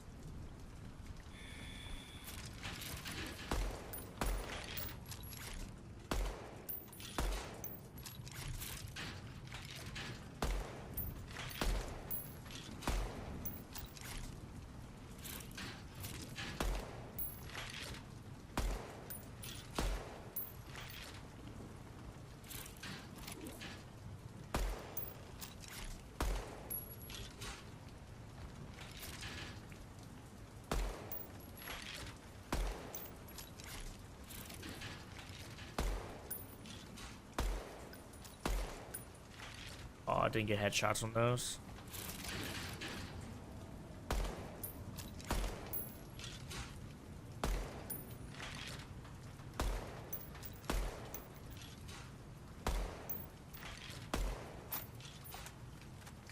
$5,000 accuracy bonus for 100%. I wonder if I would have got more if I didn't get those 4 body shots. We'll run again auto. This is probably the most fun target range because you run through, get a feel. This is where we're about to speed or then. accuracy. I don't think I've ever hit that one.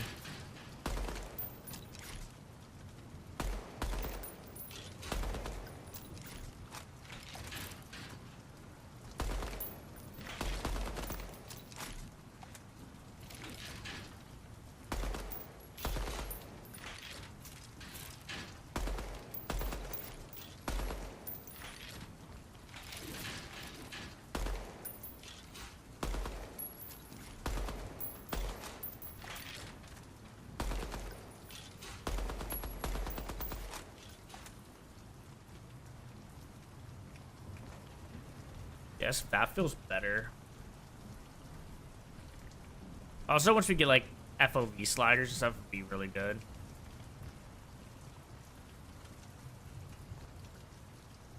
Let me get one.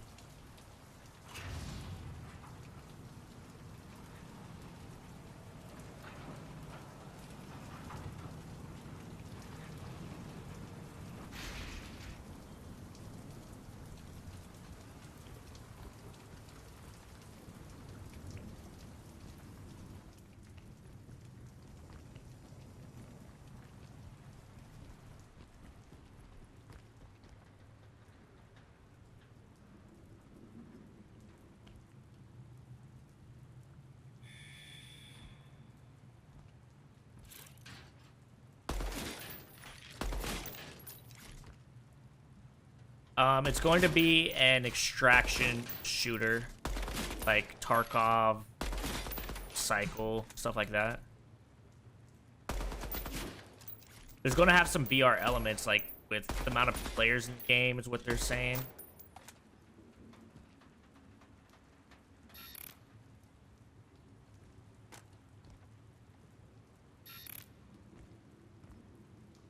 Want to work? Okay.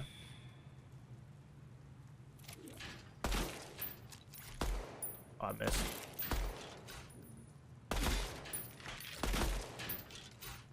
It will be on console. The game, I mean, this is very early in the cycle of the game. It will be coming to Xbox and PlayStation. I believe it will only be on the new gen console, so the series consoles and PS5. But I'm not sure yet. I know that's the snapshots. Hopefully, the next couple one will be on console for founders or on console.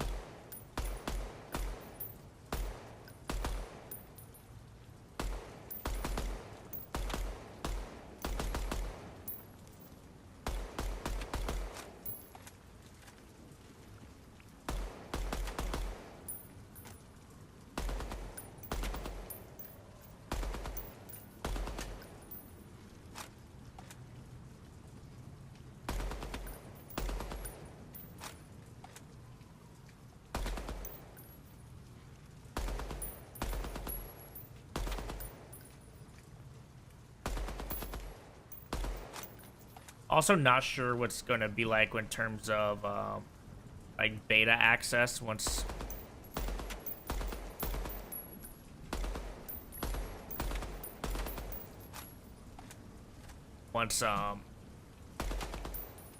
it actually comes to like an actual open beta or anything like that. I don't know how any of that's going to work.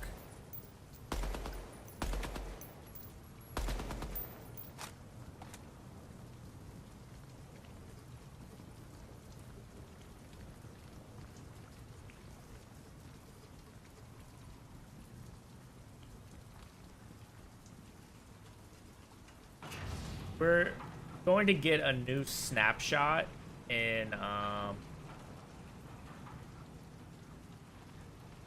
every 6 weeks, and I'll get a little bit more insight on, you know, the game and allowing us to shape it.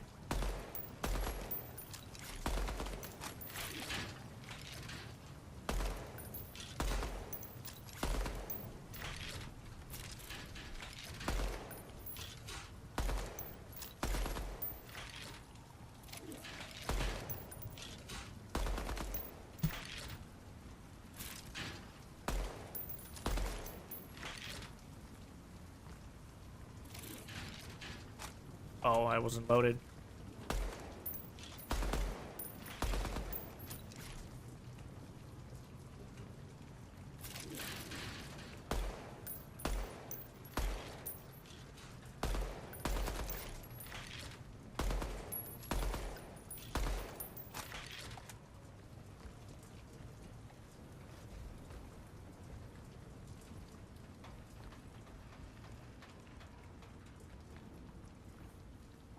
Yeah, I'm really excited for this. I did not expect. So, just overall thoughts on like what was announced today. Like, I didn't expect the actual title of the game. Obviously, I knew that they had a title, right? Project Moon was just a code name.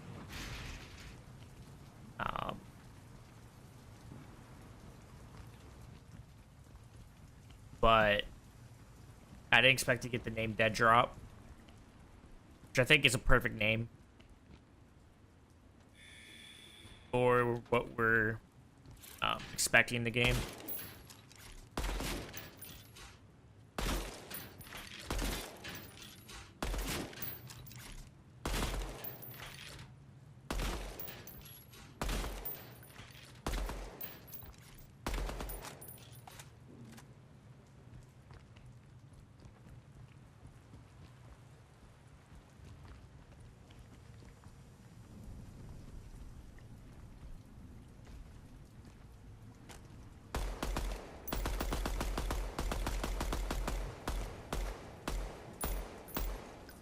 So when you have no bullets in the mag, you get a frowny face.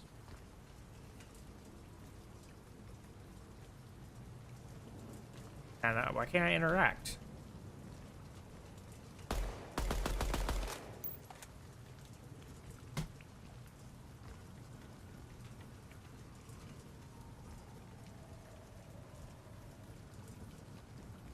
I don't know, go back to shoot the ones in the bottom.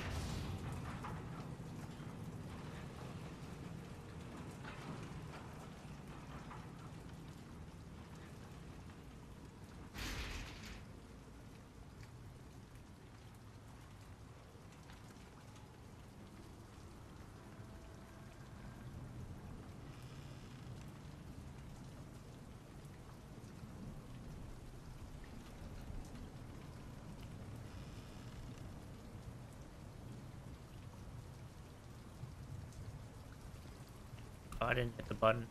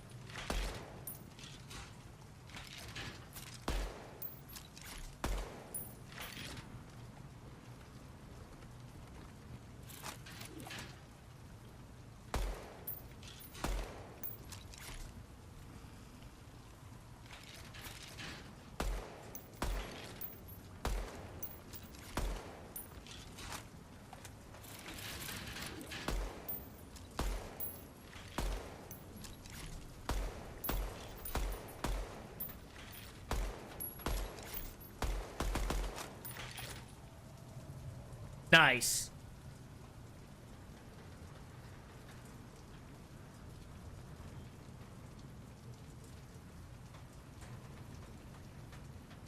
I completely did not plan for that, okay?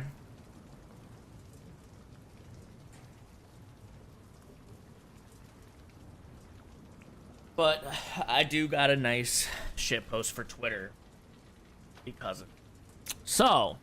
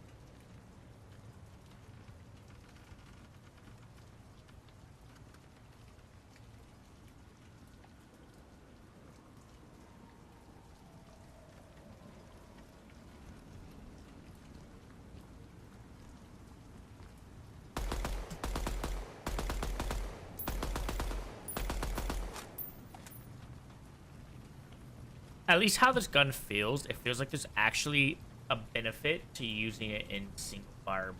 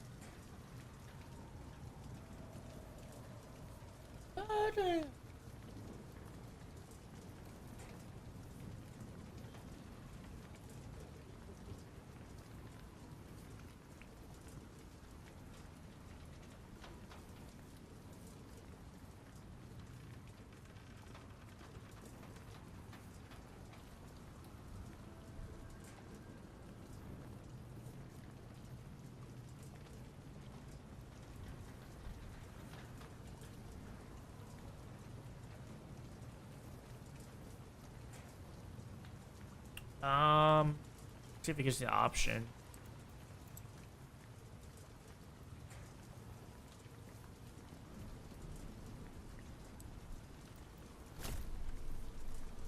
Let's see.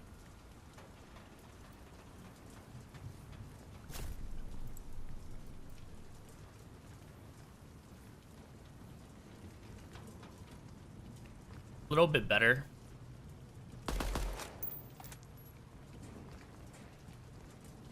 I'm also, just for perspective, I have a 1070 Ti graphics card, so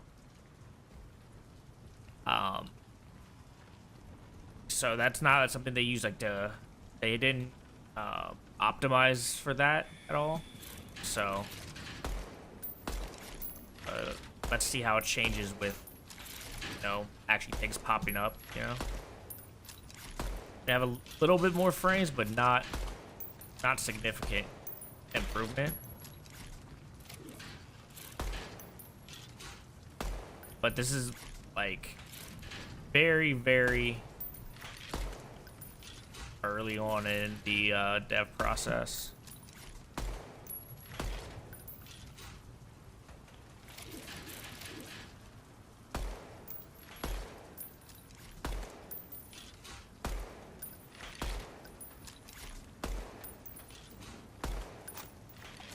Yay, 30,000. Yay. Let's see.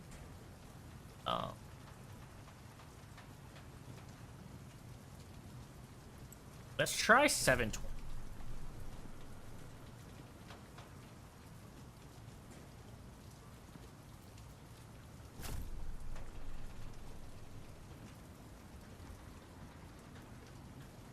Choose FPS over quality. Yeah, I mean, so once the game is actually out and more optimized, right, for like I noticed there's a drastic quality difference dropping down to 720.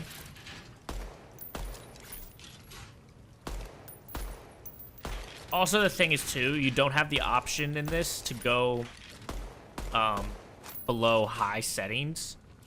So, you know, if you go down to maybe low or medium settings with 1080, might get, you know, get the higher frames. and it'll be a lot smoother.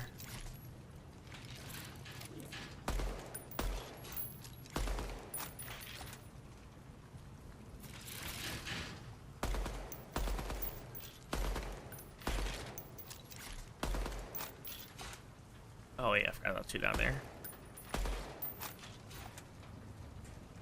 Let's see what we're gonna do.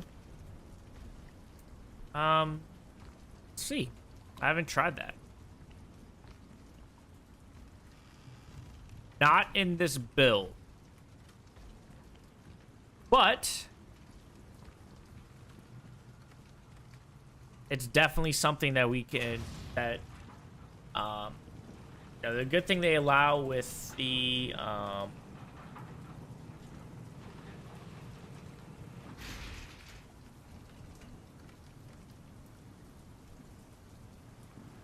you know,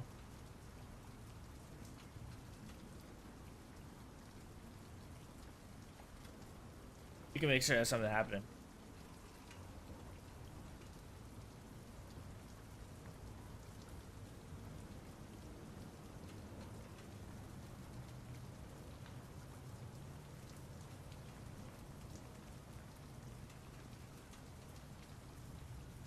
Yeah, there's not much to it right now, but I can run around and stuff. I want to show like for like just like the range affecting.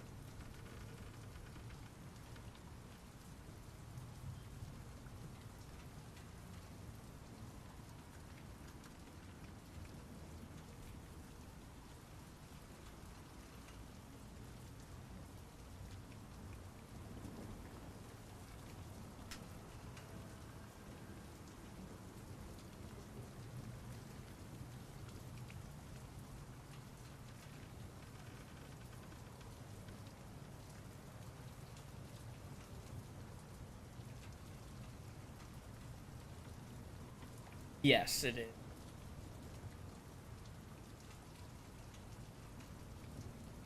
Yeah. So, is this working? I'm about to restart.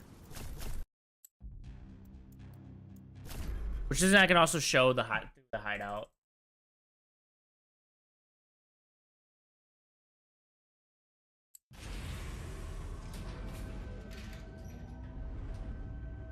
Yeah, I don't know what really gonna come about that. Is it still on 720? Okay. I just want to see what the range looks like for this in the second thing. So you go in, you first get in, you come down this elevator, right? So this is the door is locked. There's only a couple doors that are open. You pick up your gun. Got a little nice little staircase. For 720, this doesn't look bad. You have, this is the interior range. We have close range, few pop-ups, one at a time. Go to this door here. Up these stairs, and it takes you to the outer. It takes you to the outer range. And where you get like long range, multiple targets, and then the elevator takes you down to where I was, which you have the other type of targets. Jay, this is the first snapshot of what was being referred to as Project Moon, but it is officially been announced as being called DEADROP. It's going to be an extraction shooter with a lot of vertical elements. You see that big tower right here? That is going to be, it's going to be where you're playing once you get once, you know, the game gets developed more and everything comes out. Yes, it's going to be like Tarkov. Well, is what we're expecting. It's kind of how they presented it.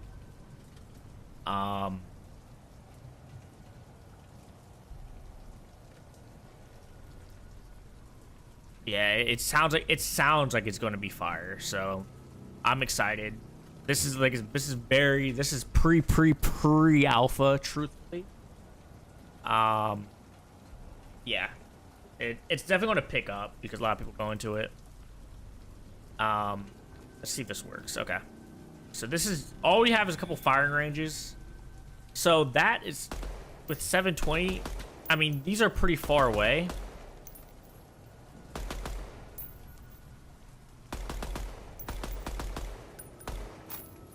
So they're pretty...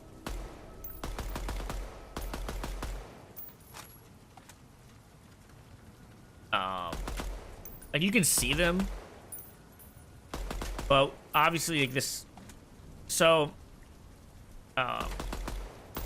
like, the dev PCs they were testing on, they didn't have anything lower than a 1080. 32 gigs of RAM stuff. So... that's why, like, frames and everything are not super high for a lot of people, as well as they weren't going for that in this build. They wanted to get a build that had some for people to mess around on, get a feel, and give feedback. Yeah, I've not played the Cycle or Tarkov, actually. Not gonna lie, but I do have the Cycle downloaded, and I want to try it. Oh yeah, still targets up. Not paying attention.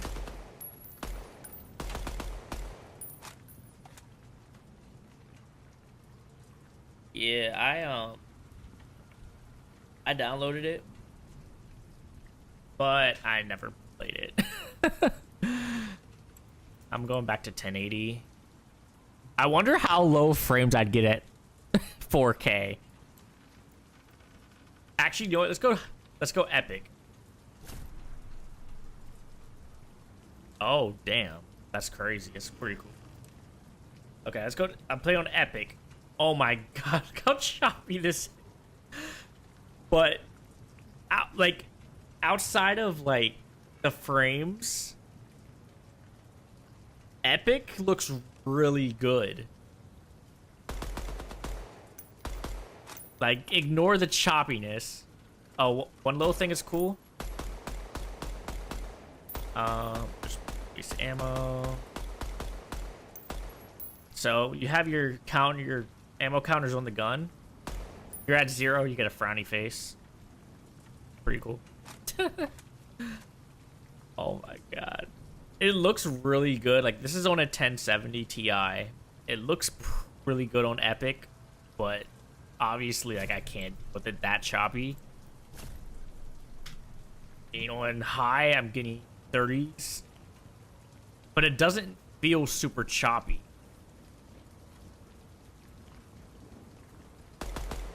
So, back to exploring.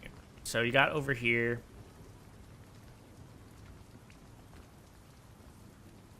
Yeah. And, like I said, this is really super stupid early in thing. That you read my mind, Noel. So here's those targets that popped up. Not yet. So, yeah, you can jump off and you have died. And it takes you back here. This is only 8 months into development. Like, from absolutely ground up, 8 months is when they started planning this project. They're expecting at least a year and a half additional.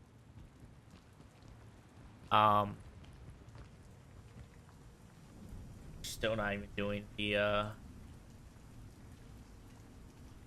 1v1. But so yeah, not too much around through here. There are stairs you can go down, or you can take this elevator.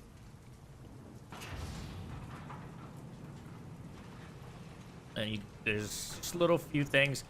So what's good about this is about this little area, you get not in this build, there's no way, you get to kind of get an aspect. So not only are you going to be fighting against people who are like maybe like this, like, you know, like Call of Duty and a lot of the shooters, right? You'll have like this little high ground or something.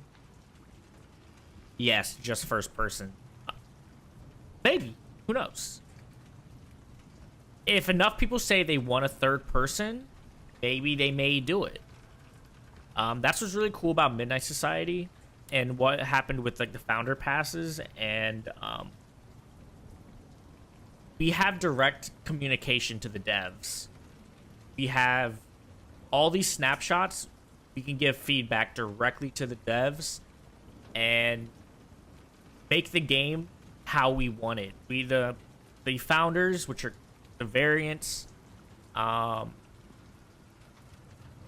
combined. There's content creators, competitive players, casual players, you know, all that. So we all will be able to give our feedback to make the game the best possible for everybody, for anybody to enjoy. But like I'm saying, like, you have like, you can kind of see like, okay, you might be fighting someone all the way up there and stuff. You know, so that's kind of a cool thing you can actually get to see by experiencing this. Yeah, like I'm sure some people are going to ask about third person and try to see if they get that. It's definitely could be a possibility.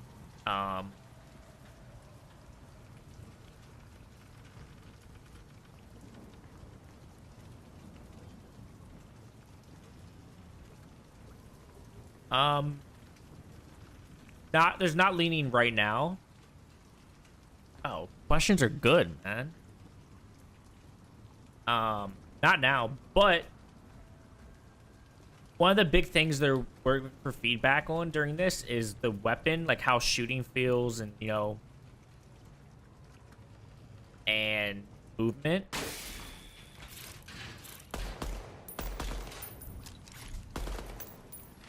So it's definitely a possibility. I mean, I think leaning could be really good, like in like a situation like this. Like you're coming around that corner, right? You just kind of peek, lean around it, you know, shoulder peek it. It could be a cool mechanic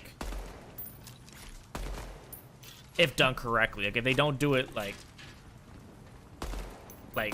Call of Duty leaning, like where you mount and like literally lean, like that was kind of lame. But like leaning for like just for like shoulder peaks and stuff, it's pretty cool. So if you were selected, so you had to fill out an application. If you were selected, it was $50. You got the custom variant. You get access to some of the events that are going today, and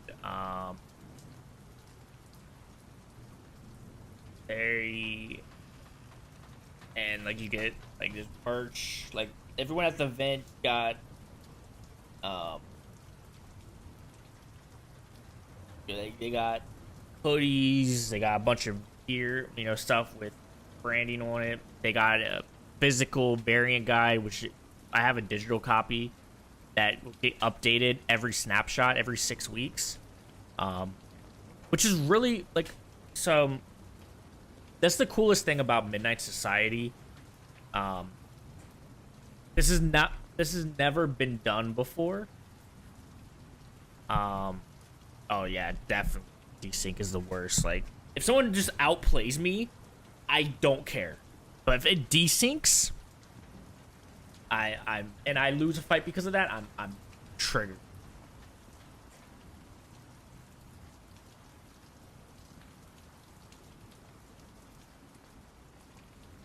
But what Midnight Society is doing, and why this is why they did the founder pass and all this stuff, is they want Midnight Society, the way they're developing their game is by putting player base first. You know, putting the people who want to have a say into it. That you give them a say and be able to, you know, make that game that, you know, people enjoy and they love to play. Like, by the time games are being talked about, like when games get announced, right? Like let's use like Call of Duty for example. Every time when they talk about release a Call of Duty, that game is pretty much ready to be shipped, you know? So there's no real changes at that point. There's no major changing to the game. There's a little small things that can be tweaked, like little bugs, you know, or like balancing to guns and stuff, but you're not doing it. The ARG, I did not. When that stuff came out, like I wasn't home to be able to get into it, but I didn't watch it. Like I've also looked at a bunch of them.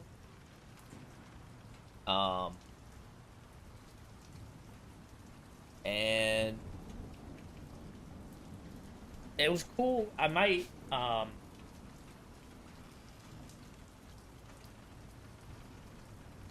I've saw some people like running through it. I might do it. Because it was very interesting to see. Is like, okay, you would go through and then it would basically give you situations like on an extraction shooter to kind of get like pick your brain and be able to fall. So yeah, I might try it. It's still available to do, in the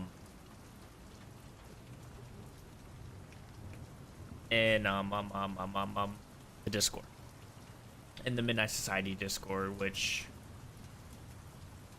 the Midnight Society Discord is, I'll paste it. It's open to everyone. There are private rooms. So if you go through, there's a verification thing to be able to get the claw roll. So the whole, there's sections only for variants who are the founders. But there are, when everyone start as a claw, the variants are basically like the elite members of the society, which are the founders, staff, all that. And,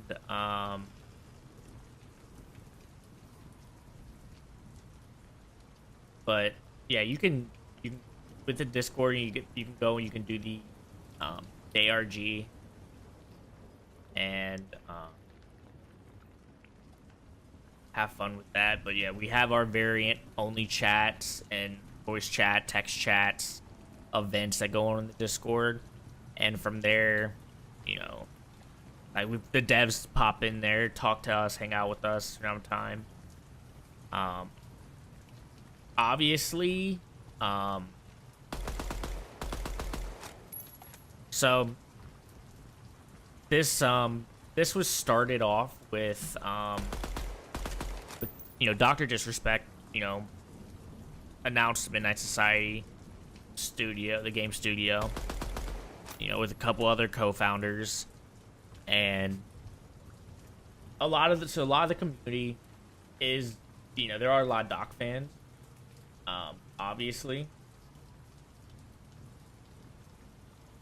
but what was nice, the stream's over, they didn't one.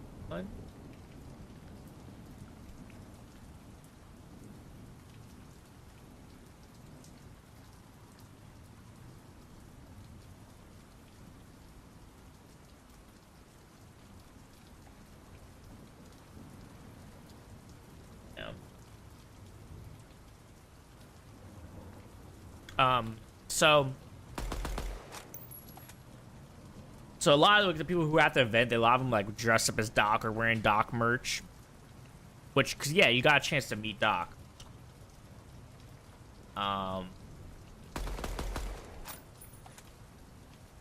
but which was nice about what this did. Like, they did, like, you know, like a round table with the devs, and Doc didn't speak much during this,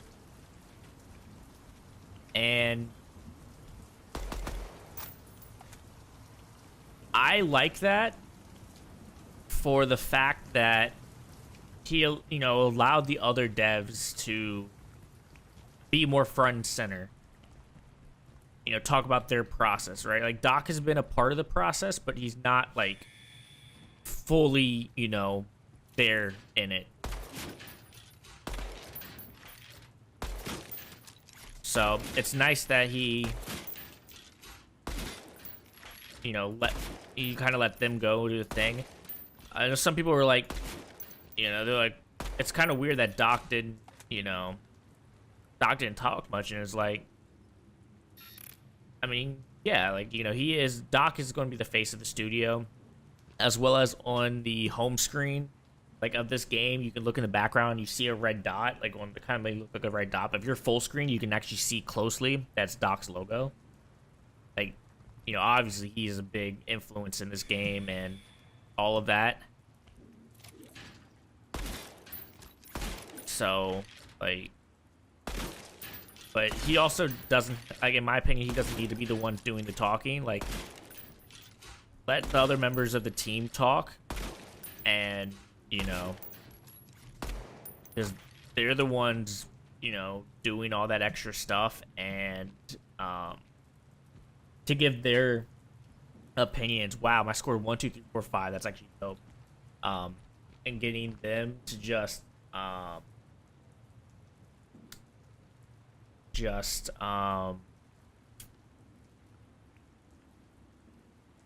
where I'm looking for.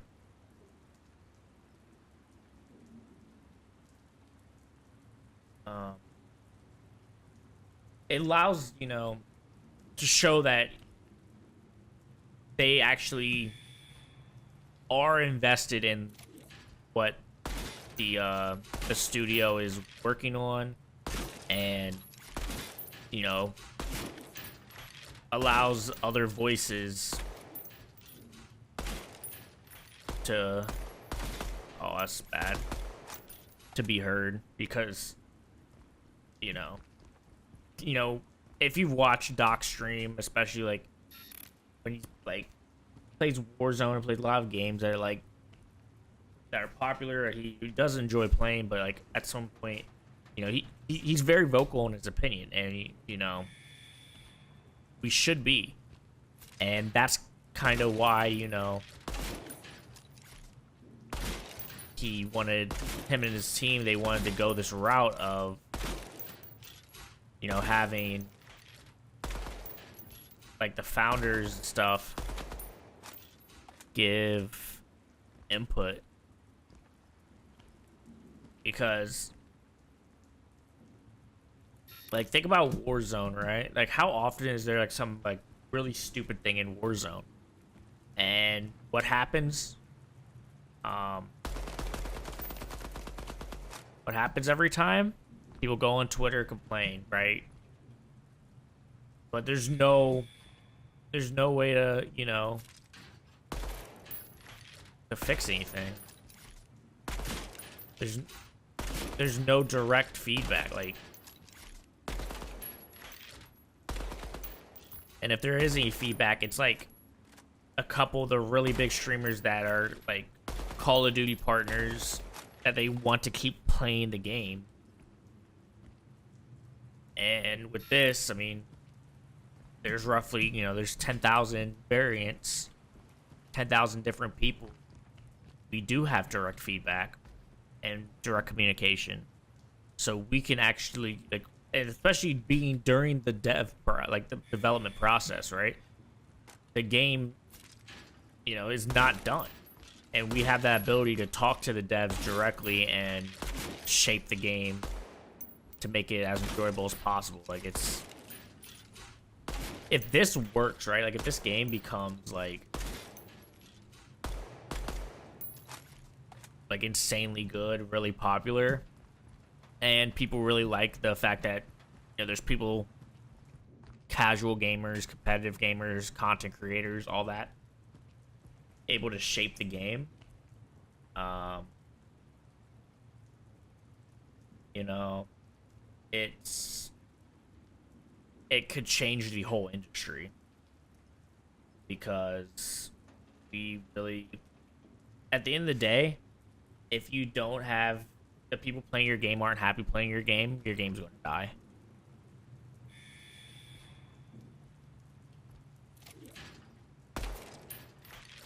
It's why so many people have switched from Warzone. It's why people switched from Fortnite, right?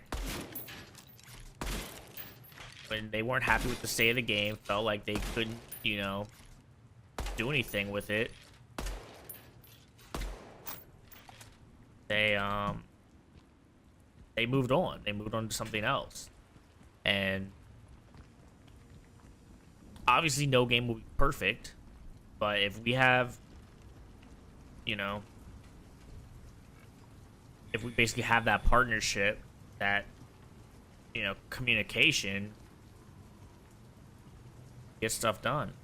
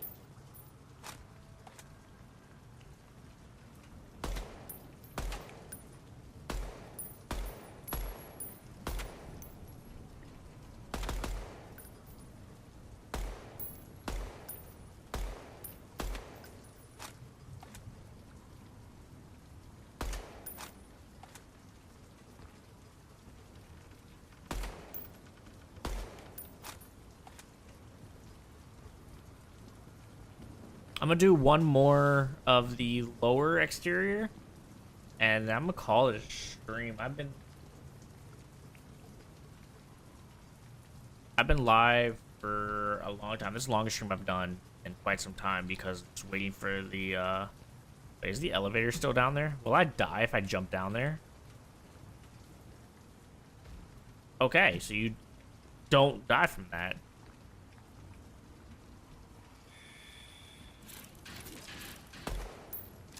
I'm only going to hit fire on these.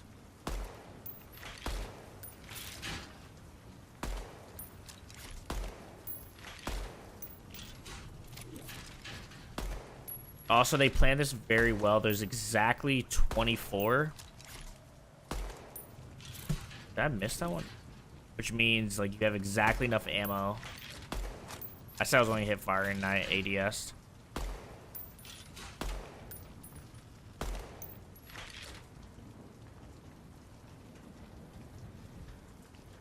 Oh, I missed the switch.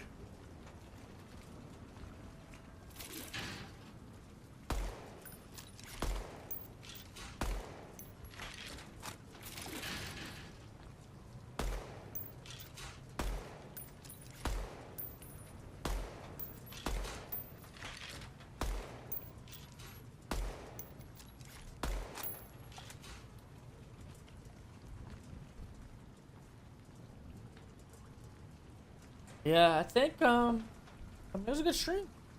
Got a bunch of new subs, bunch of new faces. I'm going to make a video talking about my thoughts and opinions on DEADROP, on what we have, and like what I'm expecting, and what's going to be my hopes. And I'm excited. I'm definitely going to also probably play the cycle a little bit, at least, just so I can kind of get the feel for an extraction shooter. Maybe I'll try Tarkov, maybe, but I'm gonna play this a bit too, you know, to just keep getting a feel for it and be able to give a nice review. So let me go to the home screen. This also has its own launcher, just launched right during it because the game's obviously not out. But this little red dot that's here, that's actually Doc's logo on that tower. Here's the main tower, helipad. Sure to drop in, you got the DEADROP logo. And then online coming soon. So right now there's no servers up for it, so obviously it's just in there. But if you go into, now you can see what type of YouTube videos I watch, judge me. But if you go to Midnight Society, so we can see like my variant, mine, Kilo Sierra unit number 5251. You can see like ranking stuff. Do a little UAV drone. Have an Ember based visor Cortex with Arctic chassis helmet. I don't know if the helmet will actually be in the game. I know our visor Cortex will be. That's going to be kind of like what identifies us as a variant, kind of flex on people. But you can go through, you can actually see. I don't know if everyone has access to see this or if just other founders variants. I can go through here and I can see other, you know, people's like the Relic. I can see like the Relics. These are all employees of 402. Number 402 is obviously Robert Bowling. That's his thing. You have Rat Boy. You got D's. What's cool today is they could put their names as them. You can even go down here. You can see eventually we'll find Dr. Disrespect. He has 2 because he's Doc. He has the 1993 and the 1994 variant. So here's one. And what? Don't I see the other one? The other one doesn't show up on here. Whatever, not important. But you can see the different ranks, different, you know, ratings based on their stuff.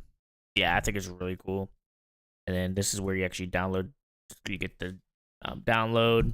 But even if someone let's say got the download, it verifies if you have access. And I went through this already, the variant guide.